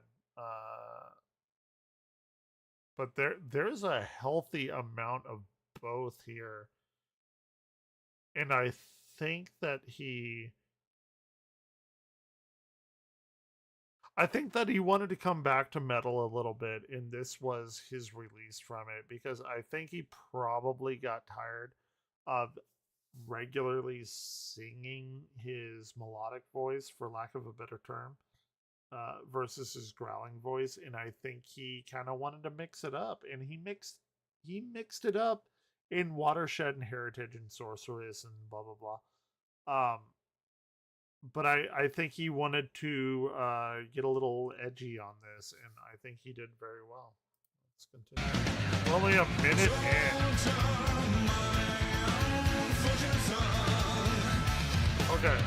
Okay, so this is a big one. Daughter, my unfortunate son, I bequeath you verity. Is he saying that he has a daughter and an unfortunate son? Or is he saying, like, he has a daughter and he wanted a son, but it wasn't that, and he's calling the daughter his unfortunate son? Interesting. What does verity mean? Define verity. Verity means a true principle or belief. Truth. So my truth. I bequeath you my truth. I bequeath you my verity, but in freaking stupid people terms, I bequeath you my truth.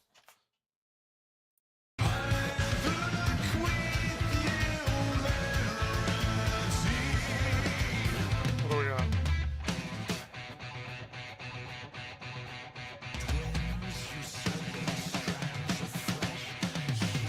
Oh, shit. Oh, shit. They're twins. From the masquerade ball of the person that he got it on with. We got twins. We got twins. It's a twin nation. I don't think we had that before. This is a very new twist. Twins usurping strands of flesh. You are not mine. But they are, aren't they? Or else they wouldn't be in the will. Oh, fuck.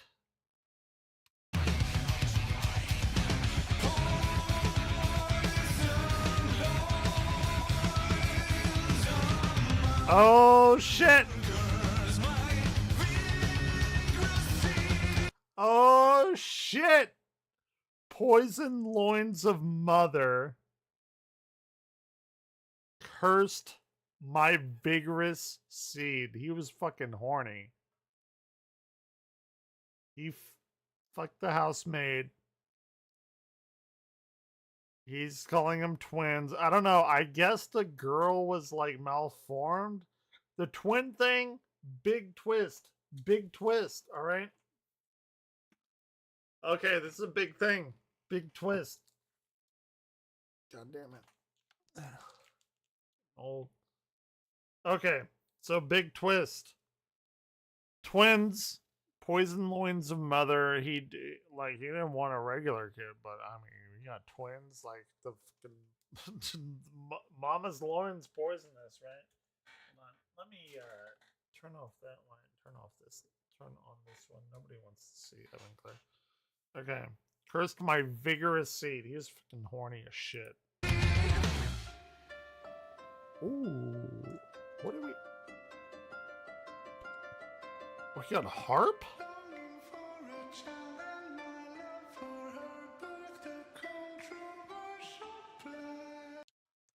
Longing for my child, my love for her, birthed a controversy. We're like going down the Scarlet Letter. This is like heavy Edgar Allan Poe vibes and heavy Scarlet Letter vibes. Like especially heavy Scarlet Letter vibes. Just from like keeping the birth secret and stuff like that. So we have a plan. He wants to love his child. That is his singing voice. My love for her. He wants to love her. They want to figure out a way of making it work, but you have the growling voice in the background, the one that's dying, the one that's gnashing, the one that hates all of this. It's pure fucking Opeth. Like, what can we say?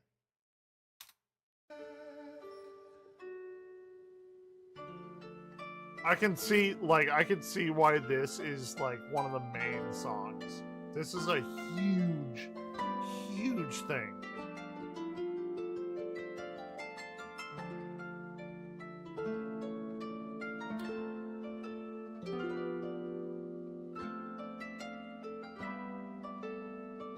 It's beautiful, by the way. I don't think this is a harp. But I mean it's a harp, obviously, but like a synthesized harp. I would be remiss to think that they actually got a harpist, which I want to buy a harp, by the way, maybe next paycheck. And I don't think we've ever heard a harp in Opeth. I think this is a first, and I think it goes very well with someone that's dying. Harp, angel, go up the sky, that kind of thing.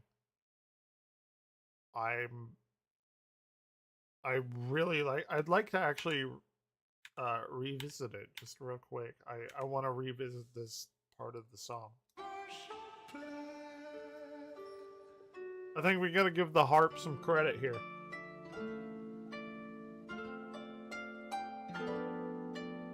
By the way, you can get like a 29-string harp for like $500 on Amazon. I really like that. I can see why this is like the big fucking song, right? Okay, we got some in like jazzy syncopated drums here.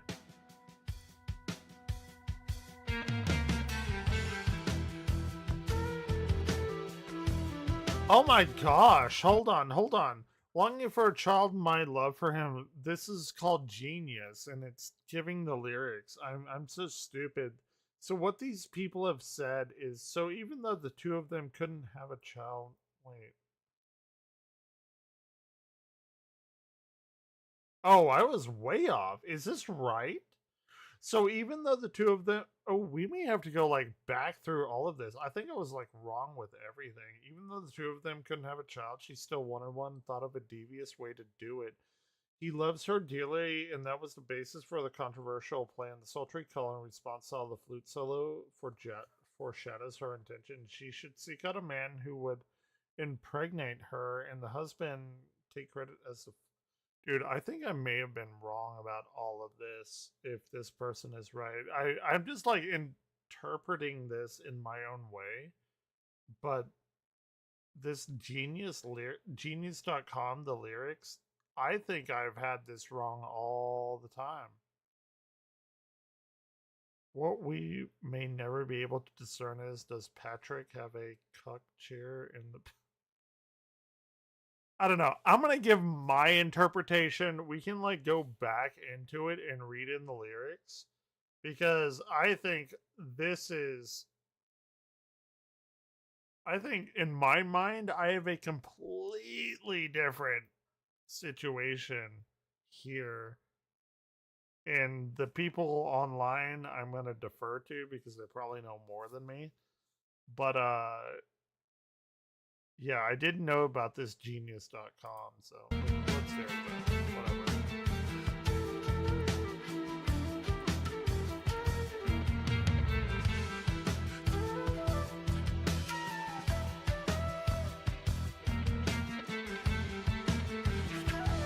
Like, this is wild.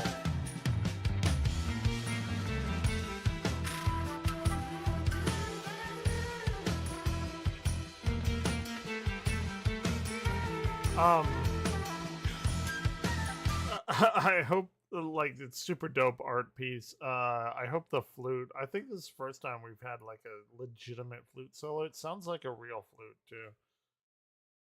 I think I have completely misinterpreted everything here, but like, it's art, right? So it's like, it's all about your interpretation. Fuck, I don't even want to look at the Arion songs because I have my own completely different interpretation. Yeah.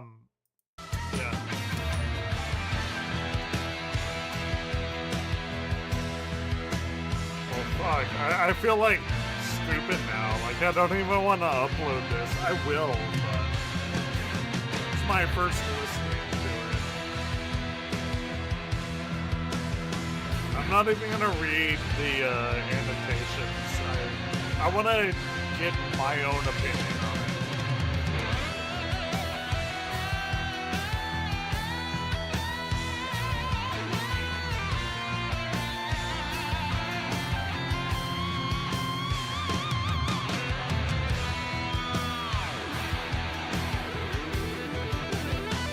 I'm not even gonna click on it because I'm gonna be stupid.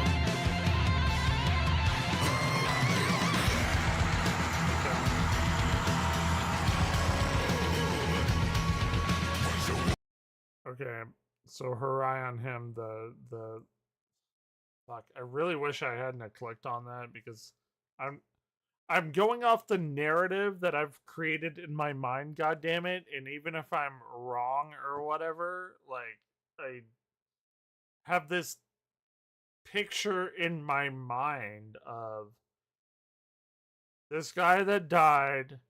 He went and had an affair or something with this woman who gave birth to like a fucked up kid, like physically. I'm not, whatever. But it was like twins. And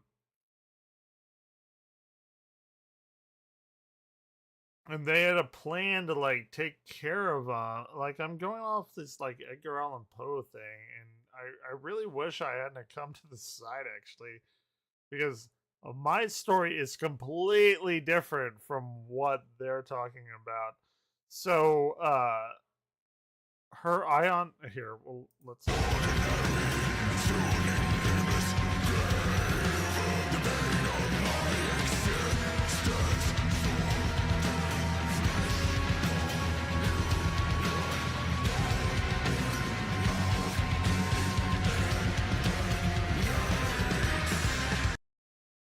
her eye on him, one so ordinary, soon in nameless grave. So, fuck, I really wish I wouldn't have clicked on that, and like, people are like explaining it. Her eye on him. Well, let's go back to the recent one. My longing for a child, my love for her birthed a controversial plan.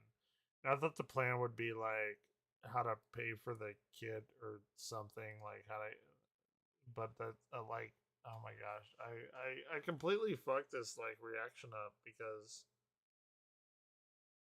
like I know what other people are saying and it's probably right and I'm not, because they're like, oh,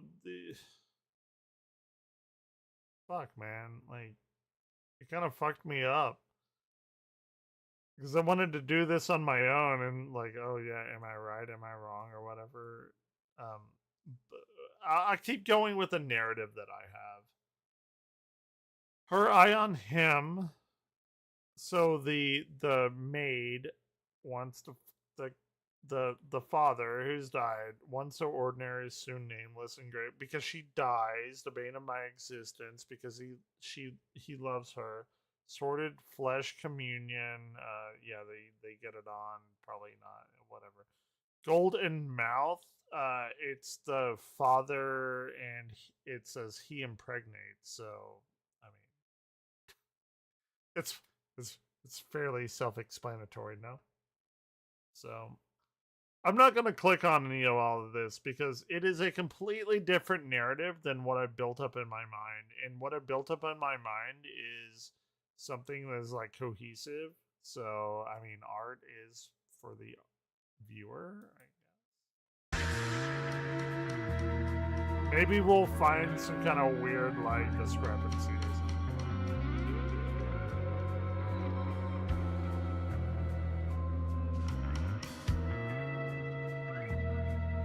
Yeah, we got like 2 minutes left. We have 2 paragraphs.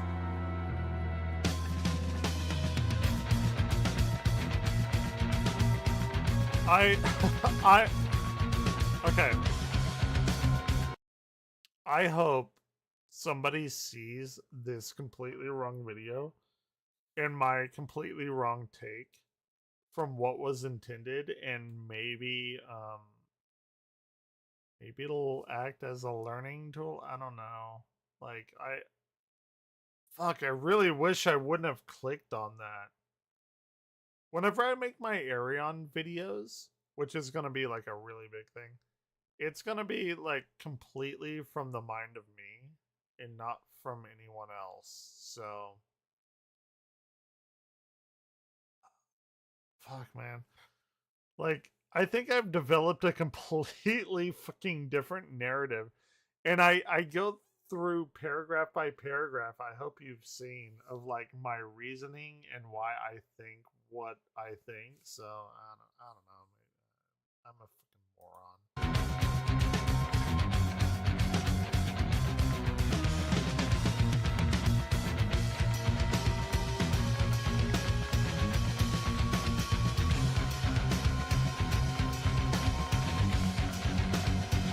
Super dope visuals though. So we have a little bit of a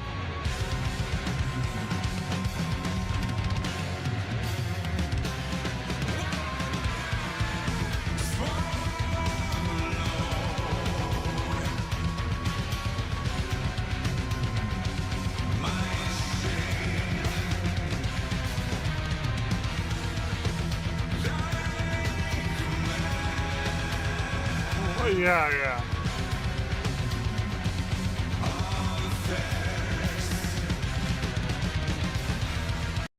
So we fucked the maid. I'm going with my narrative, goddammit, even if it's wrong. Swallowed my shame like a man of affairs. The affluent father who died. Man of affairs. He has a lot of money. Very affluent. I would say this takes place in like maybe 1910 through 1920, somewhere in there. Just from the visuals alone. Swallowed my shame like a man of affairs. Like in that day and age, like, yeah, you get somebody pregnant, whatever. Nobody like really talks about it. It's kind of whatever. The father, the guy who fucked the maid, like gotta be, gotta have shame or whatever.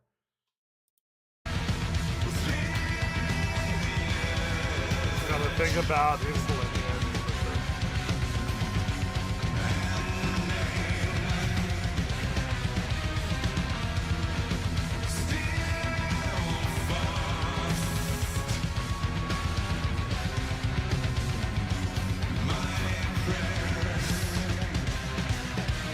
So, from what, and by the way, this is the end of it.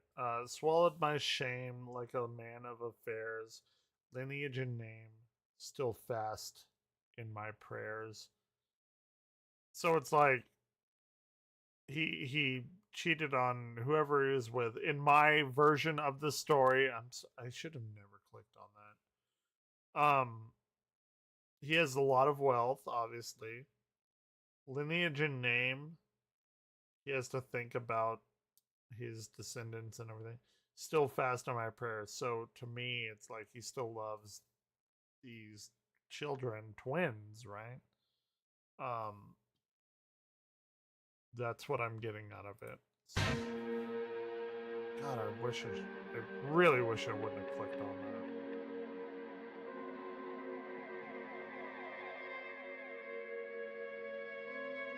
Oh, it's so fucking, like, creepy. Like, we watch a lot of creepy shit. Oh, yeah, we have Briscoe Park to watch after this. It's only 12:30.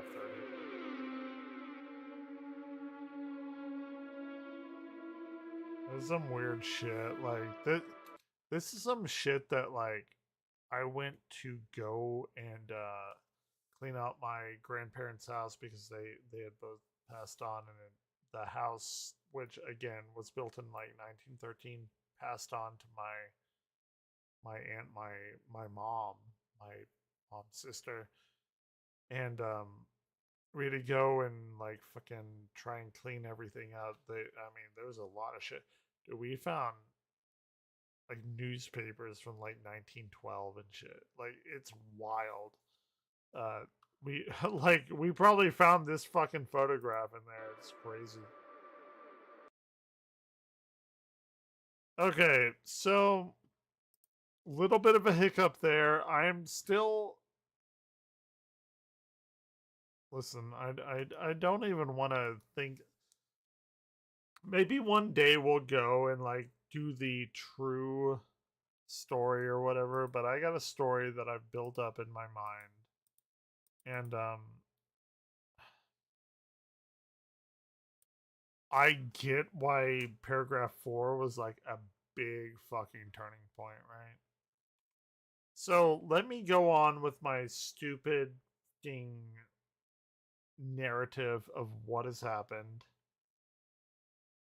And I don't know, man. Like it's so, like, it's kind of shitty that I think of this because you're like, oh, well, it's this, and these people have these plans and stuff, and like, oh, okay, well, I'm like completely off, and I know I said that, like, tell me if I'm completely off, and I'm sure maybe people will, because this is being recorded. It will be an official Evan Glare upload, and people can like shit on me about it there. Still Life is so good. Like, I'm not wrong about Still Life. I know what the fuck that's about. But this is a first viewing, you know, maybe I'm just a fucking moron. I know how to do like differential equations and shit. So we have paragraph 5. So at this point in my personal story, the father has died. He fucked a handmaid at a masquerade. One of them was super deformed, but there were twins. I don't know about the twin thing. I assume there's a brother and a sister, obviously. And he wanted to take care of them. Man, that shit got me fucked up. Whatever. Okay, let's listen to paragraph 5, and we'll just go along stream of consciousness. Ooh, okay. Ooh, all right. Sorry.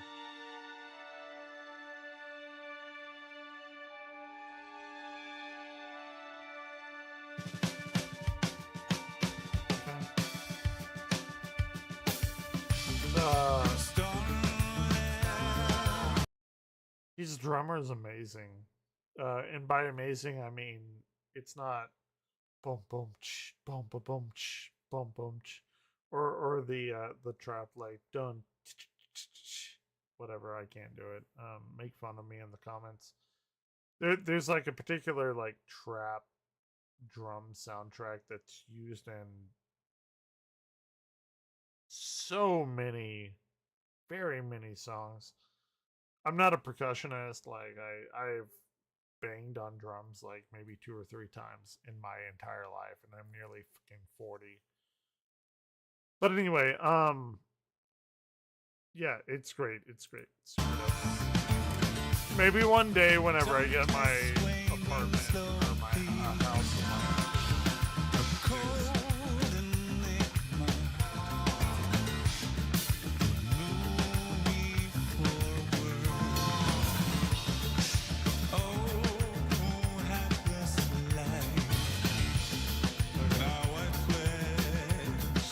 The drums are amazing. They're so different. Okay. Okay, Starless, Darkness Waning Slowly. I assume this is him dying in my fucked up version of this story. A cold enigma would move me forward. So a cold enigma would be like a question, like define enigma, right? Like what is the definition? Enigma, good band by the way. I fall asleep to them all the time. A person or thing that is mysterious, right? So it's, you know, whatever. Would move me forward. So again, I'm thinking this guy fucked his handmaid. A cold enigma, maybe the handmaid like isn't receptive to him. I don't know. Maybe it's his wife that knows about it. I'm not quite sure. Oh, hapless life, now I pledge to you. Like he this is the Presto Changeo deathbed conversion of him. Like, oh, I'm about to die. I'm gonna say shit to you. All secrets now revealed now in paragraphs, which is what we are listening to as we do it. So, yeah.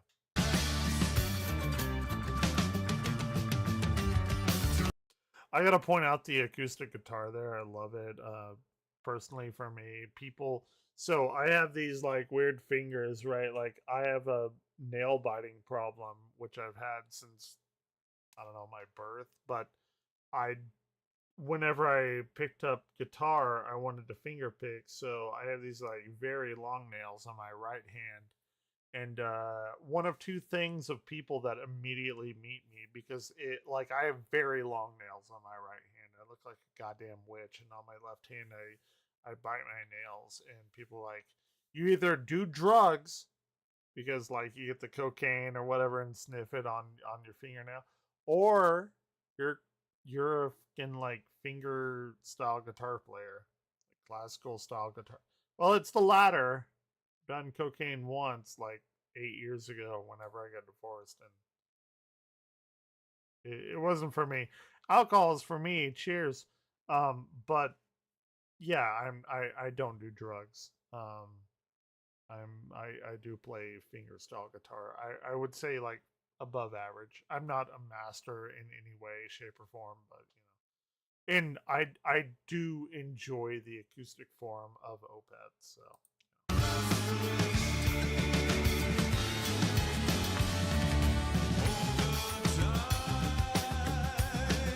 Okay.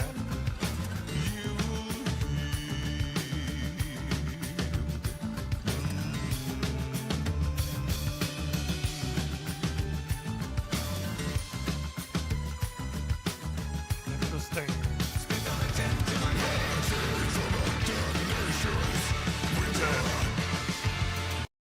I am fully convinced that the growling vocals of Man Saved from a Damnation's Winter, he didn't want to. I'm convinced like this person did not want to be alive during winter. Like he's like, okay, just fucking let's go. And I think it's his dying voice or his death that's saying, weirdly enough, like, thank you, like, a man saved, like, he didn't want to go through the winter, like, he fucked this girl or whatever, they had twins and everything, but his quote unquote human side, over time you will heal, spit or tend to my grave. Even spit or tend to my grave wasn't even a like growling part. He's like, yeah, I'm a shitty person, like, I don't know. Which is kind of like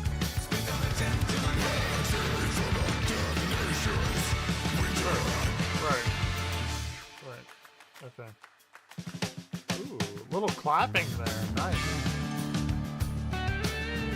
Oh, we pulled out the Phrygian mode. We got, so the Phrygian mode, if you don't know, it's like a mode that starts on the third tone up on the major scale. It sounds very like Egyptian. If you've ever heard Opeth in Bleak, like, Bleak is in the Phrygian mode, and Bleak is like one of my favorite Opeth like heavy songs. God damn, he invoked that Phrygian mode. I hope I'm saying that right. Like, if you're like a musician or whatever, and you're like, oh, this guy has no idea what he's talking about, like, tell me. I want to learn. But from what I know, this is like total fucking like Bleak Phrygian mode stuff.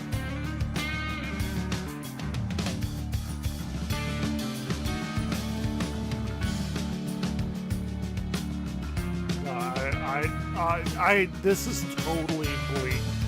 This is totally Bleak. Come on.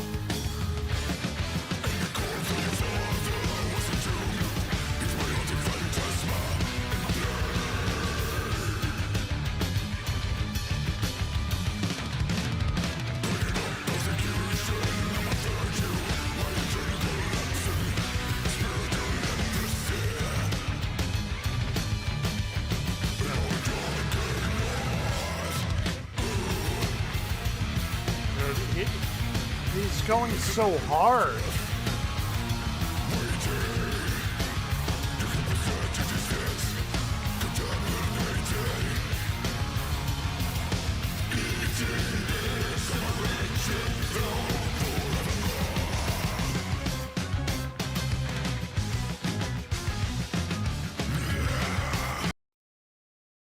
That was a lot. That was a lot. This is a very angry. And again, I think I'm like super confident on this, even though my like narrative may be way off, and again, maybe like Monday, Tuesday, whatever, we can go over this, but because I think my narrative is very off, and me clicking on the genius thing like shattered my fucking worldview of what I thought this was about. But I'm going with my own narrative right now, and if it's wrong, tell me it's wrong. I don't know. Is this art? Is it in the eye of the beholder kind of thing? But he says, and the corpse of your father was entombed. He's haunting phantasma and my plague. So it's in the voice of the father of these children dying.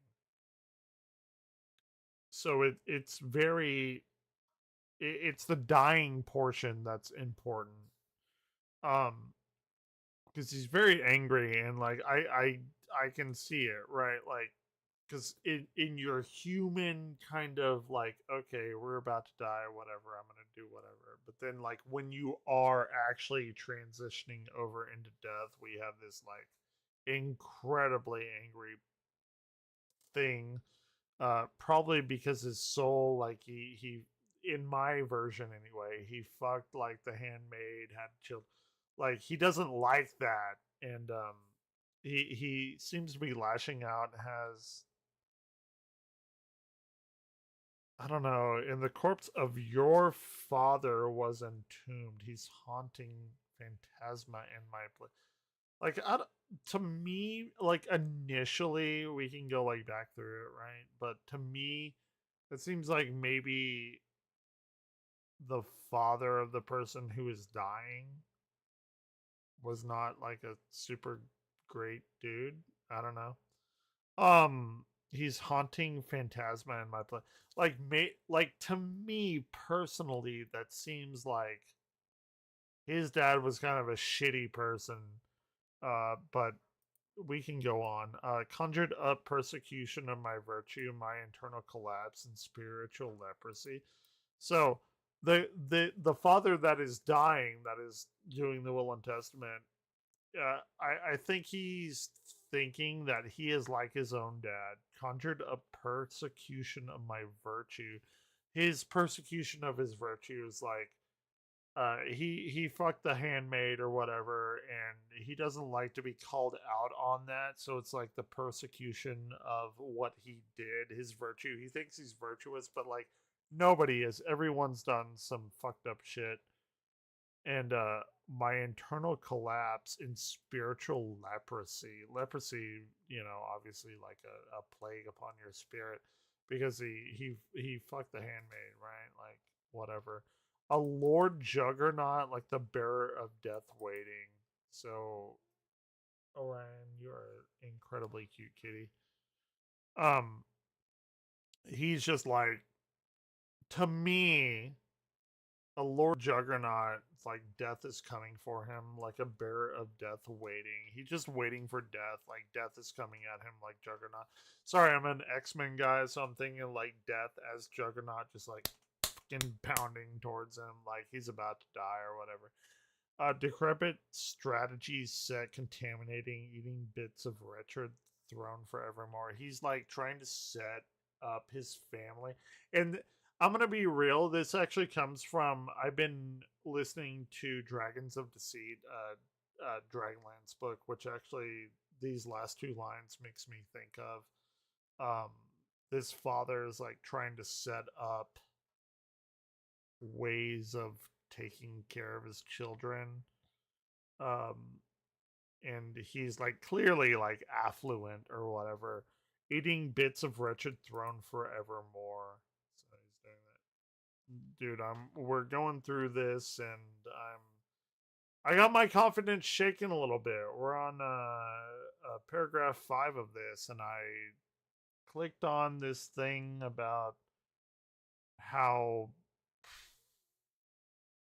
I think I'm completely wrong about what this story is, but I'm trying to get through, because I've been waiting for 5 months to like do this.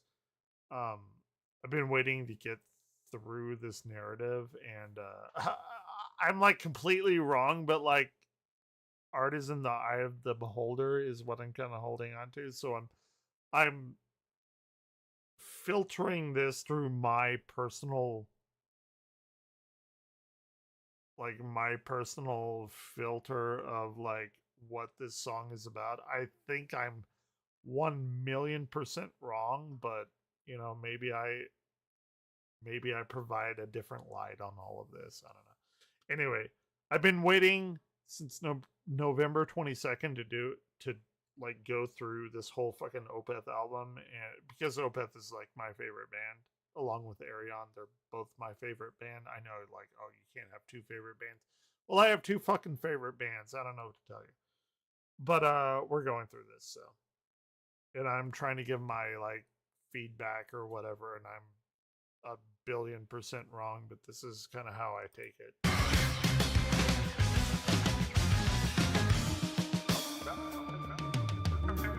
Ooh, and my commentary on the music, I don't think can ever be wrong, so. I do like the music. Hold on.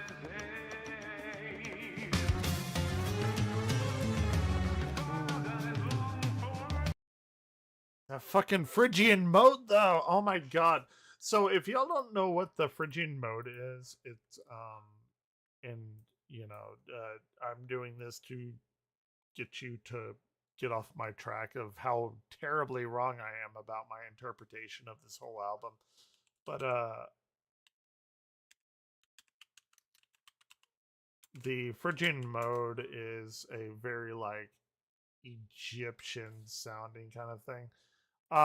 Actually, a better way of saying it would, since we're in the Opeth kind of realm here, this, the Phrygian mode sounds very Egyptian-y, and this is my favorite hard Opeth song, because you gotta differentiate like hard and soft Opeth songs, but Opeth Bleak, you can hear this like Egyptian-ness. I'm not gonna play the whole thing. It's like 9 minutes long, but this song is one of my favorite fucking like hard songs. And you can hear this like Egyptian-ness of it.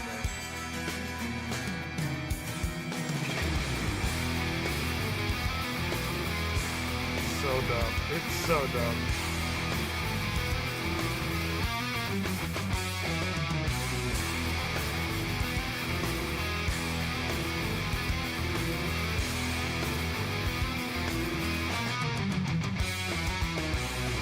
So I'm gonna play of it, but we hear that here. It does go hard. I'm gonna go back like 15-20 seconds. I want you to hear that like Egyptian-ness of this song.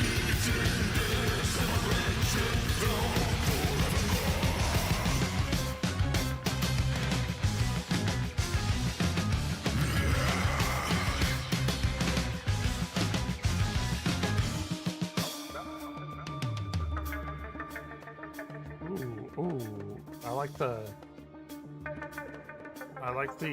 echo of it. It's very dope.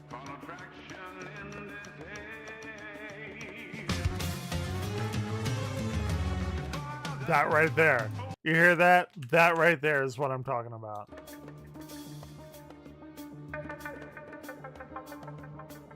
No traction in this haze. This is what I have highlighted here. Here.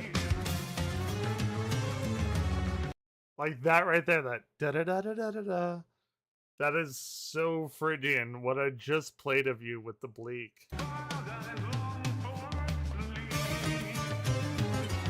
It's so like Egyptian-y. It's so good.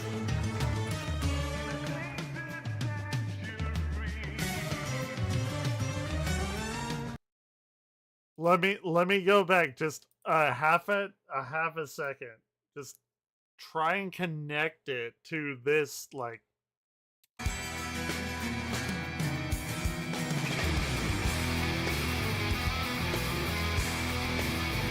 so good. It's so fucking good. Oh my god, it's so good. Sorry, this is actually like a YouTube video, so I do scripts, so don't like super indulge you, but I do want to get through this entire Opeth Last Will and Testament. I mean, you said Largo. Largo is like a slow kind of thing, but yeah. Oh my god, it's so good. I love the Phrygian mode. Okay, so we're going by this, like, by the lyrics. A grave mistake, a sunken cold black light. I can only say that it's the guy that fucked the handmaid and had the twins, and he's like thinking it was a mistake, but again, like I very well am probably wrong.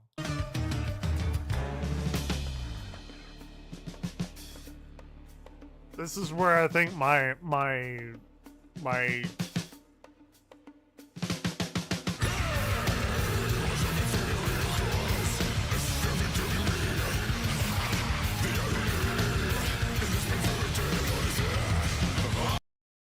I think this is where my narrative breaks down, because I did see they had some kind of like weird thing about somebody else fucking this maid, and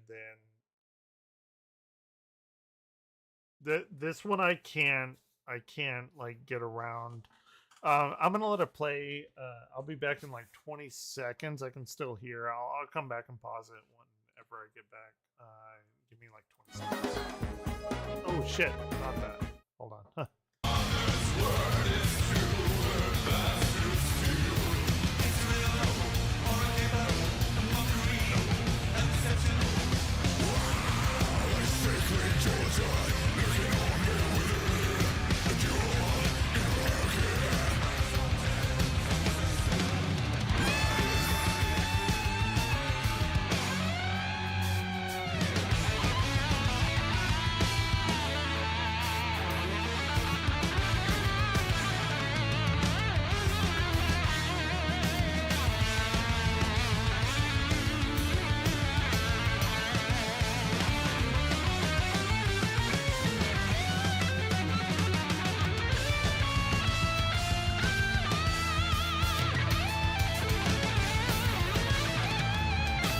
cool guitar solo.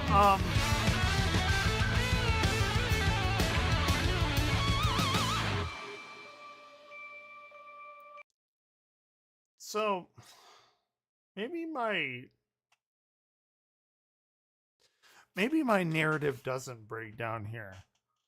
He was of inferior class, a servant to me. Ha, the irony in this perverted odyssey. Okay, so here's my like big thing.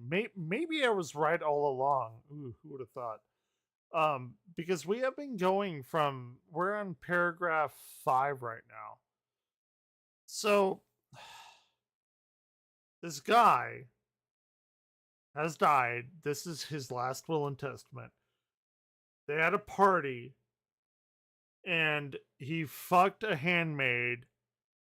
They had twins. We didn't know that for a long time. That's paragraph 4. But they had twins, so this is his last will. And he's like kind of doing the tell-all. So obviously he couldn't be with the handmaid, and I believe, from my narrative anyway, she died. No, but she gave birth to his daughter and son. Okay. Now, because I clicked on the fucking, like, people were like explaining everything. It's like, oh, they had a plan or whatever. I think the plan can fit into my narrative. So he was of inferior class, a servant to me. Ha, the irony in this perverted odyssey. So I think they talked about servants, like they knew what happened and they got killed and they got killed. I think he fucked this handmaid, and to save face, he made a deal with another lowly servant to take to basically like take the fall, right? And this is who he's referring to. He was of inferior class, servant to me. Ha, the irony in the perverted odyssey. Cheers, by the way. It's the last of it. It's the last of the alcohol. I have to make a 6-hour or 5-hour drive tomorrow for Darkest. I'm gonna be very drunk tomorrow night. Which is why I'm not like super duper drunk tonight. I did drink 3 beat boxes, or well, 2 beat boxes and 1 big sips, and this big sip was 16%. Oh, it actually has. Oh, that's 16%, by the way. Anyway, it's like super high wealthy guy made a lesser servant take the fall for him. That actually fixes my story and does not make my story as incomplete as I thought, because he could have just hired a guy to take the fall because he didn't want to seem like, you know, Scarlet Letter kind of guy, like fucking his servants or whatever. I think I still might be on the right path. Forgive my other 20-minute, like, fuck me, I don't know what the fuck I'm talking about. This still actually works for me. Hold on.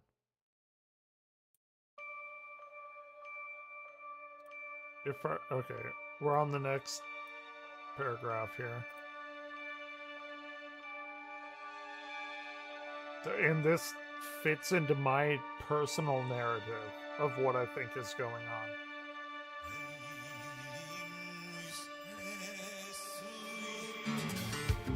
Ooh.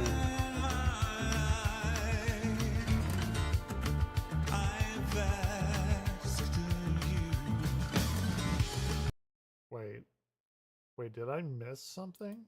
Hold on, I think I missed a lot of shit. I went back a little bit. Hold on.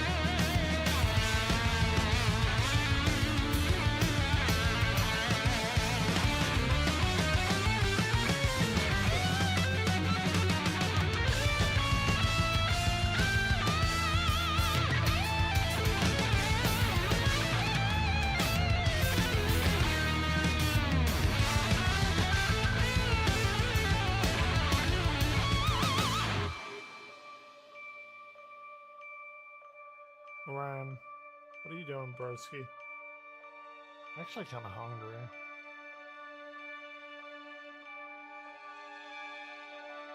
What? Love you.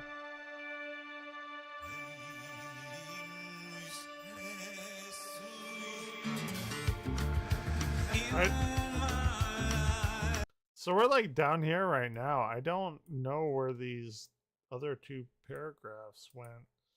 If our Father's word is true, we're bastards too. It's a riddle, no, or caper, no, a mockery, no, a deception, no. So if the father who died is like, oh, you're my kids or whatever, they're saying if our word is true, we're bastards too, because the guy that died made another guy take the fall for him so he wouldn't get like ostracized or whatever. And the person that's saying this, the child that's saying this, that's listening to the will, they're saying, okay, this is our father. If it's true, then we're bastards because, you know, they weren't married or whatever. So that actually still fits in with my narrative. My sickly daughter looking on bewildered, a jewel in our hierarchy, my exalted successor rise. So the sickly daughter is the deformed daughter of the twins. So the sickly daughter is the fucked up daughter. I mean, I'm sorry to put it like so bluntly, but it is what it is. So she's like, oh shit, this is my dad. And she's the successor to his fortune because she is the first one. Sorry, I've been reading a lot of Dragons of Deceit, Dragonlance. So this is actually like very synonymous with that, which is kind of weird. Okay, so we're gonna finish it off.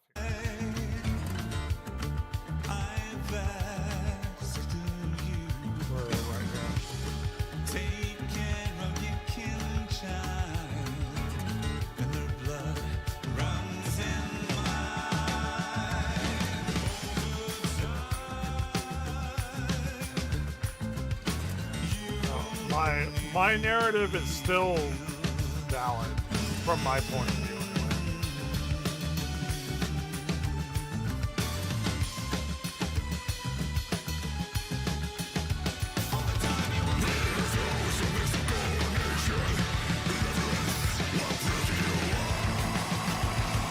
Okay, so we have the screamy voice, which Michael Agerfeld does perfectly. Rid yourself of this abomination, irreverence, uprooted you are. So, from me, what I'm getting from this is that the abomination is like the fucked up like daughter of the twins. In reverence, uprooted. So I'm thinking in reverence. So the human version of him that's dying, and so to me, we have this like human version of this father that's dying, and that's like the clean vocals, and then we have the death version of the father that's dying, and that is like the fucking angry vocals or whatever, because he's dying, right? Because you have like, okay, as you're dying, you have like the human version of yourself, and then you have like the death thrashing version of yourself. So rid yourself of this abomination, which I said is the daughter of the twin that is dying. In reverence, uprooted you are. So he's saying like the screamo version of Michael is saying like, you're giving her reverence and you're being uprooted. Like you're giving up what you are here. Like you're fucking like, don't do that kind of thing. Yeah, Opeth. Yeah, it's my favorite band. Yeah, Opeth. Means City on the Moon, by the way.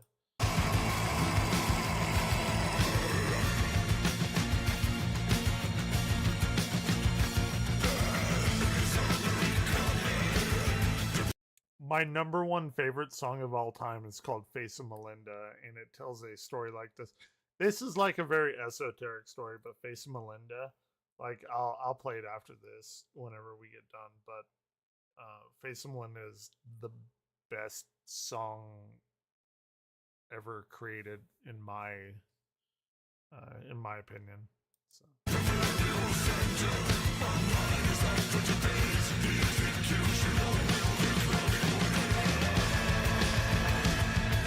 Okay, this was a big one. That was a big one in the summary of Coming, which is like, okay, we're wrapping it up. The proverbial sanctum of mine is up for debate. So I'm gonna say that like his estate is up for debate because he's leaving all of this shit to his like fucked up daughter who's like grotesquely like physically fucked up. The execution of will, which is what we are in, and the crowning of an heiress. So effectively this guy, this father who fucked this maid who died, they had the children and they made this other guy like take the fall for him, but then the actual father who's like super wealthy or whatever died, and he's like revealing all here. He's saying like the daughter who's like super physically like fucked up and deformed, I guess is what I have in my mind. She is the heiress and he's leaving everything to her because like he was super, you know, it's his daughter. Like what the like who cares what she looks like, you know? So yeah, the execution of will, the crowning of an heiress. So we'll see if my narrative holds true.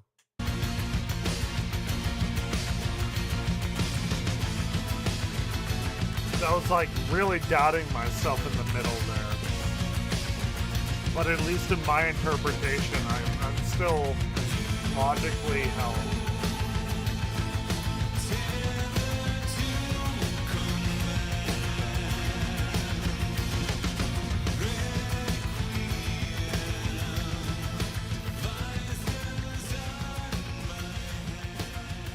Okay.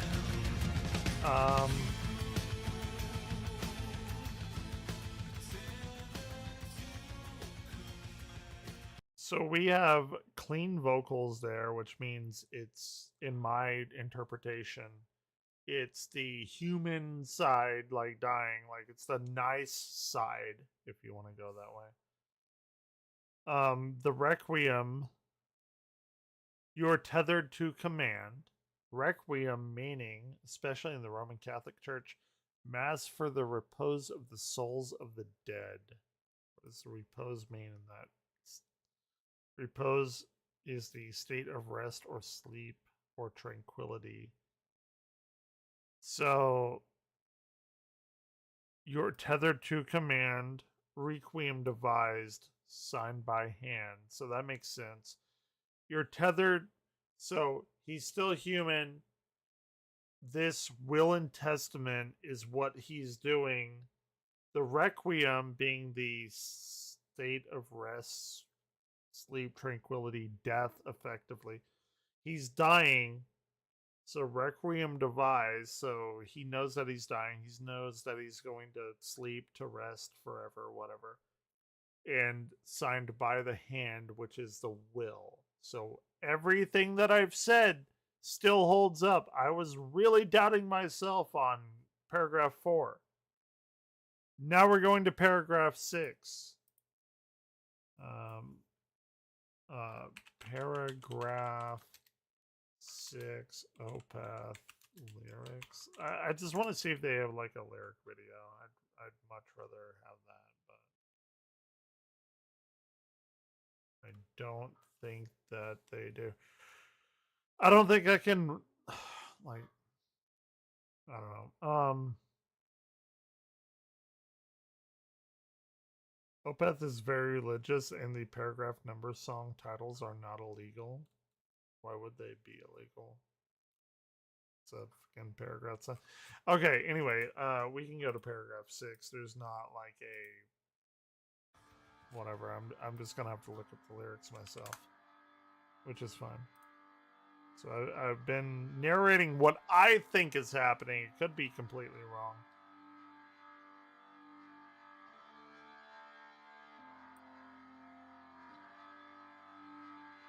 Paragraph 6. Okay, here we go.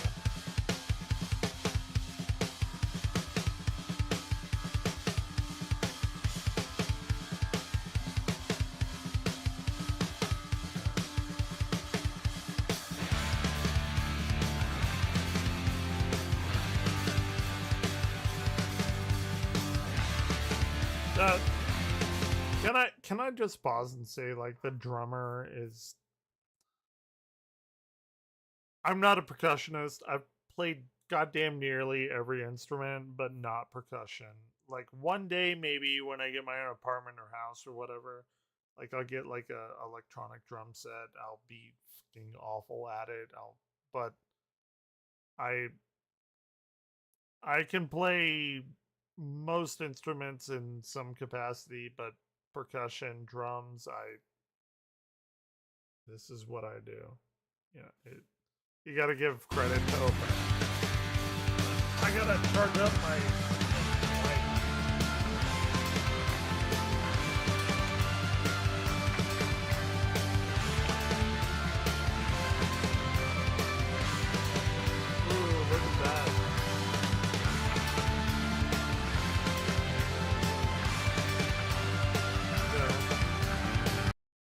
lots of strings, there was a very dope ass harp part, and by the way, I am going to buy a harp probably in my next paycheck. They're actually not even that expensive. 29 string minstrel harp. Kind of want to learn it, fuck around with it, who cares?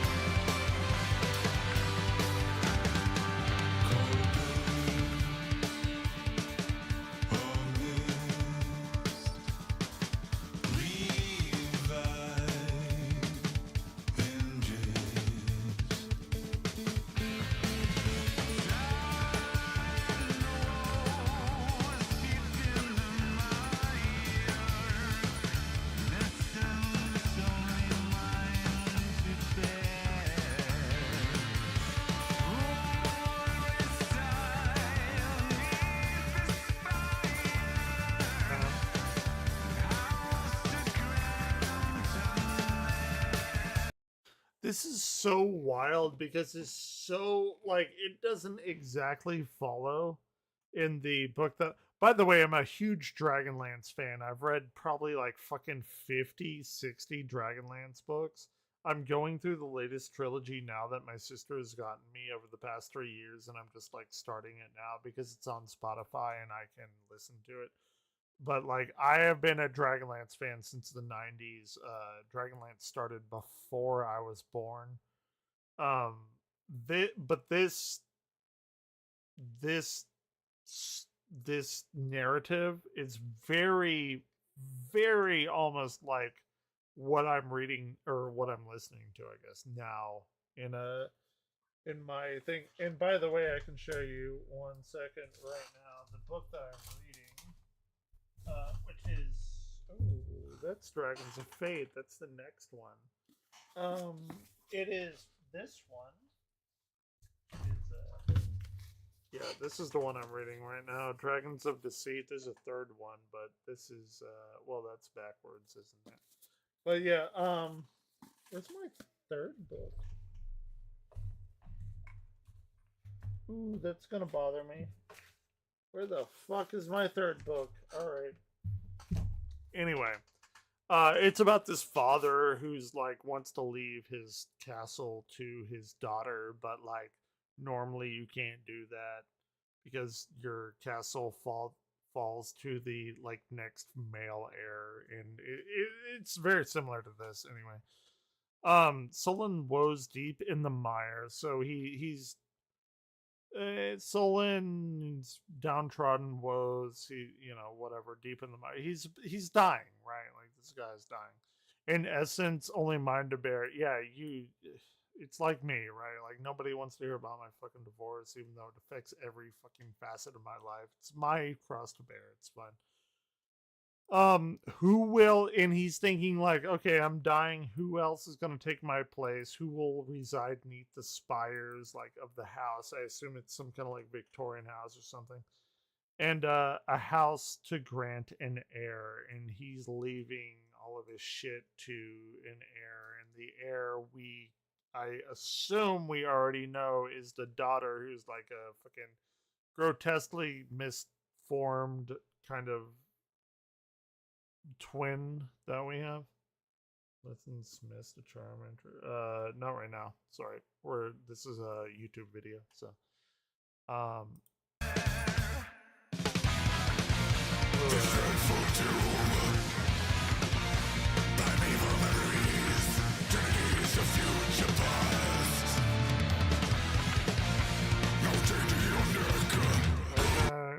very, very heavy one. Dreadful Tomb, he's dying. We're in the screamy mode version. So this is the death version of this guy that's dying. Primeval memories, like the memories of like when you were alive, I'm assuming. Tragedies of future past.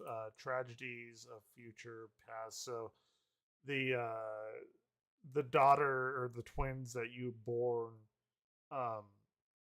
that was in your past, but they are from your future because you're going to be leaving that to them. Now chained to your neck. It's going to be your legacy, right? That in my narrative, it makes sense.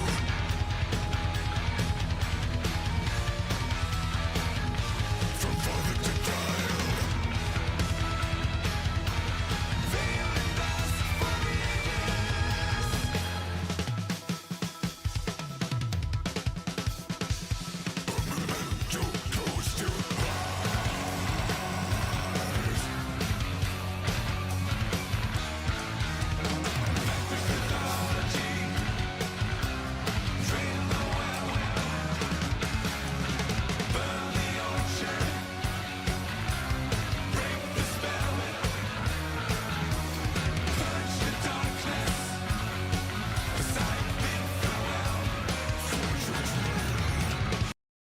Yeah, that was a lot. That was a lot. From father to child, obviously, it's talking about giving your estate away or whatever, like your heritage. Great album, by the way. Veiled in dust for the ages, like everyone's gonna remember you for this. A memento close to heart, our hearts. So our hearts, I would say, is like, because he was screamo version of this, right? Like he was doing growling version of this. A memento close to heart, which is like his daughter, right? It's close to his heart. Our hearts. I would say like our meaning like the death version and the life version of this father. Vanquish mythology, like get rid of the like the lies and stuff, like you like embrace it. She's your daughter. It's not this other person's whatever. Just like fucking tell it how it is. Drain the well, burn the orchard, break the spell. Like again, just getting rid of all of these like lies and stuff. Like I mean, we're at this guy's funeral and we're listening to the will that he's written. Like just fucking like just tell it all basically. Purge the darkness as I bid farewell. Again, just like get rid of all the fucking lies as you die. Forge your trail. Yeah, I mean, he's dying. Just let it go. Tell people how it is. Fuck it. Like, what are they gonna do? Kill you? Like, you're already dead, right?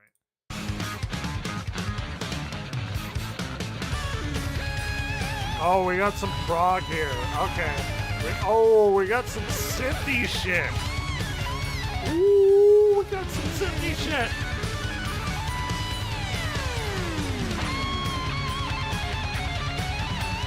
Got some electric guitar shit, alright. Nice.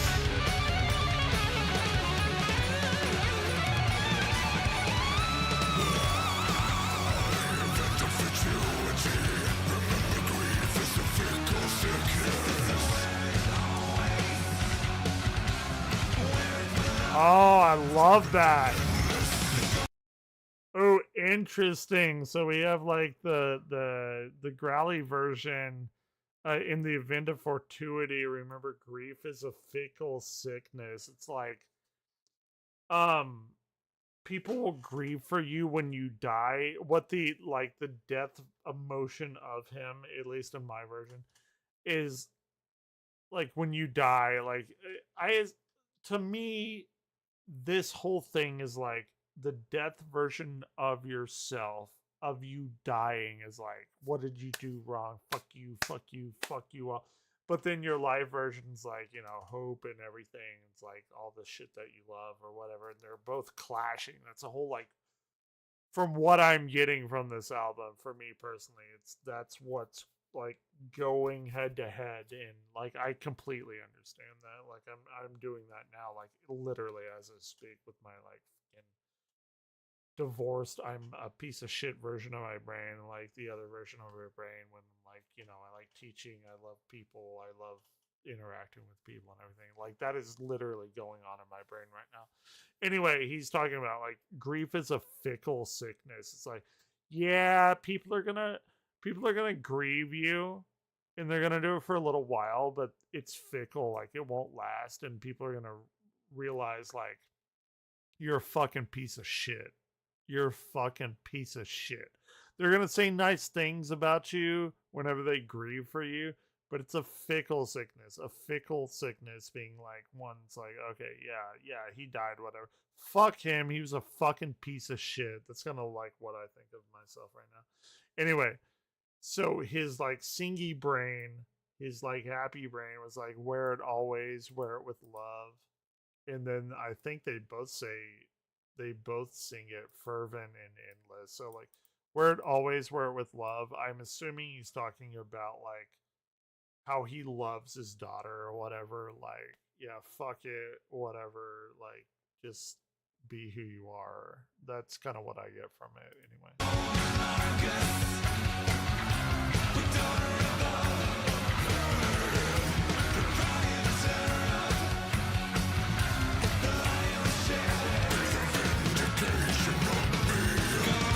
Interesting. The Golden Argus. So we're talking what is define Argus? I want to say like Argonauts, but I don't really know what they mean by Argus here.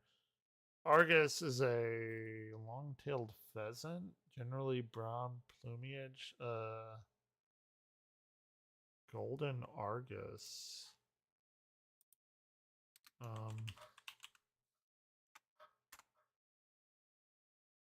Golden Argus can refer to two things: a charter safety rating from Argus. The Golden Argosy. Hold on, maybe AI will tell us. The Golden Argosy, the most celebrated short stories in the English language. Ooh, interesting. I mean, that's capitalized. I don't know. I was gonna say like Jason and the Argonauts with because he got the golden fleece, but the Golden Argus is the Golden Argus. The body is wrapped with copper tinsel. This is called fly tying from Reddit of all places. That's the Golden Argus. Is that? Okay, I'm gonna completely like submit to ignorance on that. I thought it was one thing, whatever. But anyway, it's probably like a good thing, like a happy memory kind of thing. With daughter above, right? His daughter that he's leaving his stuff to. The proprietor of the lion's share, which again is his leavings. Be the vindication of me. Let's hear that again.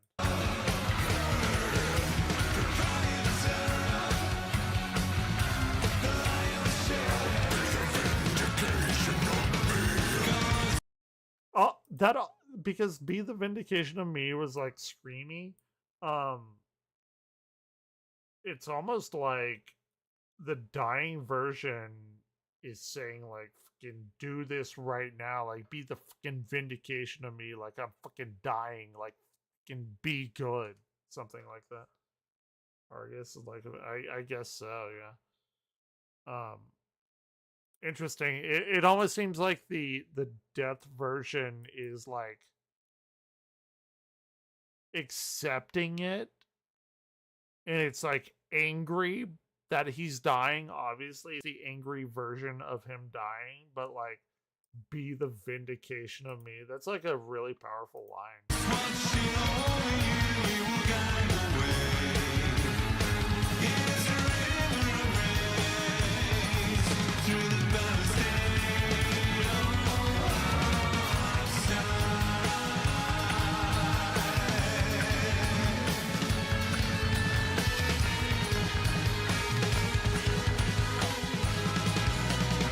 A long one.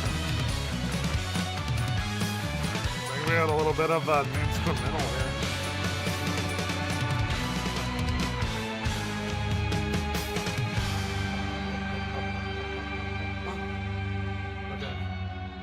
Okay, we got a little bit of a. Oh, I mean, this is like super prog. We're going into just those few little notes that I heard. The fuck is that? Anyway, you know, this last part, God is watching over you. He will guide the way. His rivers of grace through the barren state of our time. And that was like the sing-songy voice. That's like the humanity of the father that's dying. And we're getting this like flowiness of it. Almost sounds a little bluesy. We'll see. Super cool. I mean, this is like a good 2-minute, yeah, very bluesy. That's why I love Opeth. Just, and Arion. Arion does it too.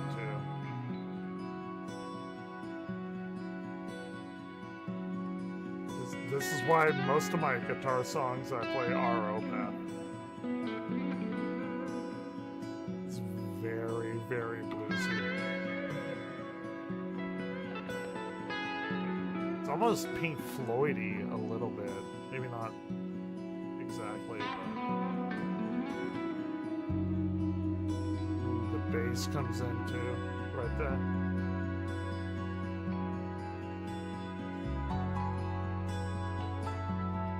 Oh, wow.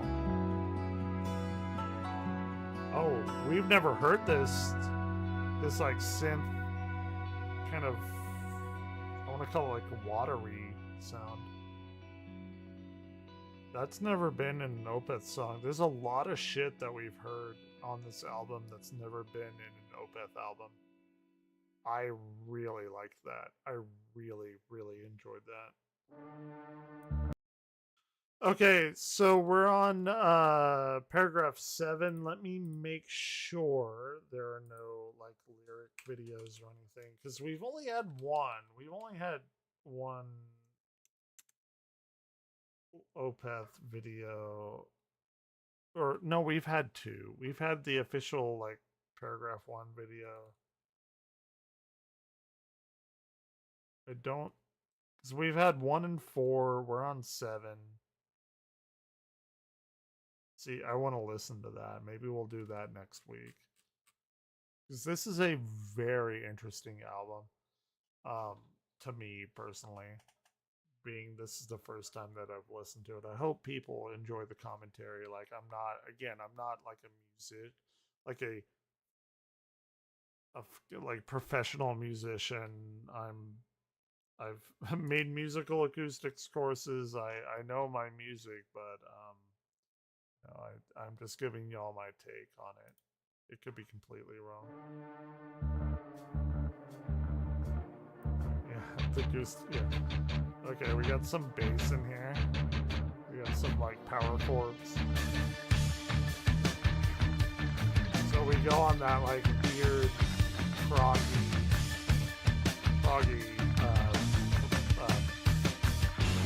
percussion track.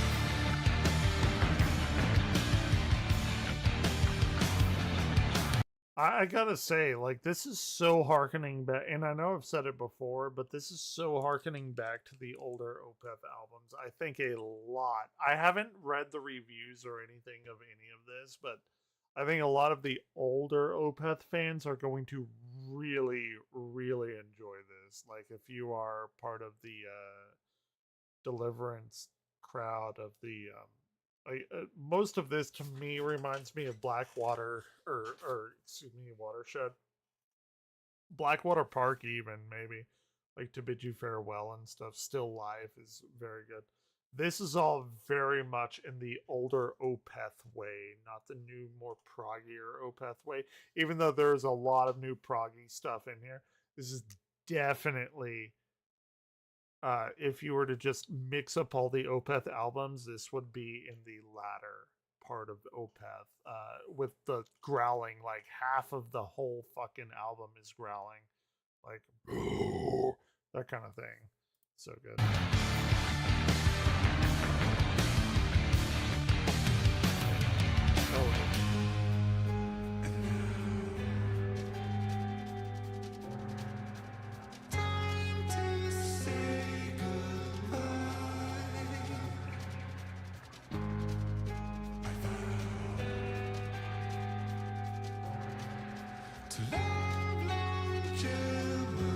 Gemini, there you go. There's some fucking astronomy in there. As part of paragraph 7, I bestow upon you both a number of artifacts. So he's talking about both. So we do have the twins. We are like firmly in twin territory.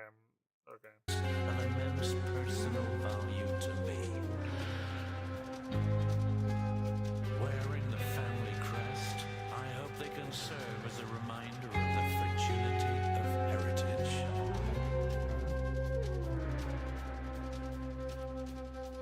We got a flute in there too. Ooh, some synthy.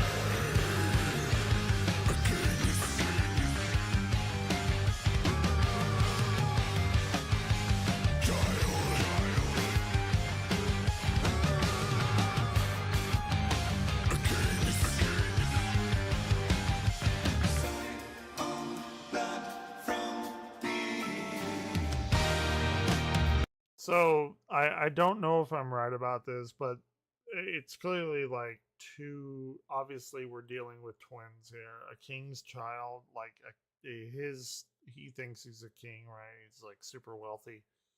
I think this is probably the boy, and then the scion blood from me. Scion is like your progeny, like.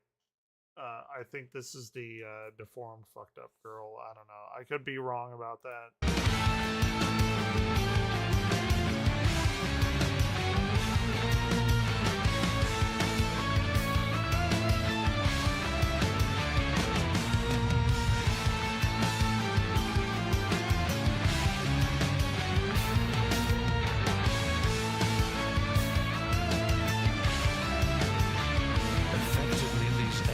Are in essence worthless. Still, I consider them a token of my innermost sympathy. Pass them on to generations to come. Oh, we got that. Oh, we got that fucking Hammond organ here. Gotta like calm myself. I do like the Opeth Hammond organ.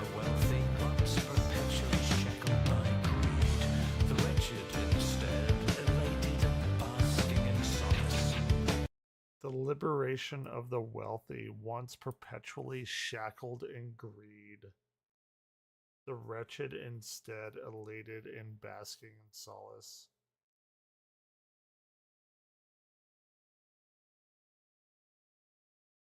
The liberation, which means the freeing of the wealthy, once perpetually shackled by greed. So he's freeing the wealthy people who wanted money. The wretched instead, which I guess is his kids, are basking in solace. Solace means, let's look up the actual definition before I give you anything. I know. Elated and basking in sadness. Okay, so I think what this is saying is like all the fucking rich people wanted his shit, and they're not going to get it effectively. The liberation of the wealthy, he frees them from the greed, right? Yeah. But the wretched, which is his kids, which is his, at least his daughter. I don't know about the other twin. I know his daughter's like super fucked up. They are elated, meaning happy, and they're basking in solace, and solace means distress or sadness because their dad died, right? So like everyone wanted his shit. He's not giving it to him. You're liberated. You ain't getting it. And then the wretched, his kids are, they're elated, they're happy or whatever, but he's dying. So the father,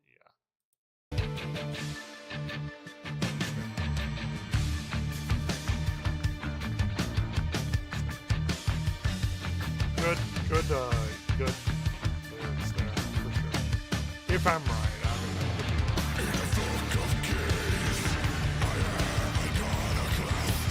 we got the screamy version.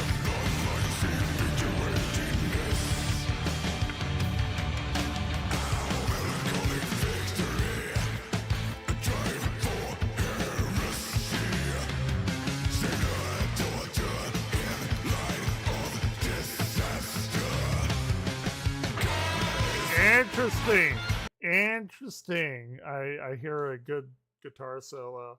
In Flock of Kings, I am an iconoclast. I want to make sure I know what these words mean. Iconoclast is a person who attacks cherished beliefs or institutions.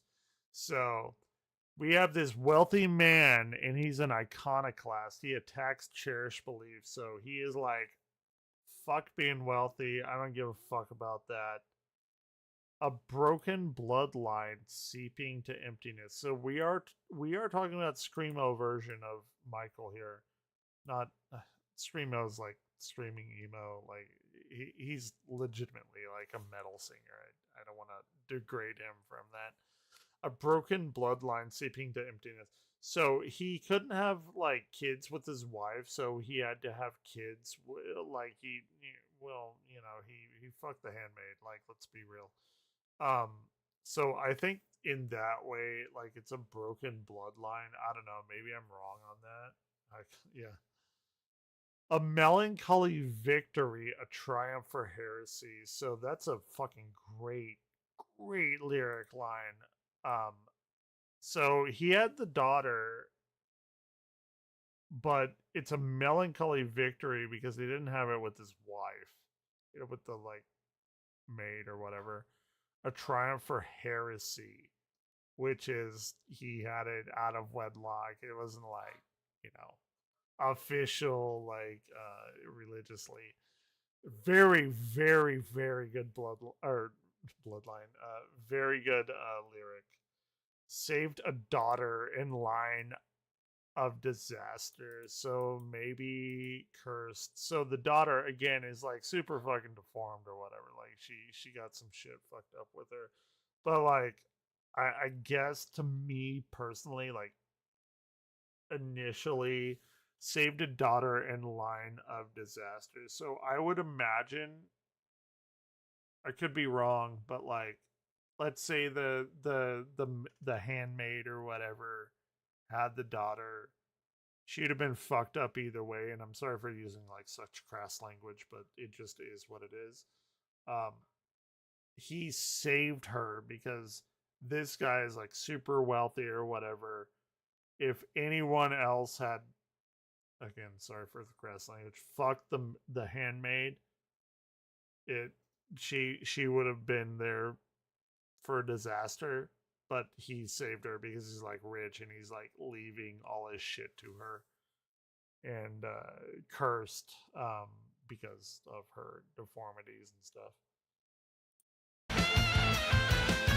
We got a dope ass solo.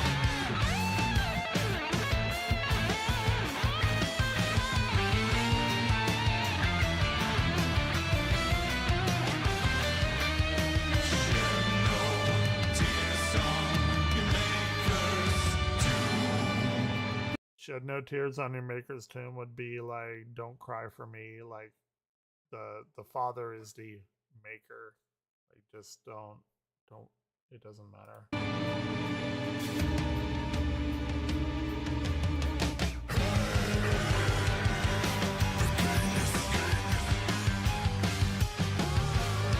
I gotta point out. I'm sorry. I have to point out the synth here.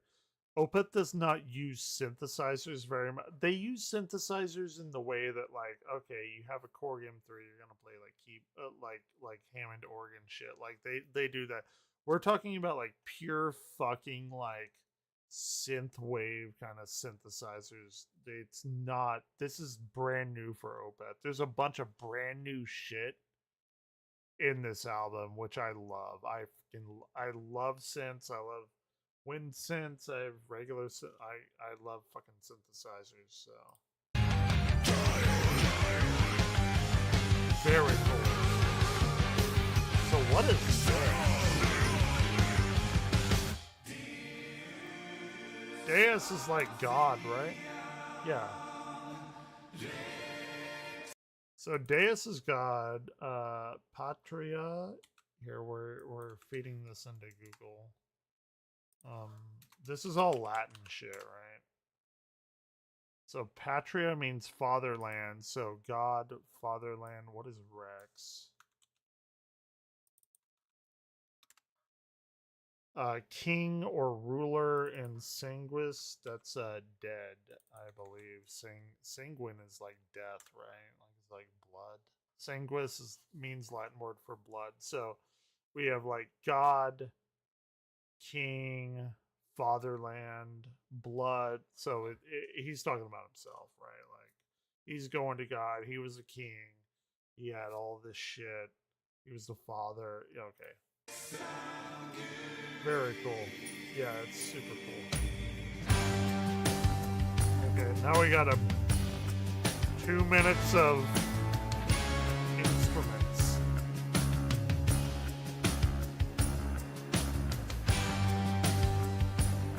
Alright.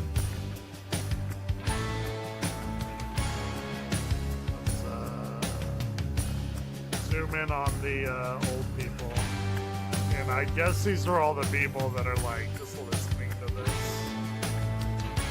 They're probably, most of them are like, they don't look very happy, so they're like, okay, when are we gonna get our inheritance? Like all these fucking people that's related to him. It's like, no, I'm giving everything to my fucked up daughter, and you all can go to hell. Fuck you for being rich. And yeah, I fucked the stepmaid. Or the handmaiden, and yeah.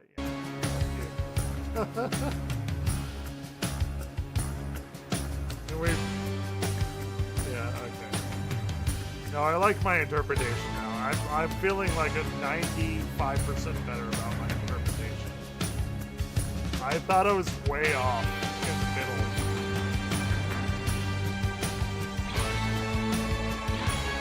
My narrative holds true. I'm happy with my narrative. It may not be the right one, but I'm happy with what I got.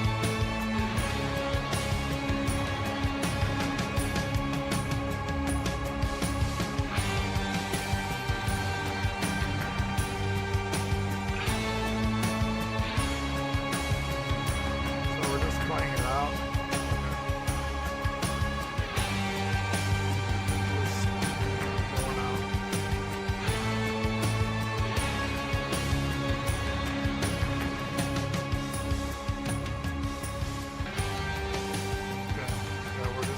Out, which is pretty funny. I kind of make fun of songs that do that.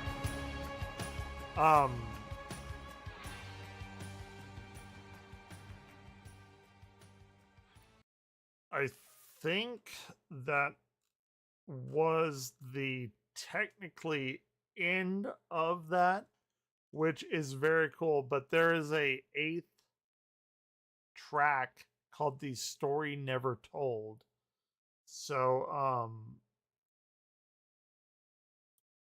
Story Never Told. So, I think this was actually on the original album. It's not like a secret thing or whatever. Let's see if it has like lyric Opeth official lyrics. I was like really down on myself. I was like, oh my god, I've like misinterpreted this whole fucking story. But I genuinely don't think I have. I may have misinterpreted some of it, but like I've gone paragraph by paragraph and like I'm trying to piece it together in my head. And by the way, this will be like a full fucking YouTube video. I've said that before, but it's going to be a 2.5 hour, probably nearly goddamn 3 hour YouTube video. But I've been waiting to do this for like 5 months because Opeth's my favorite band. I didn't want to be like too drunk to do it because whatever, but I'm like sufficiently drunk to do it where I can still like fucking talk to people and stuff.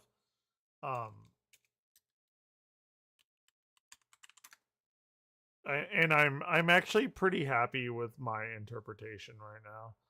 So there's not like an official lyric video, but so we have the lyrics over here. We're just gonna go ahead and play it. Ooh, okay, we're clean Opeth right now.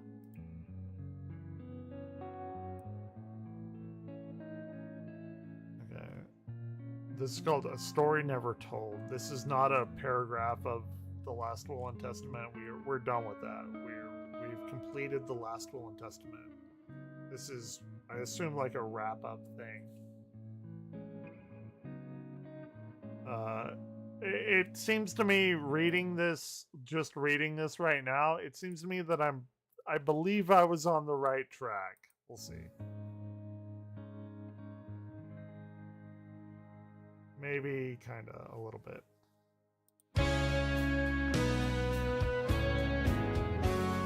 This is like very Ariana-ish. A little Ariana-ish here. The slowness. Do I like this? This is very Ariana. And by the way, like Michael Akerfeld, the singer of this, did sing on The Human Equation from one of the Ariana albums. And I will tell you something nobody knows. Nobody knows about this. In Dallas, I've seen Opeth like 7 or 8 times, I think, in my life. I've seen them a lot. They're my favorite band, along with Arion, right? I don't want to say like they're my favorite band, but because of Arion, it's fucking Arion. Anyway, Opeth, they were playing whatever, and in between the songs they talk, and everyone's kind of listening or whatever, and Michael Akerfeld was talking about something, and I was completely shit-faced drunk, like just fucking, I mean, go look at like 2 or 3 videos before, like I'm that drunk, kind of, you know, I get drunk all the time. But anyway, I was that drunk at an Opeth concert, and everyone was quiet because he was talking to the crowd and go, "Fuck yeah, Arion, Human Equation." And you know what he did? Nobody knew. Nobody said anything, laughed, like boo, whatever. Like everyone was super quiet. And he like looks into the crowd at me and he points at me. And that's something I'll never forget because I'm willing to bet nobody knew about Arion in that crowd. They were all there for like metal Opeth or whatever. They weren't there for Arion. But he knew Arjen Lucassen. And I've talked to Arjen a few times.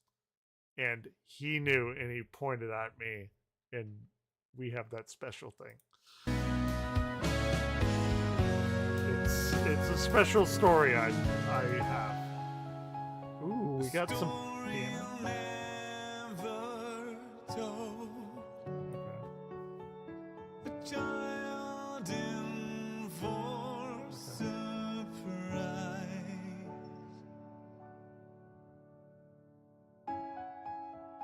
Interesting. Mother's heart's on hold.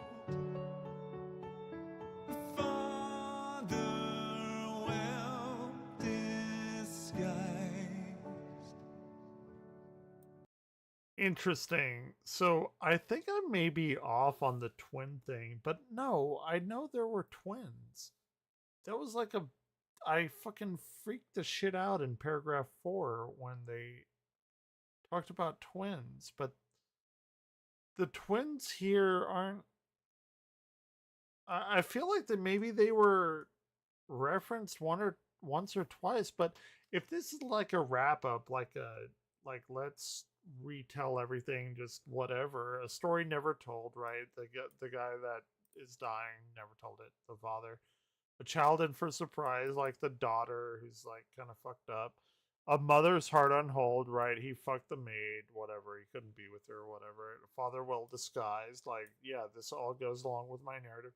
I'm not like, there's a twin aspect here that I'm not seeing, and I feel that that's like a really fucking big important part, like, of the brother, because I feel that there was a daughter and a brother. Maybe it is, I don't know, but the child's definitely like the daughter, like everything lines up. I'm just not getting the twin aspect of it, but I don't know, maybe it'll come in. Let's listen. There's a road that leads to home. Stories. Sure, I'm not gonna stop it for that. Poetic. Ooh.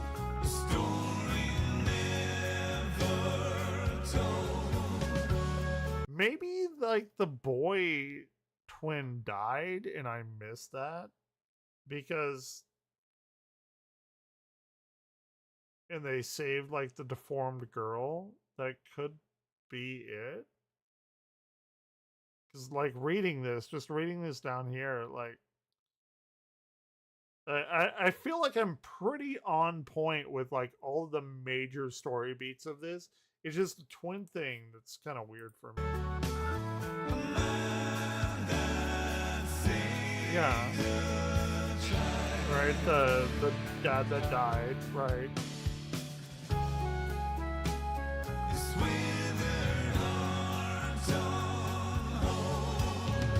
Right. Beating for a lie, yeah. It's him living with the fact that he cheated, or I don't know.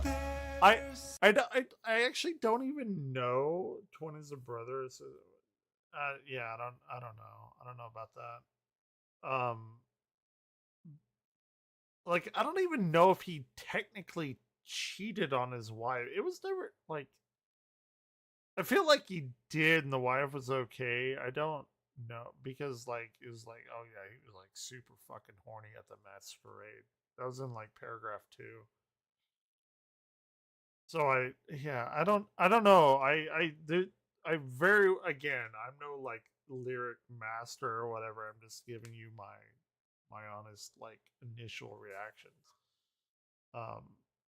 There were definitely twins though. There were fucking definitely twins in paragraph 4, because I fucking flipped my shit. I was like, oh my god, what a fucking like twist. So maybe there was something I missed. Road that leads to home and yeah, I mean, the road that leads to home, she got the inheritance and nobody ever told her. Yeah. It's just a whole story. Right. They did say they were Gemini. Gemini are twins. I do point out the Gemini constant. That's so interesting. Yeah, I don't know about that. Like, I just don't know. Maybe like he wanted a boy and he got a girl, and like they're like, okay, I'm gonna treat you as my heir, but you're like a girl, but like I'm gonna treat you as my son or something. It could be that 100%. I'm not. I don't know. Maybe I'm just too stupid to understand it. That very well could be it, though. Oh, we got a flute. We got some flute shit. Yeah, I don't know.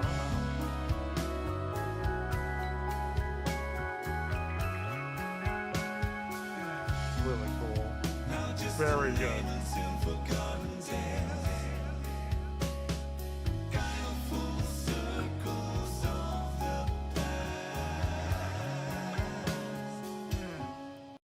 That's very poetic.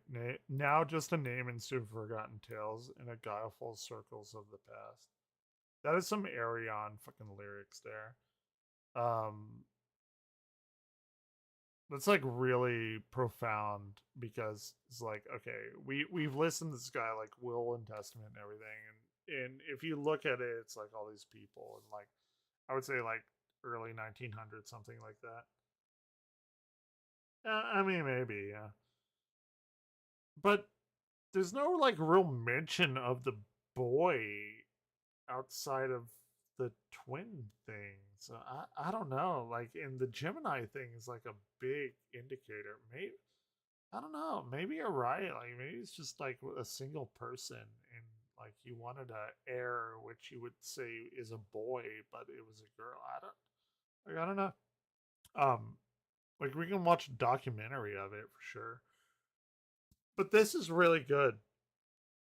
This actually is beyond the scope of the song. Now a name in soon forgotten tales.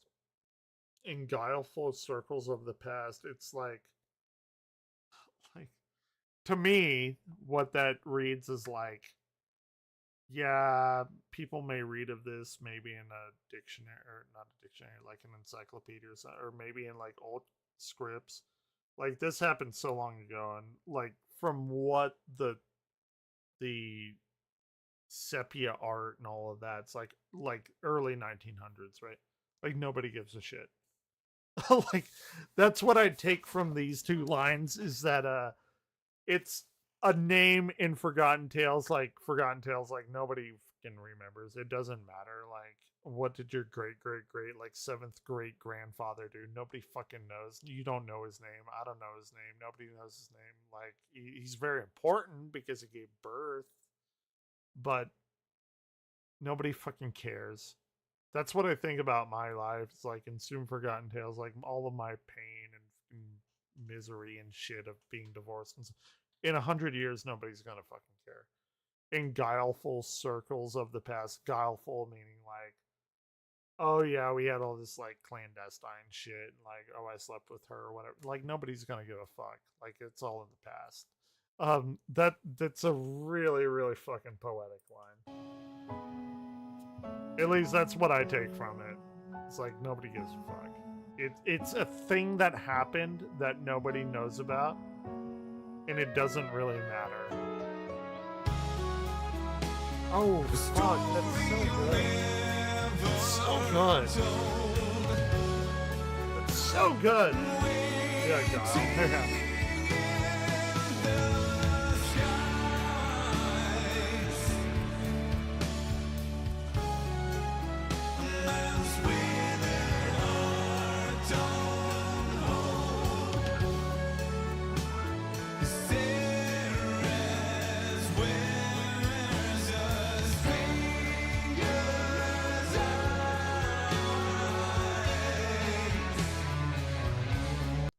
Really good. A story never told. Like, we don't know if it happened or not. It, like, something like this probably happened. In fact, I would bet money that it did. Waiting in the skies. It's his dad or her or whoever has already died. It doesn't really matter. A man's withered heart on hold. That's the father's in the skies. Like, it's whatever. Waiting for his daughter to die, I guess. And his heiress wears a stranger's eyes, like, because they, like, she didn't know that he was, or she was his daughter. So, you know, like, normally when babies are born, like, oh, they have your eyes or whatever, and she didn't even know that, so. Alright, yeah. What a fucking great album. Like, it's not like an album. Oh shit. You got the strings coming in.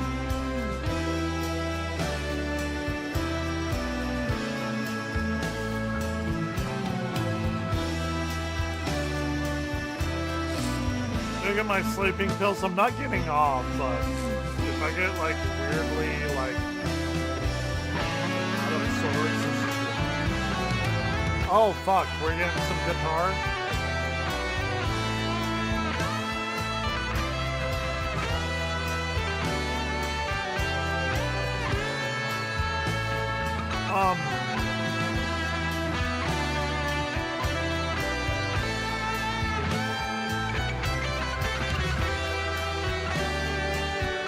Ooh, it's so good.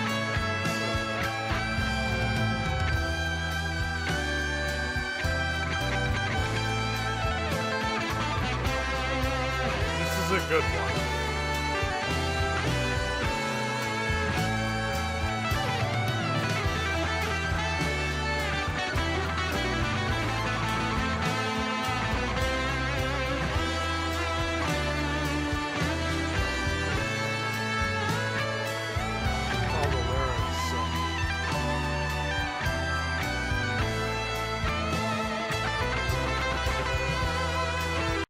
I'm almost thinking right now that this lady right here in the wheelchair, I think this is the daughter. This has got to be the daughter, right? Like, there's nobody else in a wheelchair. There's nobody else, like, with physical deformities. It's this lady right here that is having this will and testament read to her. Right? It's gotta be her. Man,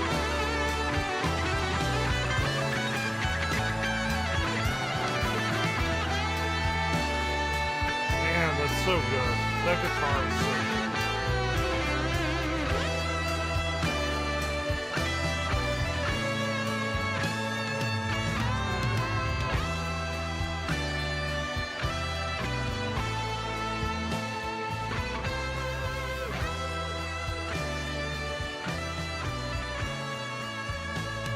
I am 1,000,000% convinced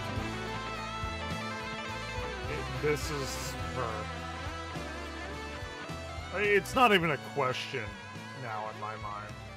Like, I didn't really like take a look at the album cover, but that's 1,000,000,000% her.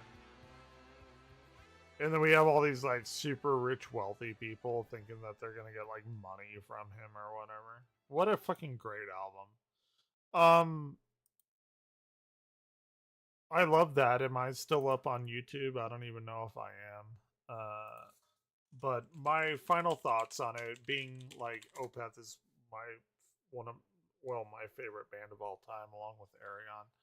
I am actually still up on YouTube.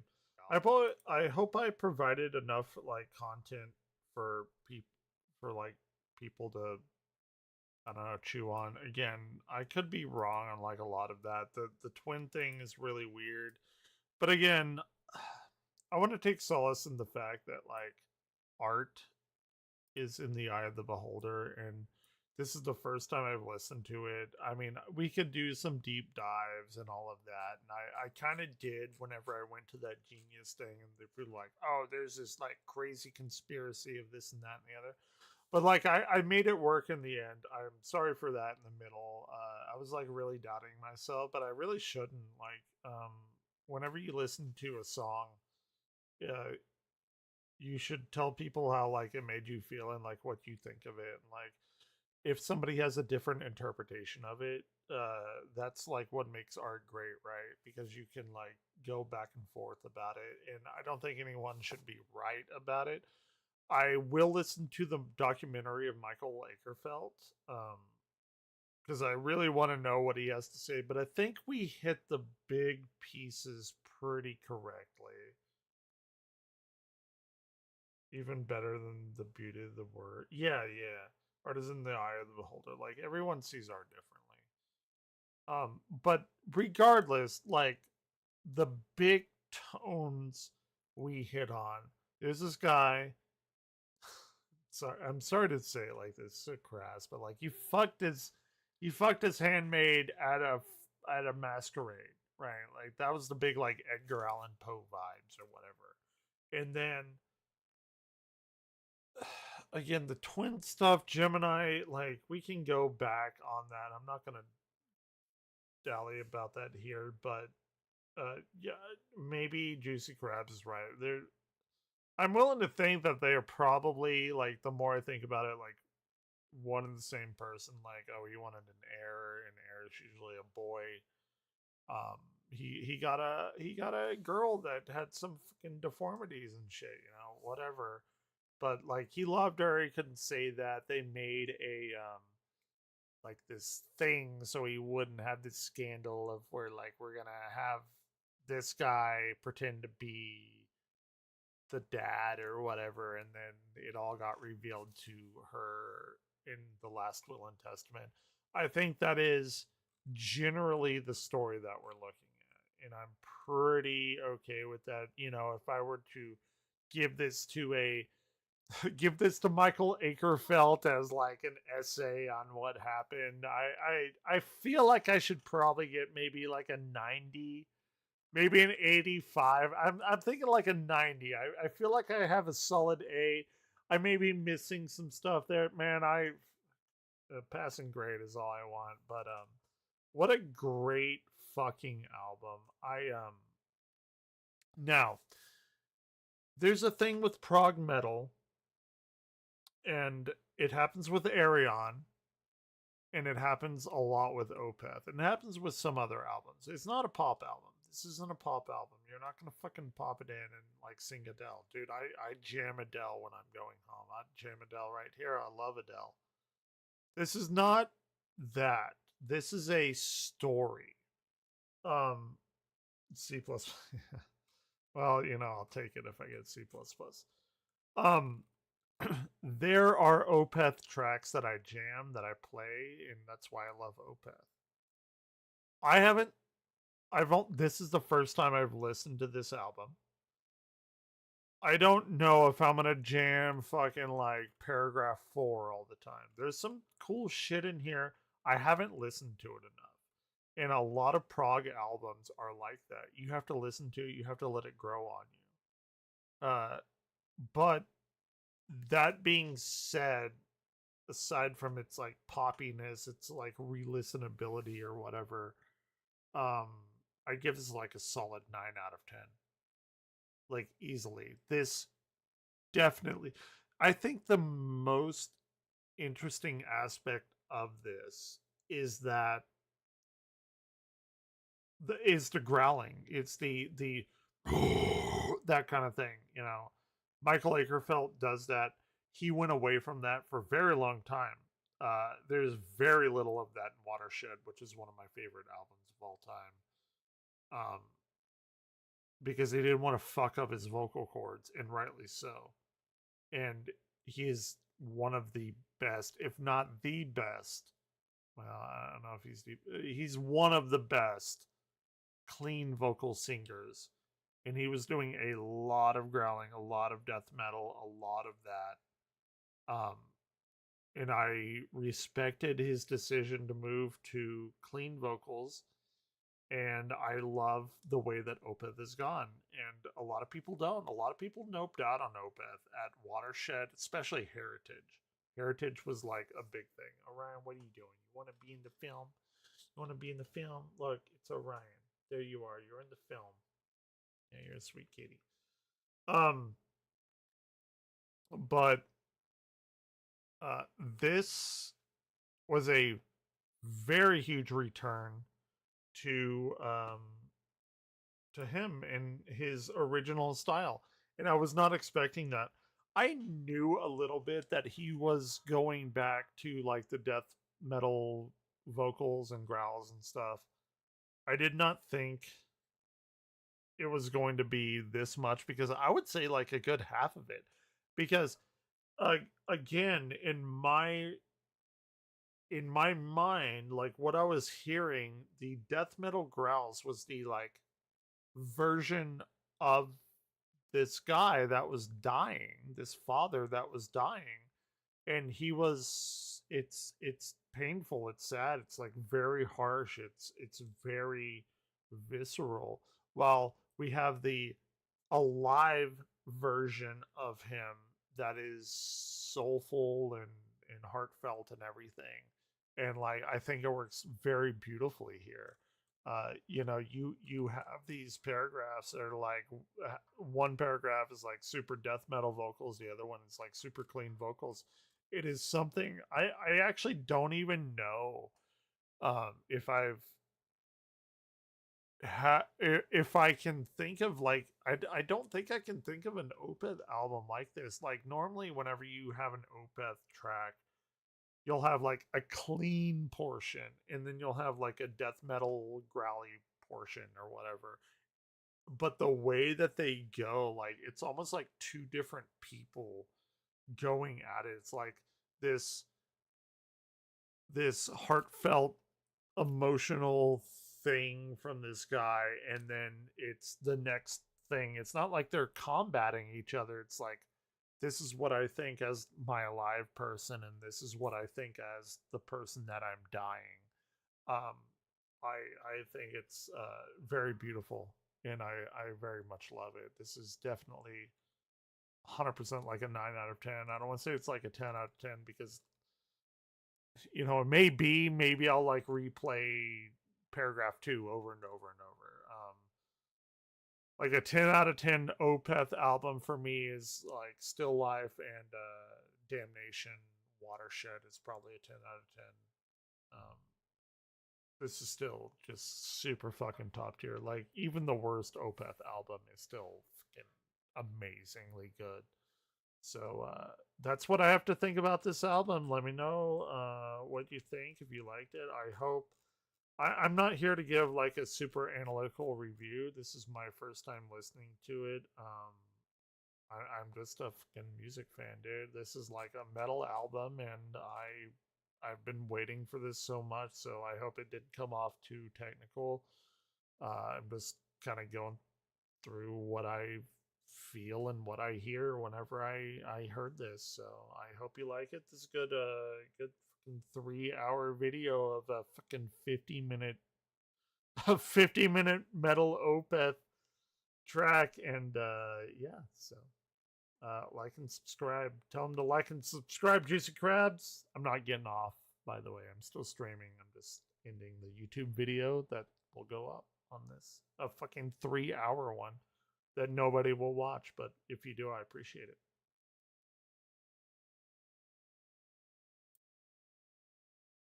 That's a big one. That's a big one. All right, I've stopped recording. It's remuxed. Okay, so the best Opeth album. It's only what, 2? I technically don't have to be at Darkest's at any time. Like I have a 5-hour drive ahead of me, and I told him I'd be there around like dinner time, so I can stay awake as long as I want. But my favorite song of all time is Face of Melinda.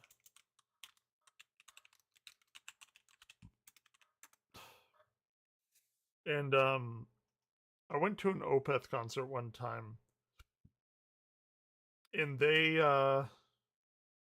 didn't play this until their last encore, because it's amazing. Face of Melinda is in my opinion, the best story song that exists. Although Cher's Gypsies, Tramps, and Thieves, that is a very tight, like 4-minute song that tells an amazing story. Okay, I love Gypsies, Tramps, and Thieves, but Face of Melinda is my favorite song of all time. It just is. It's so good. It has clean vocals. It has growling. It has everything in it. And we'll listen to it. I'm actually going to go offline on YouTube because they're going to hit me really hard with this. But I'm going to be on Twitch, so.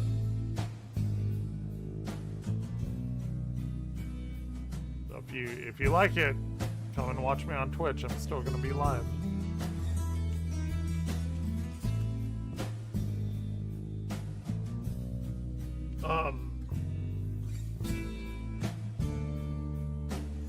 the album still live, and you can already hear, like, it almost sounds like